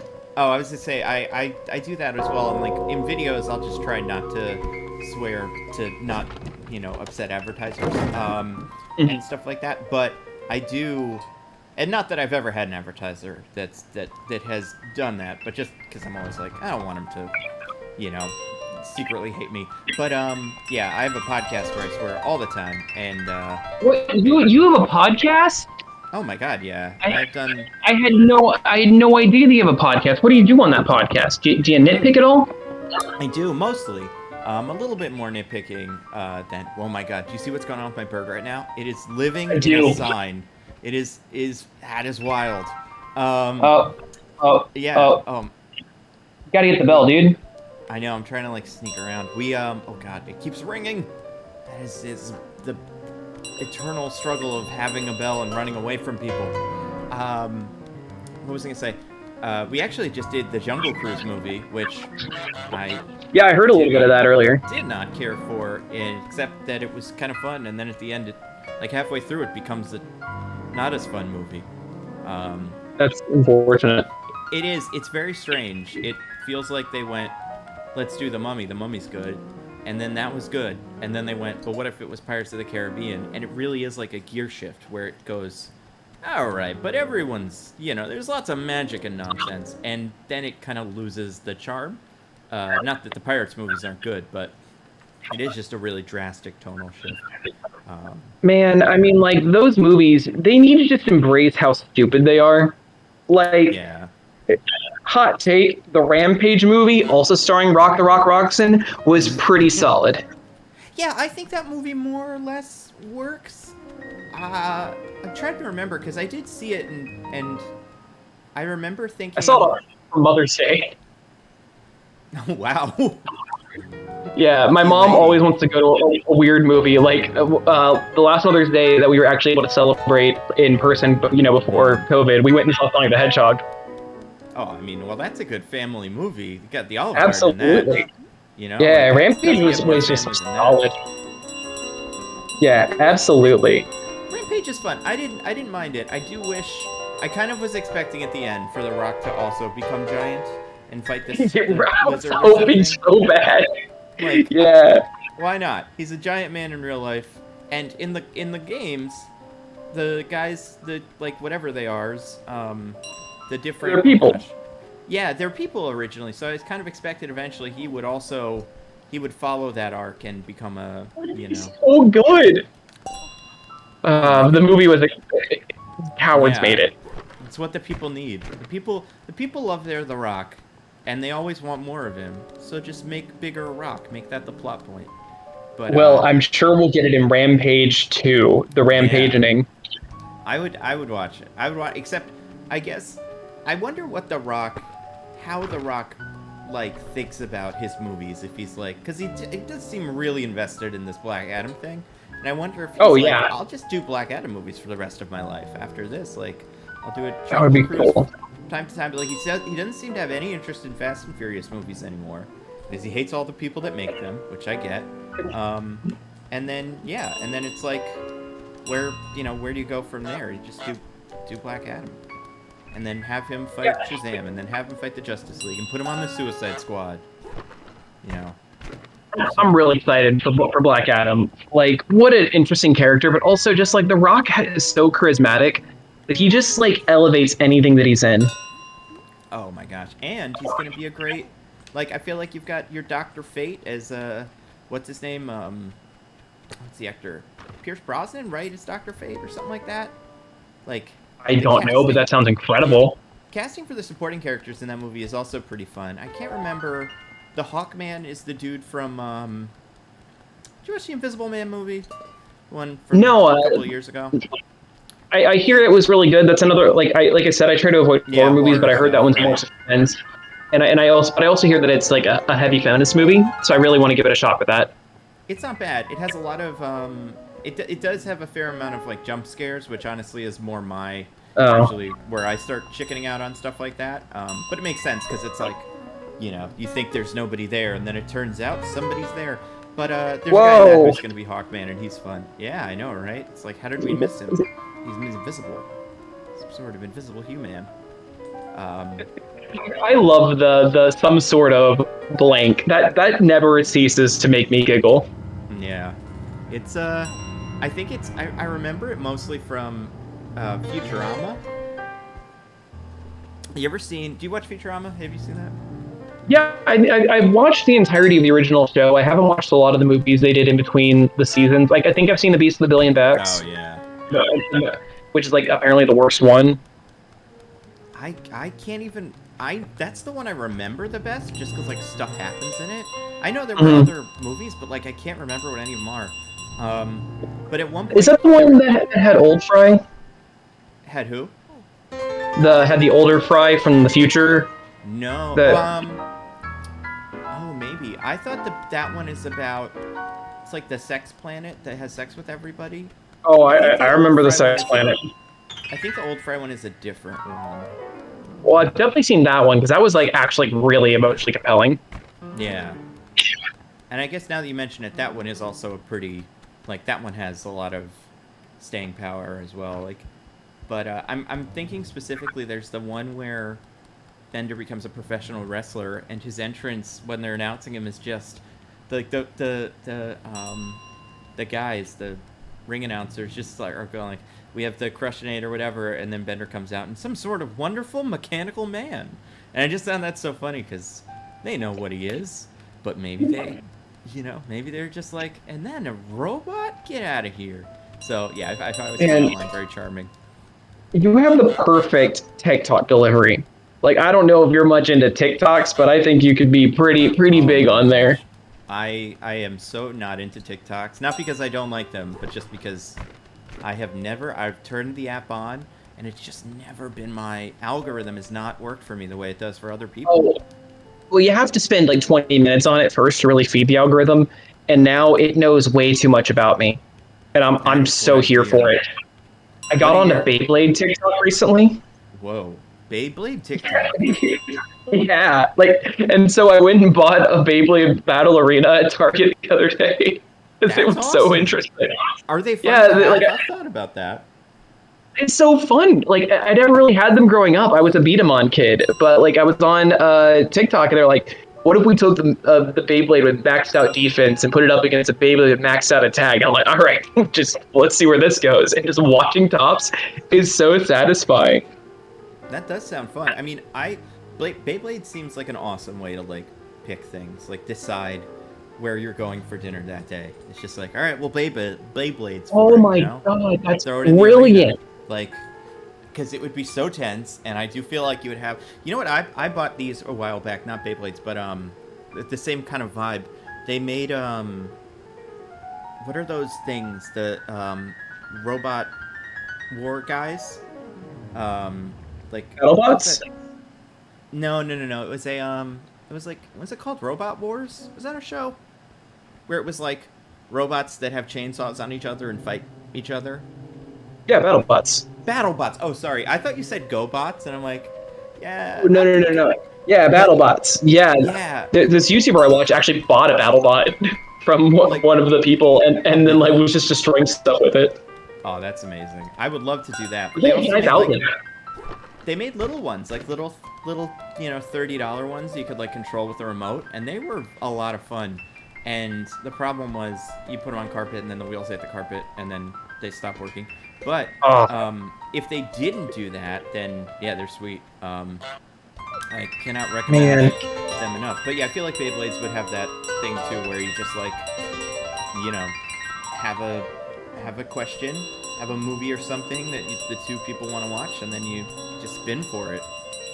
That sounds incredible, and is now going to be a part of my decision-making process. Yeah. The only thing is, like, that would only work at my place unless I want to carry my battle arena with me wherever I go, in the off chance that I have a decision that needs to be settled. That is the tricky part, yeah. Maybe you'd have to have a couple Beyblades, like run a couple of things beforehand, write down the winners, and then just keep that in a list. So if you're like, it's almost like you've already flipped a coin a couple times, so you don't have to take it. You're gonna redeem this victory. Yeah, but you do have the benefit of whatever decisions they give. And wait, so Suicide Squad, people can watch that now. Is it on like HBO today? Can they? I have no idea. Like, I thought, like, it better not be coming out because I do not have videos ready for it. I was gonna say, I mean, it's definitely out tomorrow, I thought, but I thought it was. I thought it came out on the 9th. Oh no, it's like. It's the 6th, I think. You know what? I think so. I keep all my video stuff in one big, like, my schedule on one document, and I think I had the 9th set up. That's when Black Widow came out. Oh, so for an entire month, it was get it done by the 9th. Get it done by the 9th. Man, I haven't even finished reading all the Suicide Squad books. And then What If comes out on the 11th. Like, man, I have so many sponsors this month. There's so many, like, there's just, it's so crazy, because I was talking to somebody about this. Honestly, it might have been like my therapist, but it was like, they're just, last year there was nothing. There were no things. And they held on to all the things, and now we've got all these things, and it's more things than we're ready for. Like, it's like we dove straight head first into the content pool, and we should have waded our way in. Like, yeah, it looks like Suicide Squad is now out, because like my Twitter is just filled with people, even outside of the industry, watching it. Oh, interesting. Interesting. Okay, that's fun. Well, I'm glad everybody is here, and then maybe they'll watch Suicide Squad after. Oh, and some people, I guess it's been out in the UK for a while. Like, I think it came out in the UK like last month or no, last week, excuse me. Which I guess was last month, technically. Yeah, I remember back in the day when like they used to do that with all the Avengers movies. You remember that, where it would be like, it's out in Australia, and then a week later in America, and that was always annoying as an American. I'm applying for a Disney Screeners account so I can try to get early access to stuff. I feel like I used to have like in-person stuff for that, and it was great. And then when COVID stopped, like when COVID happened, they stopped doing the in-person screenings, and it just got way more complicated. Yeah, there's like a separate app now that you have to like directly apply for. So I have like my my YouTube network trying to like hassle all their connections, and like I've talked to a couple of colleagues that have accounts. I'm trying to finagle that wherever possible. I'd like to be ahead on stuff for once. Yeah, right. It would be huge, and I feel like I just need a little bit. Like I need a little bit of like, because I do like the idea of making a video where you don't, you're on the same page as everybody else, but I'd like to watch it maybe a day before everybody else sees it, Doesn't have to be exactly. I don't need that much information. I just need a little bit of a head start. Yeah, like that's the problem with this industry, and like I'm so jaded to it because I've been working in YouTube professionally for 10 years now, and it's it's funny because like my channel is still relatively small in the grand scheme of things, but I've worked for like a bunch of other channels, and then like I've been surviving enough on my own, but like it's just so. It's a constant treadmill of content to keep up with them, and we branded our work around talking about and around recent releases of things, and so it's just like you can't even take a breather because then it's like, oh, the next thing and the next thing and the next thing, And like, especially for Marvel, it's a new show and a new movie every month for like a year. It's insane. Like, it's so crazy. Oh, another $50 donation. Oh, that's amazing. Send me a DM with a screenshot. I'll send you a comic book. Yeah, that's so cool. Oh, I took the guy's keys. I feel like I'm very close to finishing this game, which is perfect. But I was gonna say, yeah, it's crazy because like we had a Loki show, and then a Black Widow movie came out right in the middle of the Loki show, and it just kind of it happened. Like it was a normal thing, almost as if it was another episode of the Loki show. You know, like right? The movies, it's not just because, oh my god, this guy can go in the water too. It's not just because it's like maybe not, like I'm not saying that means it's like not as good or anything, but it does feel like the TV shows have kind of taken some of the energy, some of like the air out of the sails of the movies, and yeah, I'm interested. I think Shang-Chi has the has the potential to really like shake that up a little bit, because that movie looks very fun and like very. It does. That movie deserves the world, and yeah. I'm glad they're finally going to streamline Shang-Chi's entire thing, because yeah. Another video I'm working on is I was reading a recent issue of because before the movies come out, they try to like relaunch series to get everybody hyped. Yeah. So they did like a short series, and now they have an ongoing. But like in this first issue of the short one, they're like, Shang-Chi, former Avenger, former hero for hire, former member of MI7, former this, former that. And it's like, wow, they had no idea what to do with that character, so they shoved him into anything. Yeah, I feel like they just started the Shang-Chi versus the Marvel Universe kind of thing, and I feel like it's got to be tough when you have a character who's very much like Iron Fist, like in terms of what his, like you've two martial arts characters, and it's got to be tough to be the second one who's maybe not as popular at the time. Yeah, and it's also tough because he doesn't have extra powers. Like at least with Danny, he has the Iron Fist, and then also the stuff they played in with the Matt Fraction run of like putting his chi into other things like weaponry. Right. Like that's a really interesting bit. And then whenever you're dealing with Iron Fist, you then get to deal with like the heavenly cities, and you get to play with like dragons and stuff. You don't really get that with Shang-Chi. What they're doing right now, I don't know if they're incorporating that into the movie, but like as the leader of the Seven Weapons Society, that's actually really fun and interesting. Yeah, I wonder. I mean, I guess we don't really know what the Ten Rings is in universe yet. Like what it means to the Marvel Cinematic Universe, besides just some sort of you won element. I did win. I finished it. I threw the bell into hell or whatever. Like I tossed it into the pit of bells that I've already destroyed. I'm shocked, but because I didn't know this game would be like 5 hours, but it was the exact amount of time that I kind of set for the stream. It's just wild. That's perfect. It's a very fun. It's a very fun game. Like I definitely. Yeah, I've always wanted to play it. There's new pages.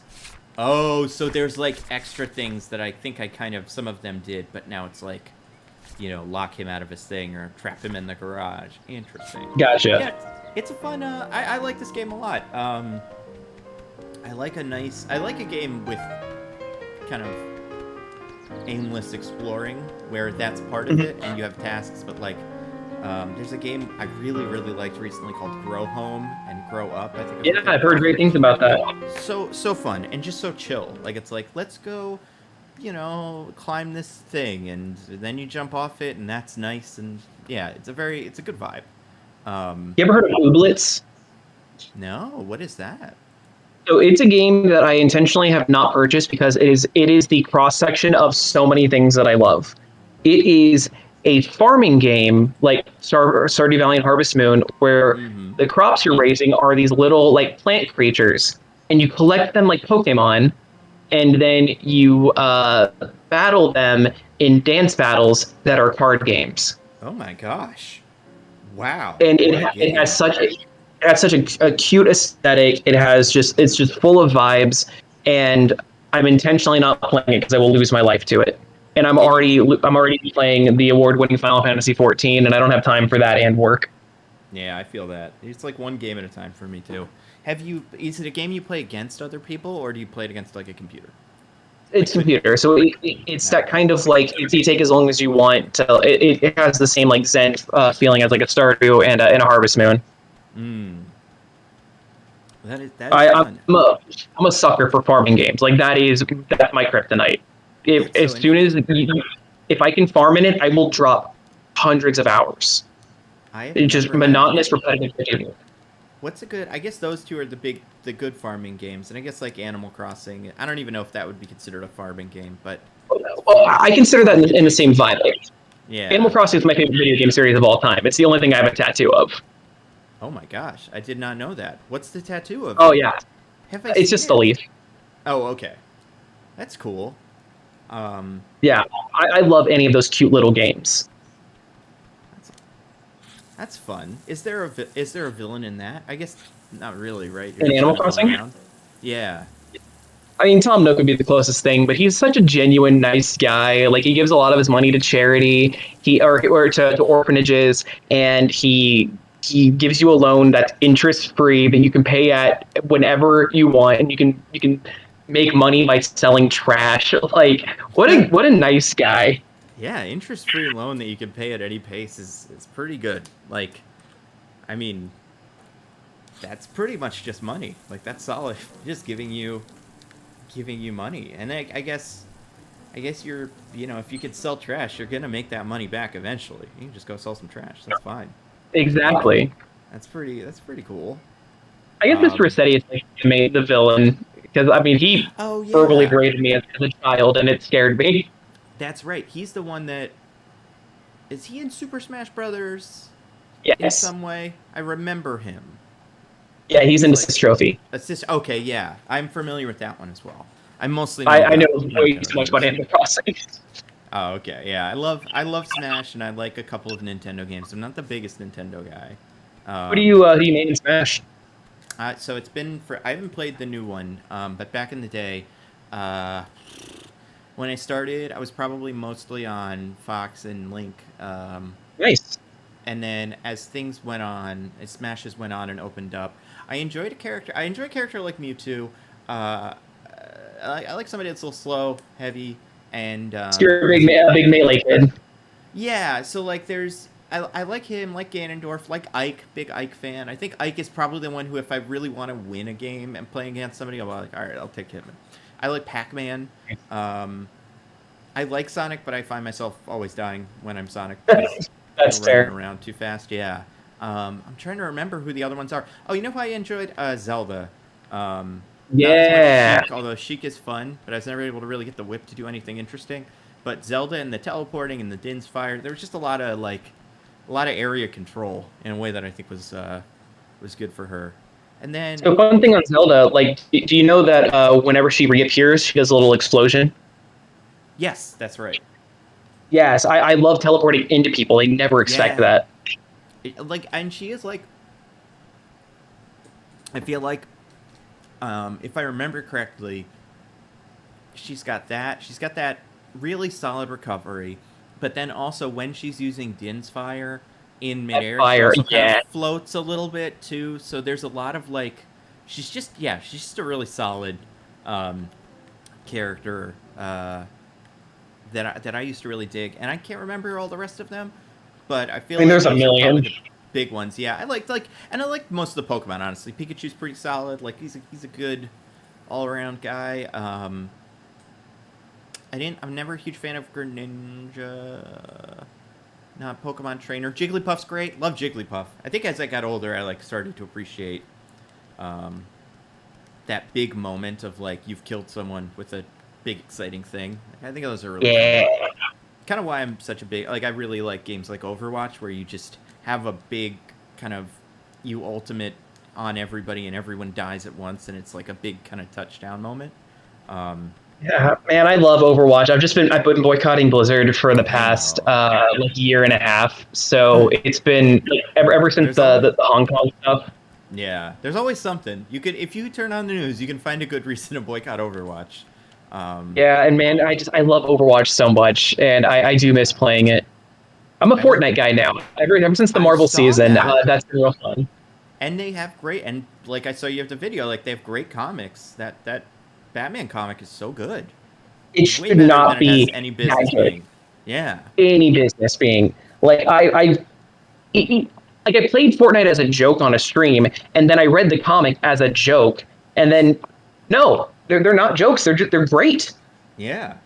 It's such a cool. Oh, and Mad Knight donated $20. Very cool. Hey, thank you so much, Mad Knight. I think that's the last of the book. So if you want to hit me up on Twitter, I'll be happy to send you an issue number 1 of something. That'd be very cool. We're saying, oh yeah, Batman. Again, it's going to be less than like value is going to be less than $20, but still, it's for charity. Mm-hmm. And it's good. It's sometimes you need a weird recommendation, or like something that just comes your way that you happen upon, and you're like, oh, actually, I enjoy books about the Hulk or whatever, and then you're hooked. It only takes one. What's your weird book? Part of comics. What's up? What's a weird book that surprised you that you became a really big fan of? I didn't think I'd like Hellions as much as I did. The new one with so good. Zeb Wells, but I really like that. That's probably the one right now that I was like, I don't know who any of these guys are except for Psylocke and Havoc, and obviously Mr. Sinister, who I love. And I think that was the big draw for me. What other books? I'm trying to think of books that are currently out that I'm like, It's funny because it's become a big part of my brand, but Gwenpool was one that I thought I was going to hate because Deadpool is my least favorite comic book character of all time. I cannot stand him. I think he's so obnoxious. I think his hardcore fans are even worse, and everything about him is just like way too over the top. And I think that when you're spitting out a million jokes a minute, that a good amount of them are going to fall flat. And then Spider-Gwen, I gave her a fair chance whenever the books first came out. I didn't really understand the punk nature of it at first, so I kind of put it down and I focused on other things. And I went back to it and I liked it. But when Gwenpool first came out, I wasn't a Spider-Gwen fan. I wasn't a Deadpool fan. So we're going to mash these two characters together from a random cover where there's no character to her whatsoever.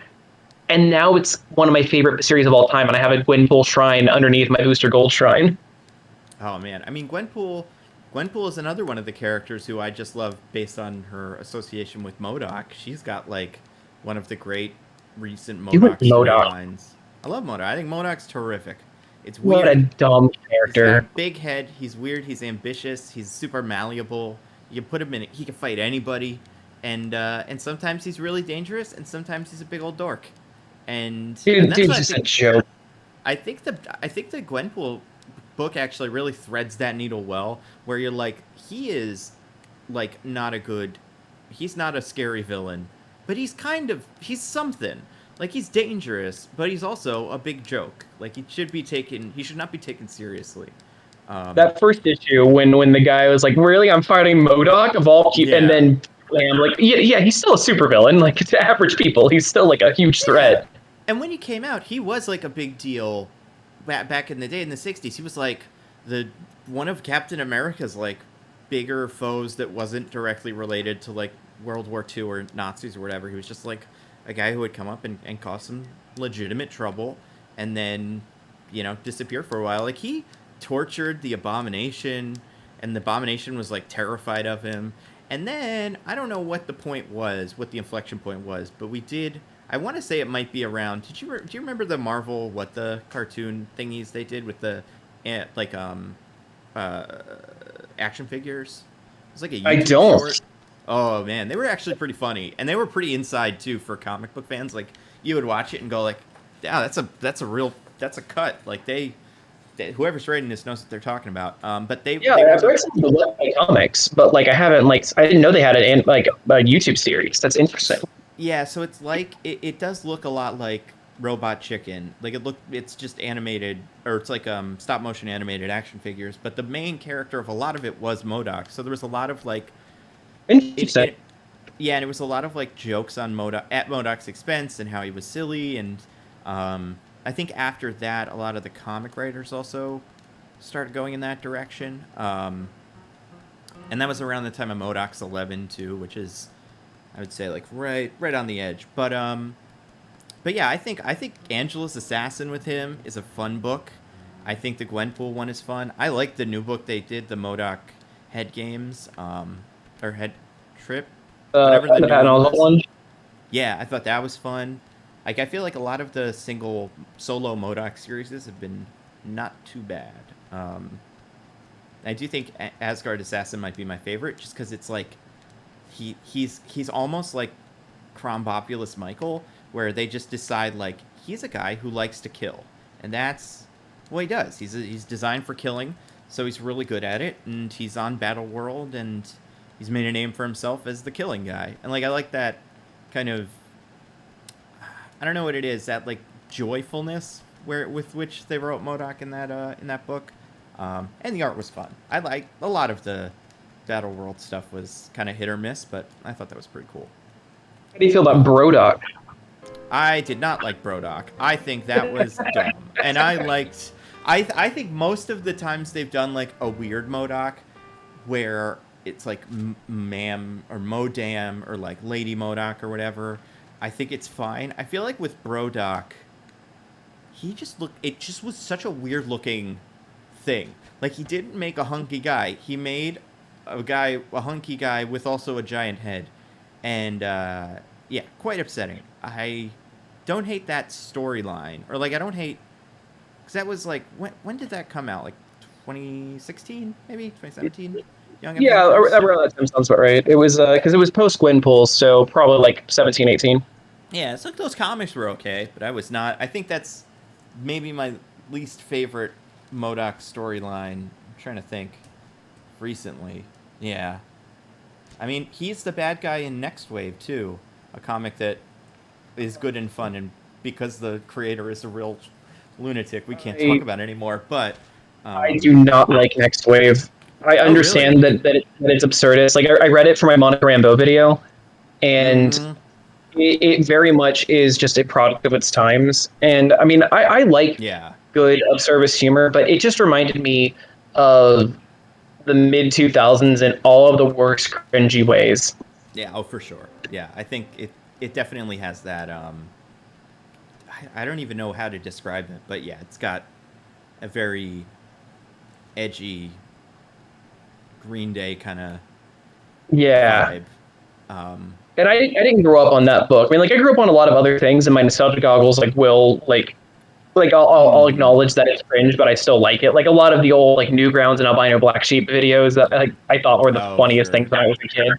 Yeah. But, yeah, and, you know, like, I loved punk music. I was very much in that scene, but I don't know. Like, I would have been the prime demographic if I had read that when it came out. But now it just seems so dated. It is, and it's very... I do like the... I like Boom Boom in that, and I like Elsa Bloodstone. I think those are fun characters. God, I love Elsa Bloodstone. What a great character. Yeah, like, there's some solid... And I think Machine Man in there is kind of interesting, too. But I think Captain Marvel's fun. I think the Captain, the other one, I don't care for him. And I think a lot of the Dirk Anger, whatever his name was, like, a lot of that felt very Venture Brothers-y, but not as good as Venture Brothers. So I wasn't in... Like, I was like, okay, evil shields, evil helicarrier, like, we've done this before. So it wasn't breaking enough new ground for me there. When did Venture Brothers get good? I tried watching it. Yeah, I tried watching it for the first time right before the pandemic. My ex was a big fan. She's like, "Yeah, you love superheroes. I'd love to get your take on this." And the first season was rough because like it was clearly still finding its footing. And I think we watched like 2 more seasons, and it still wasn't really landing for me, which really sucks because like, yeah, I love the production history behind it, and I understand that it's lampooning like the old Johnny Quest stuff, and it has like a lot of really deep cuts and references. Like seeing Doctor Strange years before Doctor Strange was like a name that people didn't know. Yeah, and I love the entire concept of the Phantom Limb. Like, what a brilliant idea for a character. But I really wasn't. Yeah, I just wasn't invested in the characters. It felt like very Archer to me, which I am. I like Archer a lot. It is very Archer. I think it's got that same vibe as Archer, where it feels like the writing, the way the dialogue feels very natural, and in a way that is kind of unusual for animation. Absolutely. I also feel like I think Venture Brothers is tricky because the continuity of it is part of what's so charming. And I think in the beginning, Dr. Venture, that side of things isn't as fun as the Monarch side of things. For sure. And Phantom Limb. And I think as time goes on, the balance shifts a little bit. I'm trying to remember what happens in season 3 or like what the... Because they start doing Watchmen eventually. And I think that's the season where I really, really dug it. But those okay, yeah, I definitely didn't get that far. Yeah, it might... Honestly, it could be 4. Those seasons take so long to make. And like I've been watching that show like as it's been out since like high school. So I don't remember... Yeah. It's hard to place them in like specific times. But yeah, the Watchmen season was really good. They did a New York season that was fun. And yeah, and it got very into the... Like, you got a lot of the OSI, like, evil Shield. Like, not evil Shield, like, silly G.I. Joe parts of the character, which I thought were a lot of fun. But, yeah, I want to say it's an acquired taste, and I don't want to say it's not for everybody, because I feel like when people say that, they usually mean it's only for people with good taste, not for everybody. But it is, like, I do think the characters being completely unlikable a lot of the time is tough. Like, well, I mean, it's tough because I don't like disliking things, and I really want to give everything like the benefit of the doubt in an open mind and a fair shake.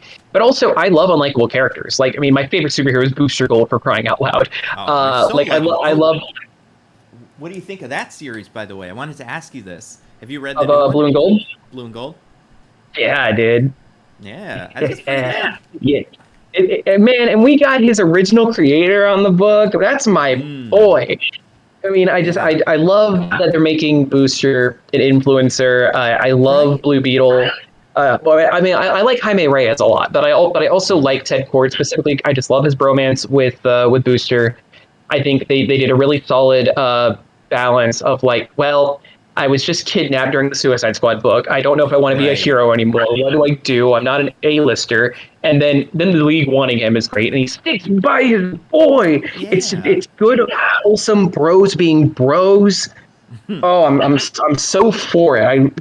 I love Booster Gold. What a jerk. And I think the thing about it that's so fun and endearing is that when it starts, he's like, Instagramming his saving the Justice League, and you're like, oh, this is Booster Gold, what a classic character. But then when I think he explains it to somebody, he's like, yeah, I mean, we're not all rich. Some of us need to make money the old-fashioned way. Like, and I'm like, oh yeah, I guess you do need, get money where you can. It's got to be expensive to be a superhero, and oh no, it absolutely is. A rich guy already. So, are you familiar with Phoenix Jones? The real person? Yeah. I vaguely, I know he exists. Also, real quick, the chat, Arlen Jenkins asks, what are we donating for specifically? It's for Make-A-Wish Foundation, John Cena, a.k.a. The Peacemaker, a.k.a. Suicide Squad's favorite charity, and just a good charity. Yes. But he's made the most Make-A-Wishes, I believe. Yeah, I Googled just like Make-A-Wish logo because I wanted to have one for the thing, and it's just it's like, a bunch of logos. Then just picture him because he's that close to it. But yeah, so he's done like over 700. What'd you say? I think he's done over 700 Make-A-Wishes.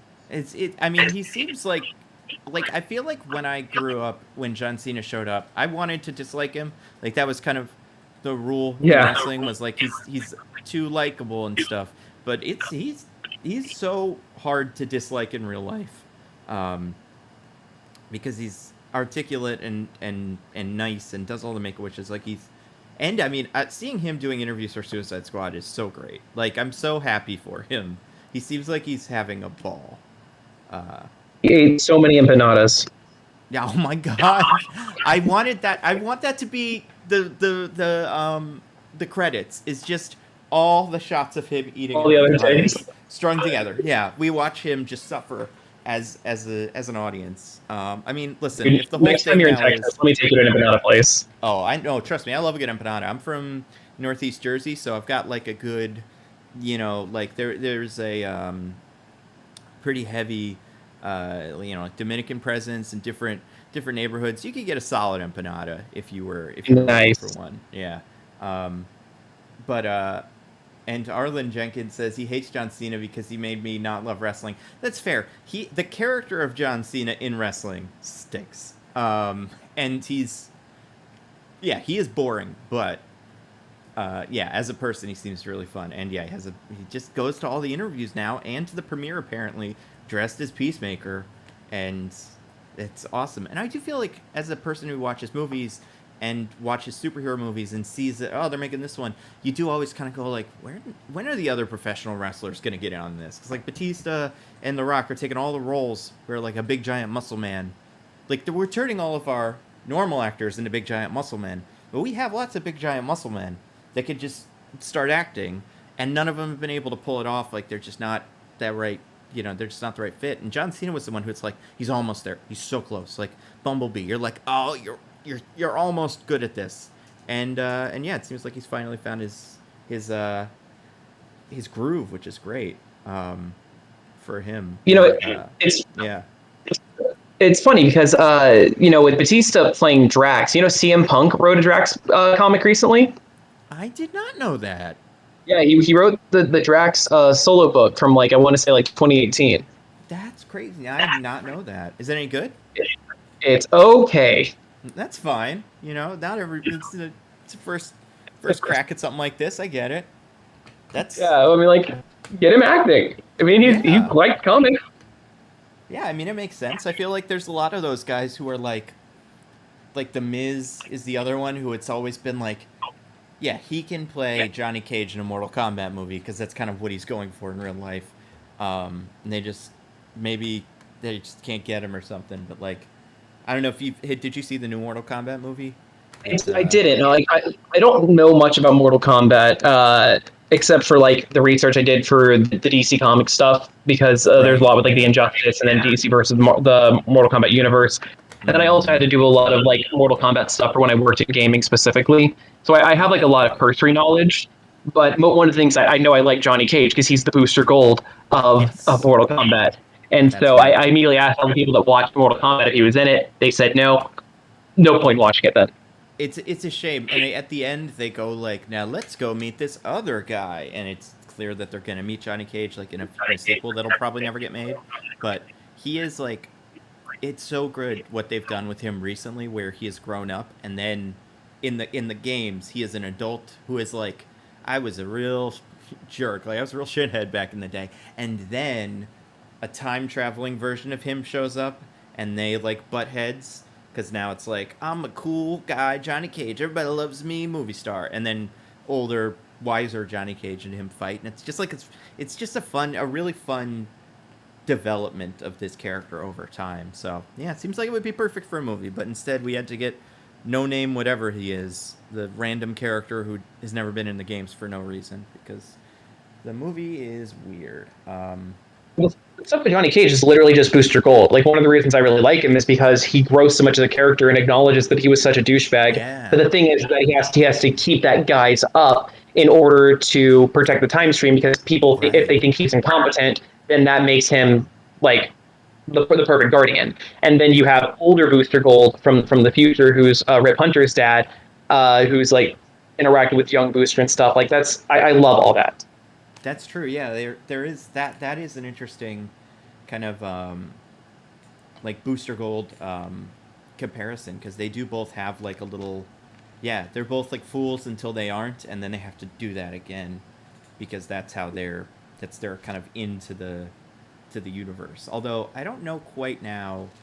I finished Mortal Kombat 11, which I guess is the last one, and I honestly can't even remember. Actually, I guess it ends with him. Have you played 11, or do you have any idea what that one is? I mean, I think I played a little bit when I'm at friends' place. I'm we're playing Mortal Kombat, go in, and then I just try to do Hadokens, and it doesn't work. Yeah. Well, yeah. They have they just kind of reset the universe with magic, and one of them became a god. I heard that. The universe is very in flux right now. I think they could decide there's 50 Johnny Cages or none if they wanted in the next one, which is fine. There's room for improvisation within that universe, and I think that's part of why that series has worked so well. According to Arlen Jenkins, Warner Brothers said they didn't want a white male hero in Mortal Kombat, so they didn't put Cage in. was in a press release. That would be a bummer, but also no reason Johnny Cage has to be white. He can be any race. Like, you probably don't want to... Like, I think that's important to his character. No, yeah. I feel like you want to maybe diversify a little bit.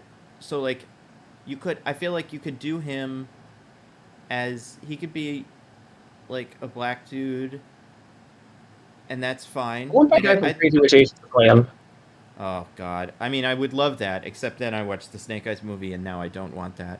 Not that he's bad in it. He's very good in it. He's a little too charming. I need someone that's, like, a real... Like, I feel like there's...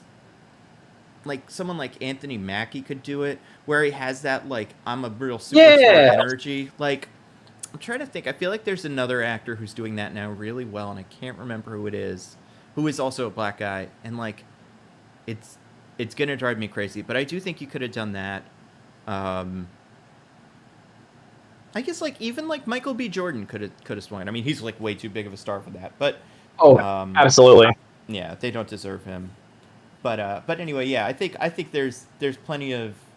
You could swap pretty much every element of that character out as long as he is a, bad guy movie star kind of thing. Make him a Bollywood star. Make him Indian. Who knows? No! Yeah, get Camille to play this one too. Why not? Man, what a good, like, inversion on that. Like, I love Bollywood aesthetic, and I think, like, just because that is, like, an overhammed vestige of movie making that we don't see much anymore because Hollywood is taking itself so seriously. I mean, Bollywood is just, like, going buck wild. That would be so fun. Yeah. I hope Eternals manages to get a little bit of that, like, a little bit of the flavor in, because I think this is the character's name. Kingo, I think, is the one played by Camille, who is a Bollywood star, apparently. But, I don't know. Like Eternals is still out in my wheelhouse. Yeah, I know. I think it's going to take itself a little bit more seriously than, like, a movie like Mortal Kombat could have a lot of fun with the Bollywood. I feel like we'll take a trip to Bollywood land for a little bit. But, yeah, there are some action stars. I don't know any of their names. But back when I used to watch Bollywood movies, there were some guys who I'm like, I could see as being a Johnny Cage type right now. And, yeah. Who in the chat said Joel McHale voiced Johnny Cage in the Mortal Kombat animated movie? What? That is not a voice I'd expect. Huh. That's an interesting pick. I could see, like, he's got that, Jeff Winger. I could see that being a Johnny Cage type. Kind of unlikable, but actually kind of likable. Heart of gold. Let's get Glenn Howard to play him. Oh my God, yeah, that would be amazing. Or the other one. Maybe? Mac. Like, Mac is already ripped. And he knows karate. He can do the karate. And then have you been watching Mythic Quest? No, I watched the first couple episodes and I liked it, but then I keep forgetting I have Apple TV Plus, so I don't put it on. I watched Ted Lasso, so I guess that's not true, but that's really all I use my Apple TV Plus for. Is it any good? I haven't watched, like... It's so good. I mean, I love It's Always Sunny. Rob McElhenney does such a great job. He's basically just playing Mac again, but what a great actor. Yeah, he's terrific. I was so excited, like, not even excited, but I remember when he was going to do the Minecraft movie, and then... Yeah, he was going to write and, like, make a whole Minecraft movie, and then they didn't, obviously. Hold on a second, sorry, my headphone just died. I have to charge these things. I don't know if this one's on.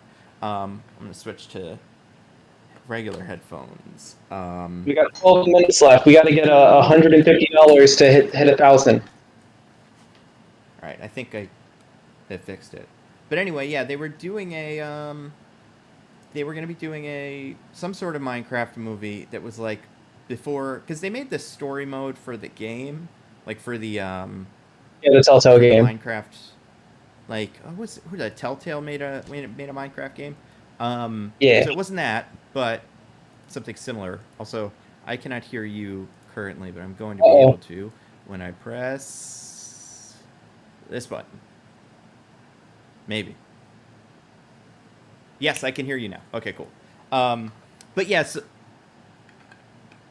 so as Telltale made the Minecraft game, and I think it was around, like, before that came out, it seemed like a Minecraft movie was happening with Rob McElhenney being behind the Like and I think it was around the same time as Lego Movie came out. So before that, I would have been like, that's the dumbest idea ever. But then after Lego Movie, you're kind of like, well, you can turn anything into something if you got the right guy. Right? I don't know if that just got held up in development hell or what, but I wouldn't be surprised if they pulled that out, because yeah, Minecraft is super popular, and I mean, how expensive can it possibly be to make a movie of Minecraft? Like, but oh yeah, apparently it is just around the corner, 2022. But it's not what's his name. It's not Rob McElhenney. It is someone named Peter Solitz, who is known for Nick and Nora's Infinite Playlist, and that's all I got. Some other stuff, but yeah. Oh, it was going to be directed by Sean Levy, who left the project and is now making. I believe that's the name of the Free Guy director, right? Oh, sorry, chat. I bet I know why, too, because I haven't changed the input on the thing. Chat, I will fix this post-haste. All right, try speaking again. Yeah, I think I wasn't saying anything of value anyway. It's fine. You were. But Sean Levy was going to do it, and then he went and did Free Guy. So I hear Free Guy is very fun. Really? I just thought that movie was never going to come out, and it was going to exist as trailers till the end of time. I like that too. I love a good vaporware movie, but yeah, I've heard early reviews that say it's pretty solid, and I feel like I've already seen the movie though. I think so too, but also I'm like, I wonder if it's kind of like, did you end up seeing like Soul, where you figure you saw the whole movie? Movie? Yeah, that one. Yeah, I really like Soul. I've watched that a few times. I don't know. I really liked the idea of Free Guy before it was like, he's a global phenomenon. This MGC has gone rogue, and now Taika Waititi has to take him down. I thought it was just like, it'd be cool, just like guy in single player world. Right, doing Truman Show, kind of. Yeah. Yeah. God, I love Truman Show. Also, apparently, this guy's making a Sesame Street movie starring, here we go, Anne Hathaway, Chance the Rapper, and Bo Burnham. Yeah. Those are three people. Those certainly do exist. That is a weird mishmash, and I'm so for it. Anything Bo has touched is great. Did you see 8th Grade? I have not seen 8th Grade. I feel like I want to, but I also think it's probably a bummer. You do not want to. I almost left the theater because I was getting so much secondhand embarrassment because it brought back so many repressed memories from middle school. It captures the vibe way too well. It made me deeply uncomfortable. It was a fantastic movie. Well, and as a YouTuber now, I feel like I'll watch a video, like a movie about a child YouTuber, and be like, oh no. Oh yeah, no, it brought back the early days of YouTube real hard for me. But still, like, really, really good movie. Like, I think watching it at home would be a lot more comfortable than in a theater, which is how I experienced it. Yeah, that makes sense. But yeah, like, that is the most I probably have been, like, physically affected by a film in terms of just, like, actually hitting me with emotions. That makes sense. I have a summary for the Sesame Street movie. This is insane if this is true. Big Bird and his Sesame Street friends are mysteriously expelled from their neighborhood, finding themselves in Manhattan. They team up with a plucky history show host, yeah, I guess, Sally Hawthorne, who's on a quest to save her show and prove that Sesame Street actually exists, with obstacles created by the evil mayor with reasons of his own for keeping Sesame Street hidden from the world. I'm guessing Bo Burnham's the mayor.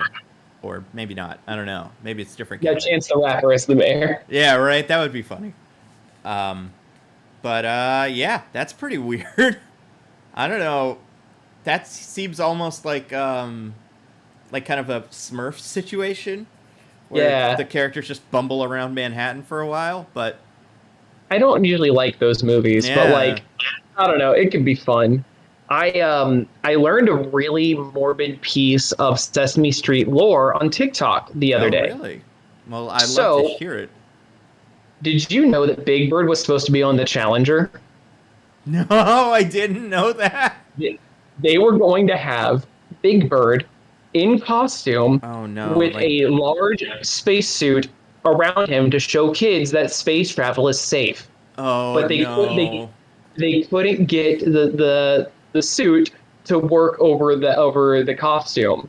Wait, but would it be the Now real guy in the suit, or just some? it would be the real guy in the Big Oh Bird my suit. god! Now, take this with a grain of salt. I have not fact checked this. I do not want to fact check this because I want it to be real. But it's just something I heard on TikTok. Do with that knowledge as you will. But the guy prefaced that with like saying, "We're not allowed to say we live in the darkest timeline," because Yeah. that would have been the darkest timeline. Yeah, I feel like there's definitely. I almost would like to believe that if that happened, the Children's Television Workshop would have come in and be like, "We're not launching today. It's too cold. We've actually done the math, and this ring won't work." And they would have been like, "Yeah, they got Big Bird. I don't know what to tell you. We got to listen to them." Oh, it's real. Yeah. History.com has an article about it. Oh my god. Yeah, that really is the darkest timeline. Oh, NBC News. NASA confirms talks to fly Big Bird on the Doom Challenger shuttle. Wow. Oh my god. History is weird. Like stuff like that is like why we need the TVA. Yeah, right. I mean, I think the weirdest like history kind of there, but by the toss of a coin go I want to say it's the city of Osaka was like was going to be both of the atomic bombs. It was the alternate one day and then the not alternate one other day, and it both kind of canceled out and ended up surviving both. It's wild. Like, yeah, no, I remember hearing about that. That's insane. Yeah. Like, just it's so crazy how much of that was just weather. Like, flip a coin and it's like, oh, I guess it's cloudy, so we're gonna drive this terrible doomsday device to a different city. Yeah, it's wild. Yeah, man, like everything about like the Manhattan Project is just like so, like you can't make that stuff up, but it feels like straight out of science fiction. Yeah, it really is crazy. We're at least Big Bird isn't dead from explosion. I mean, the crazy thing about Challenger, from what I understand, I wasn't alive during it, obviously. Not like obviously, but it's like I definitely wouldn't have been in school during it. But I want to say they like showed it in schools, like they brought the television in, and the kids watched the Challenger explosion. It was supposed to be like a big deal because the teacher was on board, and kids would have watched Big Bird explode. That would have been insane.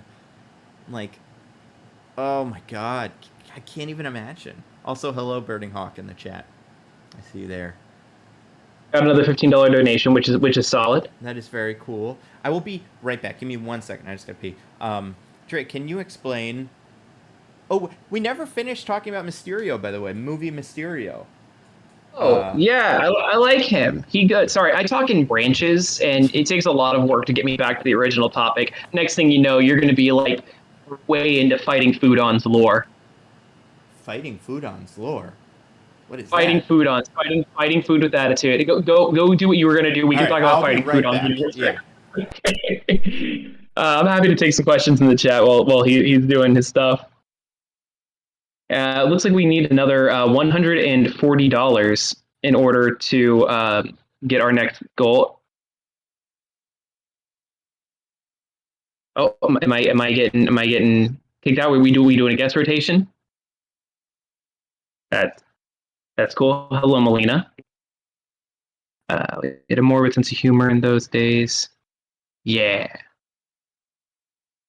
It's a good time for me to workshop my Type 5. I'm actually going to start taking stand-up comedy classes next month. I thought it would help out my YouTube channel.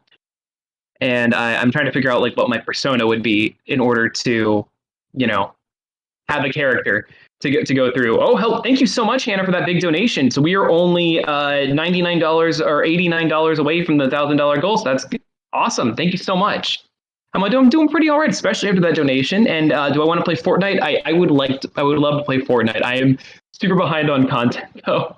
Otherwise, I would definitely be streaming it. I know Superman drops in 5 days. I'm going to try to make some time to play when that happens. Fortnite has no right to be as good as it as it is. Like it started as just like a joke for me, and next thing you know, I am so painfully hooked. Between that and Final Fantasy 14, I've gone from playing and beating like 4 video games a month to literally just playing Fortnite and 14, and it's been consuming far too much of my life. Let's see who else we got in the chat. Any questions that we missed earlier? Let's see some Suicide Squad talk. If I had a superpower, what would it be? That's a legitimately hard question because there's so many drawbacks that comes with it. Like for example, like you would have to be able to handle the G-force of going at high speeds. You'd have to handle pressure changes. You'd have to handle temperature changes. Like with super strength, how exactly does that work? Like, is it just your muscle mass that's increasing?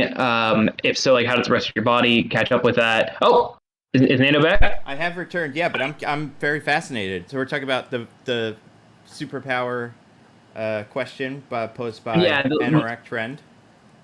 The logistics of having superpowers of like there's so many hidden drawbacks to powers that it makes it tough to pick like what would be one to have.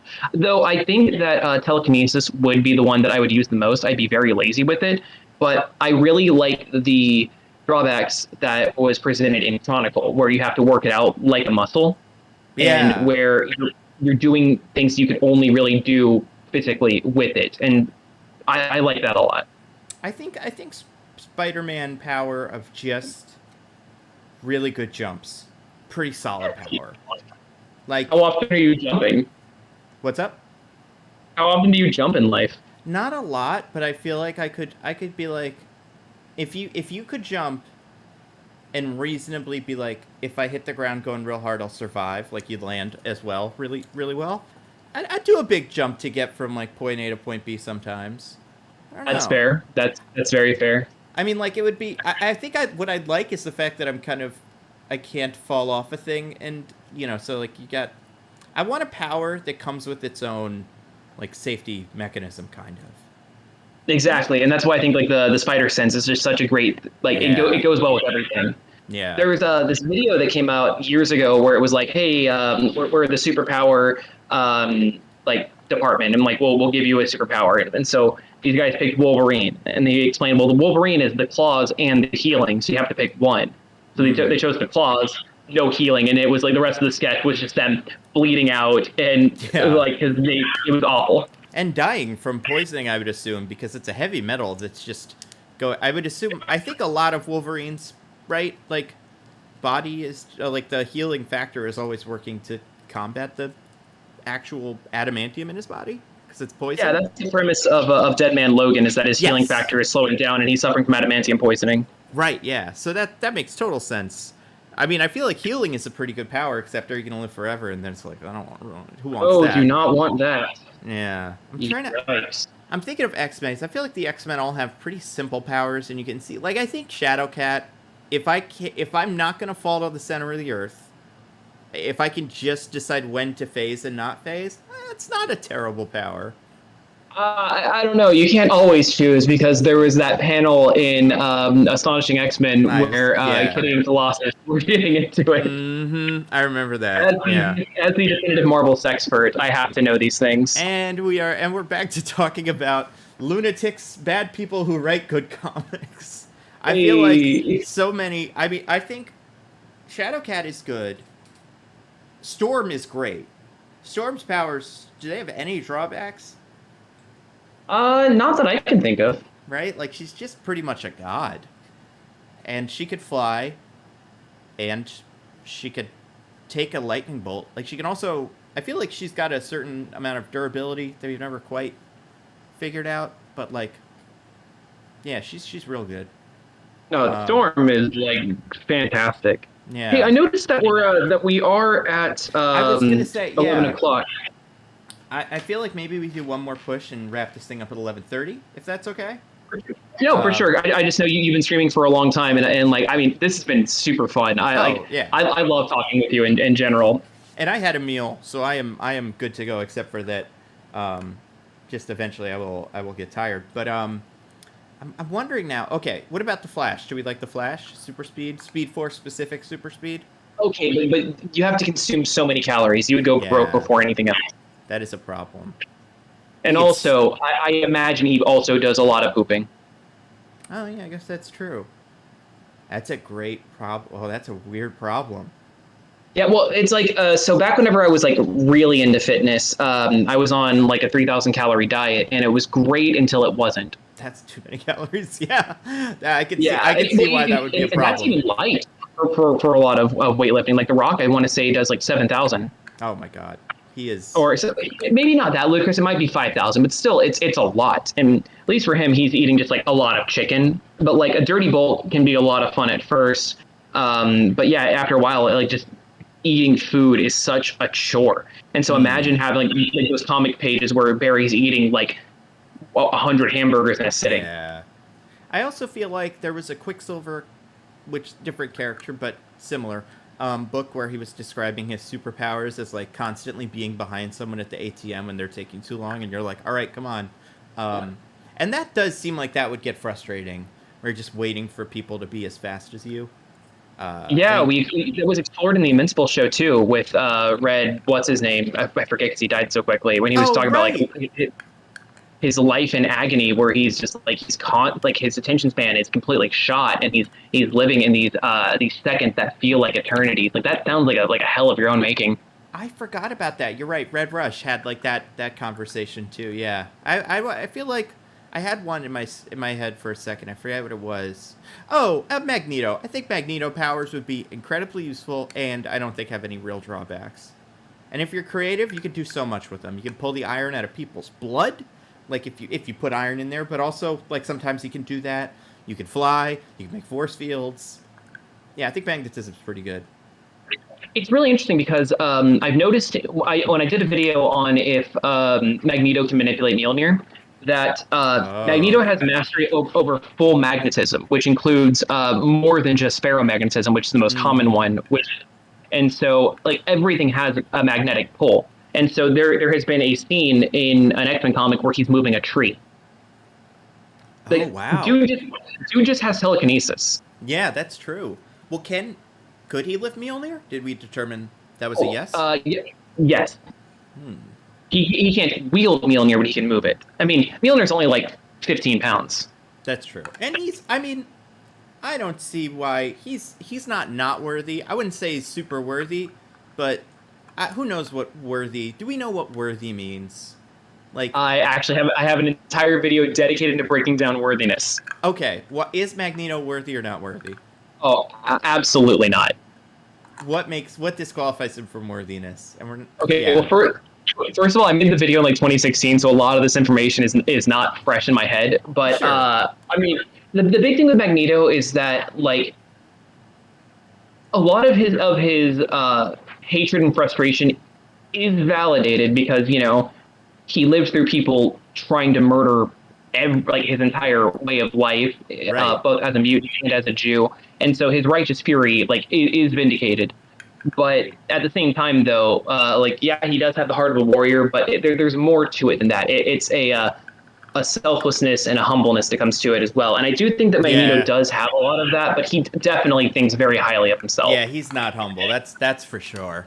That is... Yeah, that he could be humbled. I feel like sometimes he is more humbled than other times, but I would say in his natural state, he very much thinks... I mean, I guess in general, he believes that mutants are superior to humans. So exactly. That disqualifies him. Now, Goku can lift it. Goku can lift it? I mean, that for sure. I full-heartedly believe that he can. I feel like most superheroes can probably lift it, right? Like, can Spider-Man lift it? I feel like he feels worthy. He's never done it, but I also think that Peter has too much self-doubt. And also one of the big things is that you need to have the heart of a warrior in order to lift it, and that's why Captain America can only lift it in the heat of battle. Oh, okay. And so I don't think Spider-Man sees himself as a warrior. He sees himself more as a defender. That's fair. What about the Punisher? No, Punisher is a monster. Yeah. I'm trying to think of other characters who are not Thor, but would consider themselves warriors. And I mean, like, there's not a ton that jump to mind. I don't know. Which X-Men can wield the hammer? Probably Storm. Like she has her own hammer. It works differently, but I think that there would be a lot of similarities there. Mm-hmm. I feel like she's also not incredibly humble, but she's more humble than Magneto. Without a doubt. Yeah. I imagine... now I'm thinking about it, maybe not too many X-Men can wield the hammer. Because they're all, like, pretty... Maybe, who could... Maybe Nightcrawler could wield it. He'd have to really be into it. That dude could absolutely wield the hammer. Yeah. Like, I mean, he is a warrior. He's so down to earth. He's so humble. A nice guy. Yeah. Man, Kurt is fantastic. Him and his two things down there. What did you say? Two what? Oh, are you not aware? No, I am not aware. That Nightcrawler has two reproductive organs down there. No, I thought you were gonna say his two like cutlasses or sabers. No. So I didn't know. I have not heard this before. Uh-oh. Yeah. Remember, I'm the Marvel expert. That's upsetting. Who wrote that? Where'd that come from? Well, so it never was put into a book, but one of a writer commented on it. Oh, okay. Let's take a look. So I am taking a look at. You ever looked at Comic Book Legends Revealed? I don't know. What is that? So it's I'm not the biggest CBR fan, but this is a series where they take common stories about like comic culture and stuff, like either like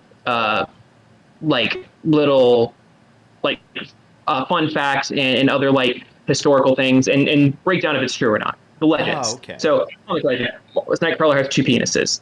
False is apparently this one. Okay. But it started, let's see, in an interview for Nightcrawler Reborn with Uncanny X-Men writer Chuck Austin. Oh, okay. That sounds... I was going to say, Chuck Austin is he's said some things. He's not a bad writer, but he... Well, I want to say, when did he... Was he writing in, like, the late 90s, early 2000s? 2002 would be the Nightcrawler book. So isn't that one of the least liked runs of all X-Men? Oh, absolutely. So my buddy Chris is a complete madman, and he did a binge of every X-Men comic and every spin-off ever written, and he just concluded it a few months ago. And that book is at the very top of his least favorite. What's his favorite? I do not remember. What else does he not like? Is there anything else? Where did the God, I mean, my favorite X-Men book is like X-Men adjacent book is X Factor 2. Like Polaris Big Strong Guy Havoc. I don't know what it is about that book, but I love it. I remember you mentioning that in a video. Yeah, I don't know how the fandom feels about it, but I think the art is fun. I like the conversation. Like I think it's one of the first comics of that time where people sounded like normal people, and like they didn't say every single thing they ever thought in every speech bubble, and and I think the characters like Strong Guy, Madrix, Polaris, those three really, really great, and I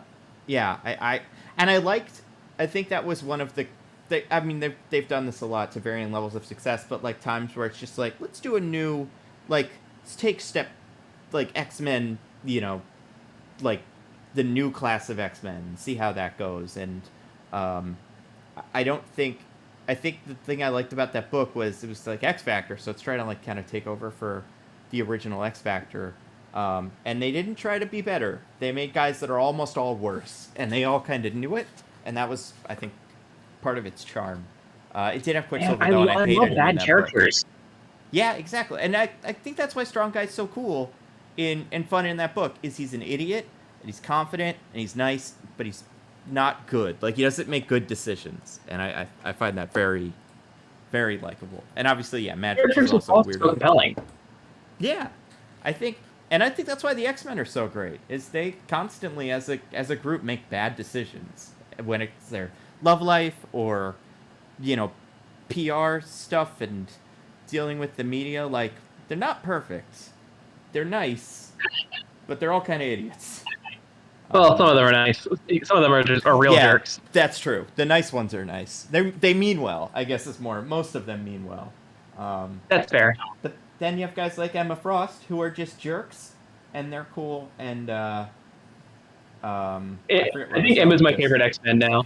Mine too. I feel like they've done so much with her. I mean, House of X and everything past then has been great. But ever since Grant Morrison, like they've just had so many interesting things to do as a character. I think she was great in the Whedon books that are bad. And I love her in, what was it called? What was the team they were on with her and Cyclops? The Extermination Team or whatever? Yeah. Whenever they wait to do their own thing. Yeah. So I always feel like she's been a really good part of whatever team she's on. And she's great in Marauders now. Like, I think she's very, very fun. I didn't realize she was in Marauders. I'm very behind. I want to read everything up to Ten of Swords and then go to whatever the next event, like the Hellfire Gala and stuff. I'm so behind on X-Men. Yeah, well, with the Marauders, she's not like one of the people on the ship, but she's in charge of the venture of like using some sort of ship and thing to. Oh well, sure, because she's in charge of the Hellfire Trading Company. Exactly, yeah. So like. Starfire Shadowcat doesn't report to her as like a boss necessarily, but there's like a coworker relationship, and she does play a big part in the story. I love the Hellfire Club as a concept. I think they're so weird, and and all of their members are fun for me too. So yeah. Are they still calling her Kate Pride? I don't like that. I mean, I guess she hasn't. They don't call her like Shadowcat anymore, and they definitely don't call her Kitty or Ariel, or any of her other billion names. I think it is Kate Pride. Man, what a lame name.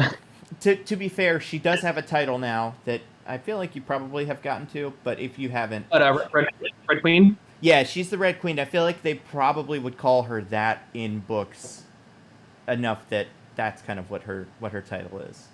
But I mean, she got. I don't know. The name Kate is just so plain in my opinion, and maybe it's because I'm heavily scorned because the woman that has ruined my life is a Kate. But also it's just.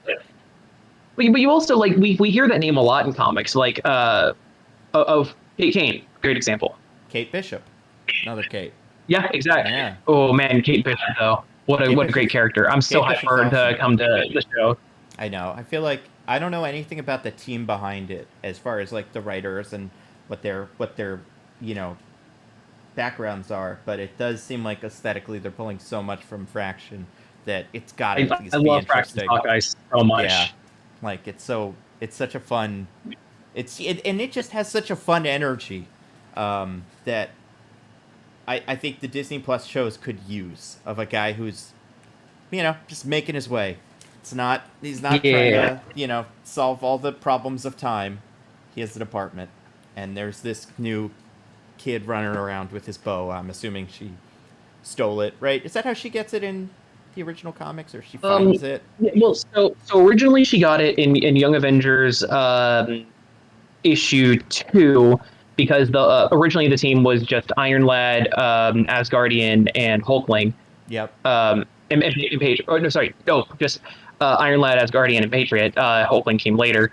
And they stopped the crime at a ball that Kate was at, and then she started kicking butt, and then they started hanging out in the Avengers mansion, and Captain America gives her his bow. Right. Okay. Yeah. I feel like it'll probably be half that and half. I feel like she's gonna reluctantly steal the bow, or like there's gonna be a little bit of like, I'm the new Hawkeye, I got your bow, and then he's gonna be like, no, you're not, and she's gonna be like, yes, I am, and then that's probably gonna be the whole series, but that'll be fun. Like I think that still has that gives him that kind of frustration as a character, kind of behind everything. So yeah, I'm very excited. What's going to do with the Ronin persona?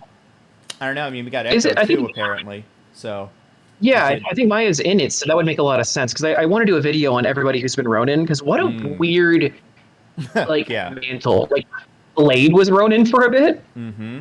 Have you read? And then Hawkeye recently back up. Yeah. Oh yeah, dude. Freefall's so good. Really weird Ronin situation going on there, or like almost like subversion of the whole whatever mantle, or like I feel like they're making. I want to say I don't know anything about it, but I think there's also an Echo show in development, just called that would like make Echo. sense. So yeah, I could see her maybe taking it up at the end, and then that's like kind of her journey. That's probably a big reason why they're pushing in the comics right now. Because she just became the host of the Phoenix. I was gonna say, yeah, I heard that. I mean, he did that in Heroes Reborn, but is that also what happened in Avengers? It's what happened in Avengers, actually. Heroes Reborn is another one of those things that I haven't read, which sucks because I love Jason Aaron. Speaking of I'm excited to read it. It's very fun, and I liked all the spin-off books too. Like, they seem like things that you could skip, and that you totally could. But the idea of them just being like stories written in that universe, like what was that universe, the Civil War, like? And here's one issue of what would be a 6-issue series, but you're just getting issue 3. So you have to kind of work your way backwards from a lot of stuff. It's fun for comic book fans. I think. I'm one of those. Yeah, the best one I really liked. The Gwen. They did one where Night Gwen. Night Gwen. Yeah, that one was fun. I want to say there was another one that. Oh, I liked Siege Society, whatever, which was like the Masters of Evil, because you got to see more of the Squadron Supreme and like their Aquaman, their Hawkeye, their their Atom, I guess. So that was kind of fun. But man, yeah, I've never really read much of Squadron Supreme, but I really want to, especially with how passionate Mark Gruenwald was about them, to the point where like he had the ashes mixed in with the ink on the reprintings. All of their various like. I've heard like the political aspect of that book is really good. I've been enjoying what I've been seeing in the Avengers with the DC's best heroes. But Squadron Supreme, I really want to get more invested. That's the whole part of the Marvel universe that I'm not like knowledgeable on. And that to hark back to Ben's question, like that's part of what I love about comics. That like. Yeah. This is my full-time job, and I know way more than I possibly should about these universes, and yet there are still so many facets that I know nothing about, and I'm still constantly discovering new things and reading classic stories. It's never ending. It's incredible. Yeah, and it is like I think the nice thing about like characters like that, like the Squadron Supreme, is like they've got the pitch for them makes complete sense. Like it, everybody can pick up that book and kind of get what it's going for, but you can put them in a lot of different stories and like different situations, and also like what the characters of Superman and Batman mean right now in the world, and then kind of their like a take on that. So characters like that are kind of flexible are a lot of fun to kind of watch develop over time. I think one of the things that I always found kind of confusing about them was like, besides just being kind of copies of, or not copies, but like pastiches of all the other, but I didn't know that what's his name, Nighthawk, was a senator, and like that's a really interesting day job for a superhero to have, and that Hyperion's a school teacher. Like there's just a lot of like things that you get down to it, and you're like, oh yeah, I guess there isn't really a senator superhero yet, and there's probably a school teacher superhero, but I can't think of any off the top of my head. Peter was one for a little bit. Oh, yep, that's true. Yeah, and what's his name was evil Captain America. John Walker? No, the other one. Steve. William Burnside. William Burnside. Yeah, he was a teacher as well. That's right. Which is like Jack Monroe was one of his students. That's right. Yeah, and it's a good way to like be like, oh yeah, this guy's he's not terrible. He's a teacher, so he cares about the world at least a little bit. And I want to say he was like a history teacher specifically, so it was even more like he was. Because he did heavy research into Captain America, and that's how he found the part of the super soldier serum. Right. Yes, that makes sense. Hey, how do you feel about them casting Henry Cavill as Hyperion for a movie? I would love it. I mean, it's whatever he wants. If he wants to be Captain Britain, I think that's great too. But I would That'd be love. so good. Yeah, I'd love him as Hyperion. Like, I think I have a feeling he would want to have a sword, right? Because that's what Witcher is, and he loves that stuff. But if he didn't want to do that, I would be totally cool with him being, being Hyperion, and just casting all of them. Just be both. Yeah, that's true. true. Like, can Captain Britain just be a variant of Hyperion? That would make so much sense too, because it's just he landed in Britain this time. That's the variation, or not landed in Britain, I guess, because he's not an alien. But yeah. Yeah, he is. Is he an alien? I'm pretty sure. I thought he was tricked into thinking he was. Oh, that could also be right. Like I said, my knowledge of Squadron Supreme is very limited. I get all the superhero or Superman pastiches mixed up. No, I think you're right. I think he is an alien. I think. You know what? I think he is. I think he's from another dimension. That's his deal. And that's what I think it is. Yeah. Raised to think he's an alien or something. I don't remember. But what was I gonna say? He would be fun as a. Like, I think if we don't get him as Hyperion, I'll take Brandon Routh. But I feel like Hyperion has to have a more sinister nature, the way they've written him now. I don't want to say in Heroes Reborn he's, like, fascist necessarily, but he's got he's rougher around the edges. But he's not fascist. Yeah, he's not definitely not a fascist. You just gotta, catch him on the wrong day and you're in trouble. Yeah. But so I think you'd want someone like I was thinking, because also I think like a redhead. So I like what's the guy? Dexter? Oh, don't tell the internet that. They're gonna get real upset about ginger side. Ugh. Oh my god, it is weird. Not like weird, but it's strange. It is strange. That is an odd trend. I will not deny that. I don't get it, except for that they're always the side characters that are the most like, where's Starfire from? I don't know, space. Okay, well, if we're gonna do a race swap on one of the characters, that's a pretty easy place to start. Like, even though her background also makes way more sense with. Well, and she was always coded as a woman of color. But exactly. I had a fan that actually pointed out on a thread recently that comics weren't really subtle back in the day, and so even like just American culture wasn't, and so a lot of redheaded characters were known for their more fiery personality. Ah.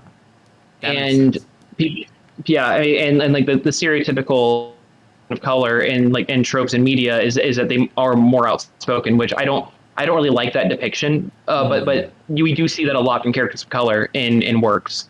Yeah, I guess so that could have something to do with it. Yeah, I'm trying to think. Who are the other big redheads? You got. Oh, there's that image with like all of them listed. Yeah, you got like. I want to say there's one.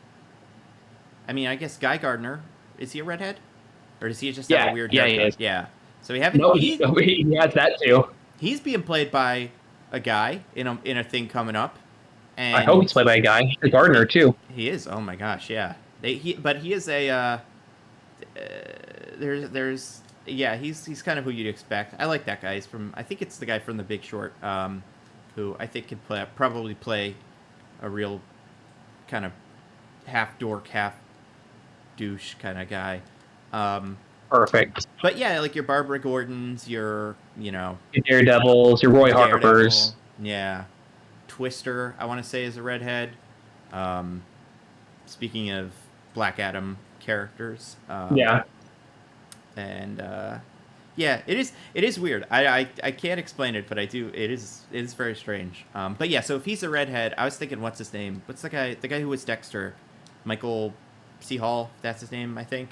He is both a redhead and terrifying, and probably jacked. I don't know if he's too old for it, but I think he would work. Okay, someone made a list. We got Mary Jane, Speedy, Guy, Starfire, Jimmy Olsen. Oh yeah, Jimmy Olsen, the classic redhead. I mean, yeah, no, legitimately. Yeah, a lot of redheads, and yeah, it's pretty wild. Well, it looks like we're coming to time, but that's almost $1,000. Yeah, that's really, really impressive. And for your first charity stream too, that's great. Yeah, we'll give everybody a second. If anybody wants to throw in a last-minute donation, I'm going to make one more lap around this guy's backyard. I've decided that this guy is my least favorite guy because he's the one. Oh, I forget what he did. He did something very annoying. Oh, he's a neighbor to this one. Originally, we thought these two were in a relationship, but they are not.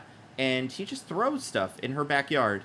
Like if I'll bring, a vase into her backyard, or his backyard, he just tosses it over. So yeah, he's not a good he's not a good neighbor. Someone said Red Skull is a redhead. I guess he is, technically. I mean, you're not wrong. Yeah, reddish head. Oh yeah, Jean Grey redhead. That's another classic redhead, and she has continued to be like. I mean, they've only had 2 movies with her, like two different versions of that character. Man, I don't even know who to cast for Jean Grey. That's gonna be a tough one. But yeah, this is no, fun. absolutely. I can't wait to go watch Suicide Squad. I feel like I'll probably watch the first bit, where whatever happens with Suicide Squad 1 happens, and then that'll be enough for me, and then I'll save it for a bigger watch with girlfriend tomorrow. Because I'm gonna mooch off my girlfriend's HBO Max and watch it because it's free. Yeah.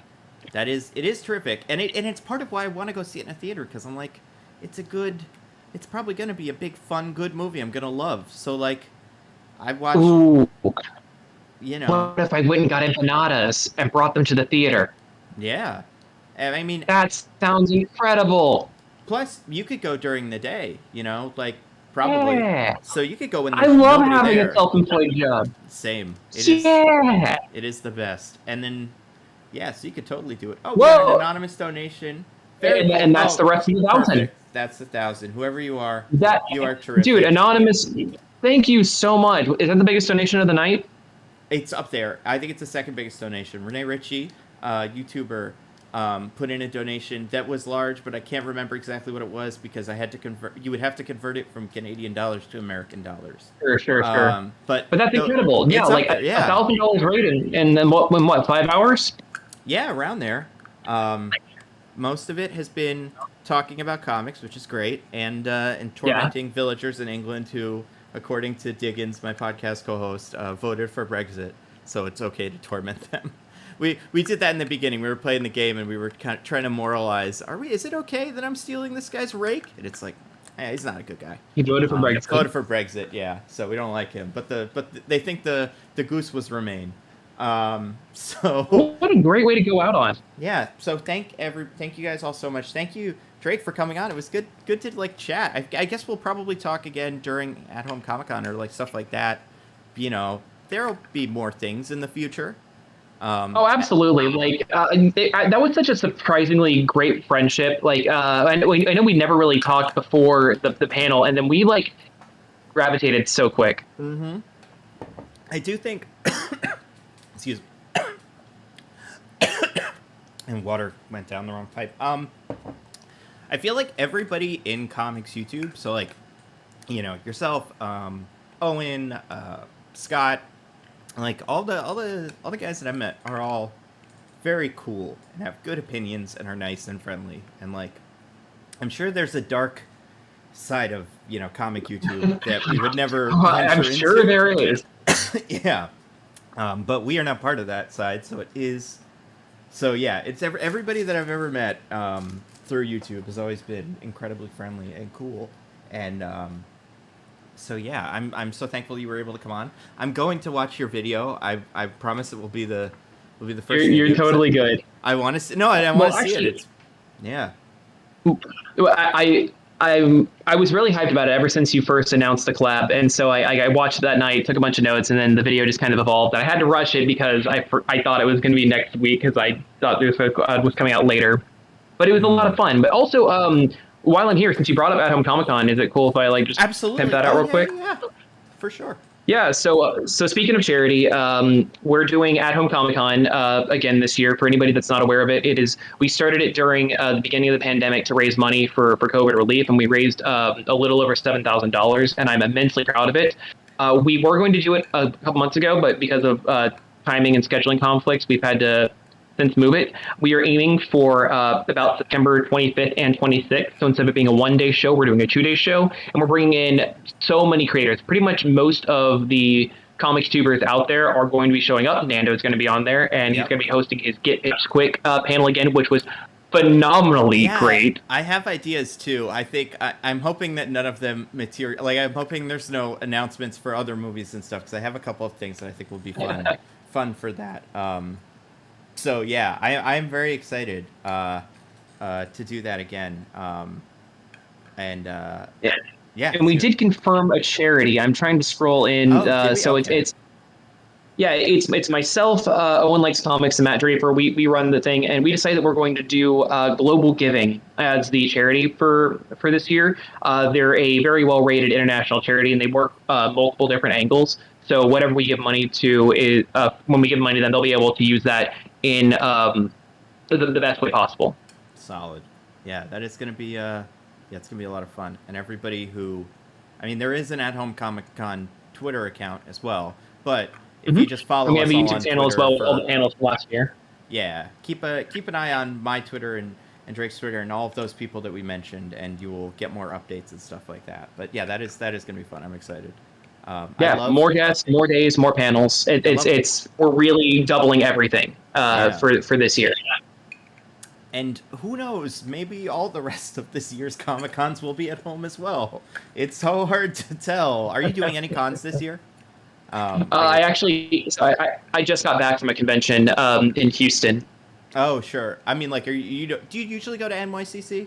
Or no, it sounds really pretentious, but I don't go to any shows where I'm not a guest, because I just don't have the money and time for it. I feel that makes sense. And I mean, big cons like that, it just feels like I'm paying a lot of money to go and spend more money. Oh yeah, it's quite a racket. If you're in the city like I used to be, it was fun, and it's like, yeah, I'll get a ticket, go in, see all the stuff.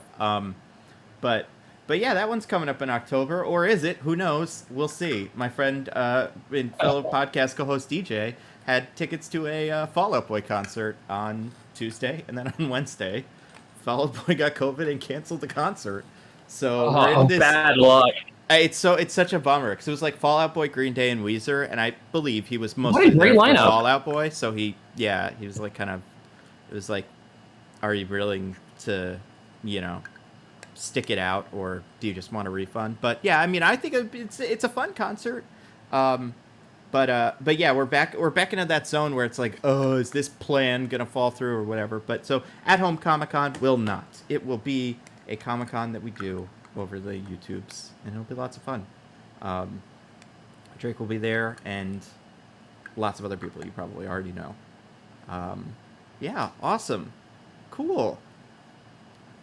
I don't know how to end a stream, so we'll just thank all of you guys again. Yeah, and say the end. So have a good night, everybody. Enjoy Suicide Squad. I guess the other thing, if you're making one Villainous theme video, tweet it to me or anything like that. But no pressure in terms of like time. There is no deadline. A couple people already asked me that. It's like, nah, you can make one in years, and I'll put it on the playlist. And then, take your time, have fun, enjoy yourself, and be safe, everybody. Goodbye. And goodbye to Drake, and thank you, Drake, and Ben, who was on before, for stopping by and chatting. Were you there for the part, by the way, Drake, where Ben said that his cousin made this game? No, I was not. Yep. Apparently, and I kept going like, but really, did he? And then he kept going, yeah, he did. And then I was like, okay, but did he, or is this a bit? But I think it is a real thing. So thank that guy as well for making a very fun game. I really enjoyed it. We beat the whole game, perfect amount of time. So yeah, thank you, everybody. Stay safe. And yeah, enjoy the Suicide Squad movie and all of your weekends. Goodbye, everybody.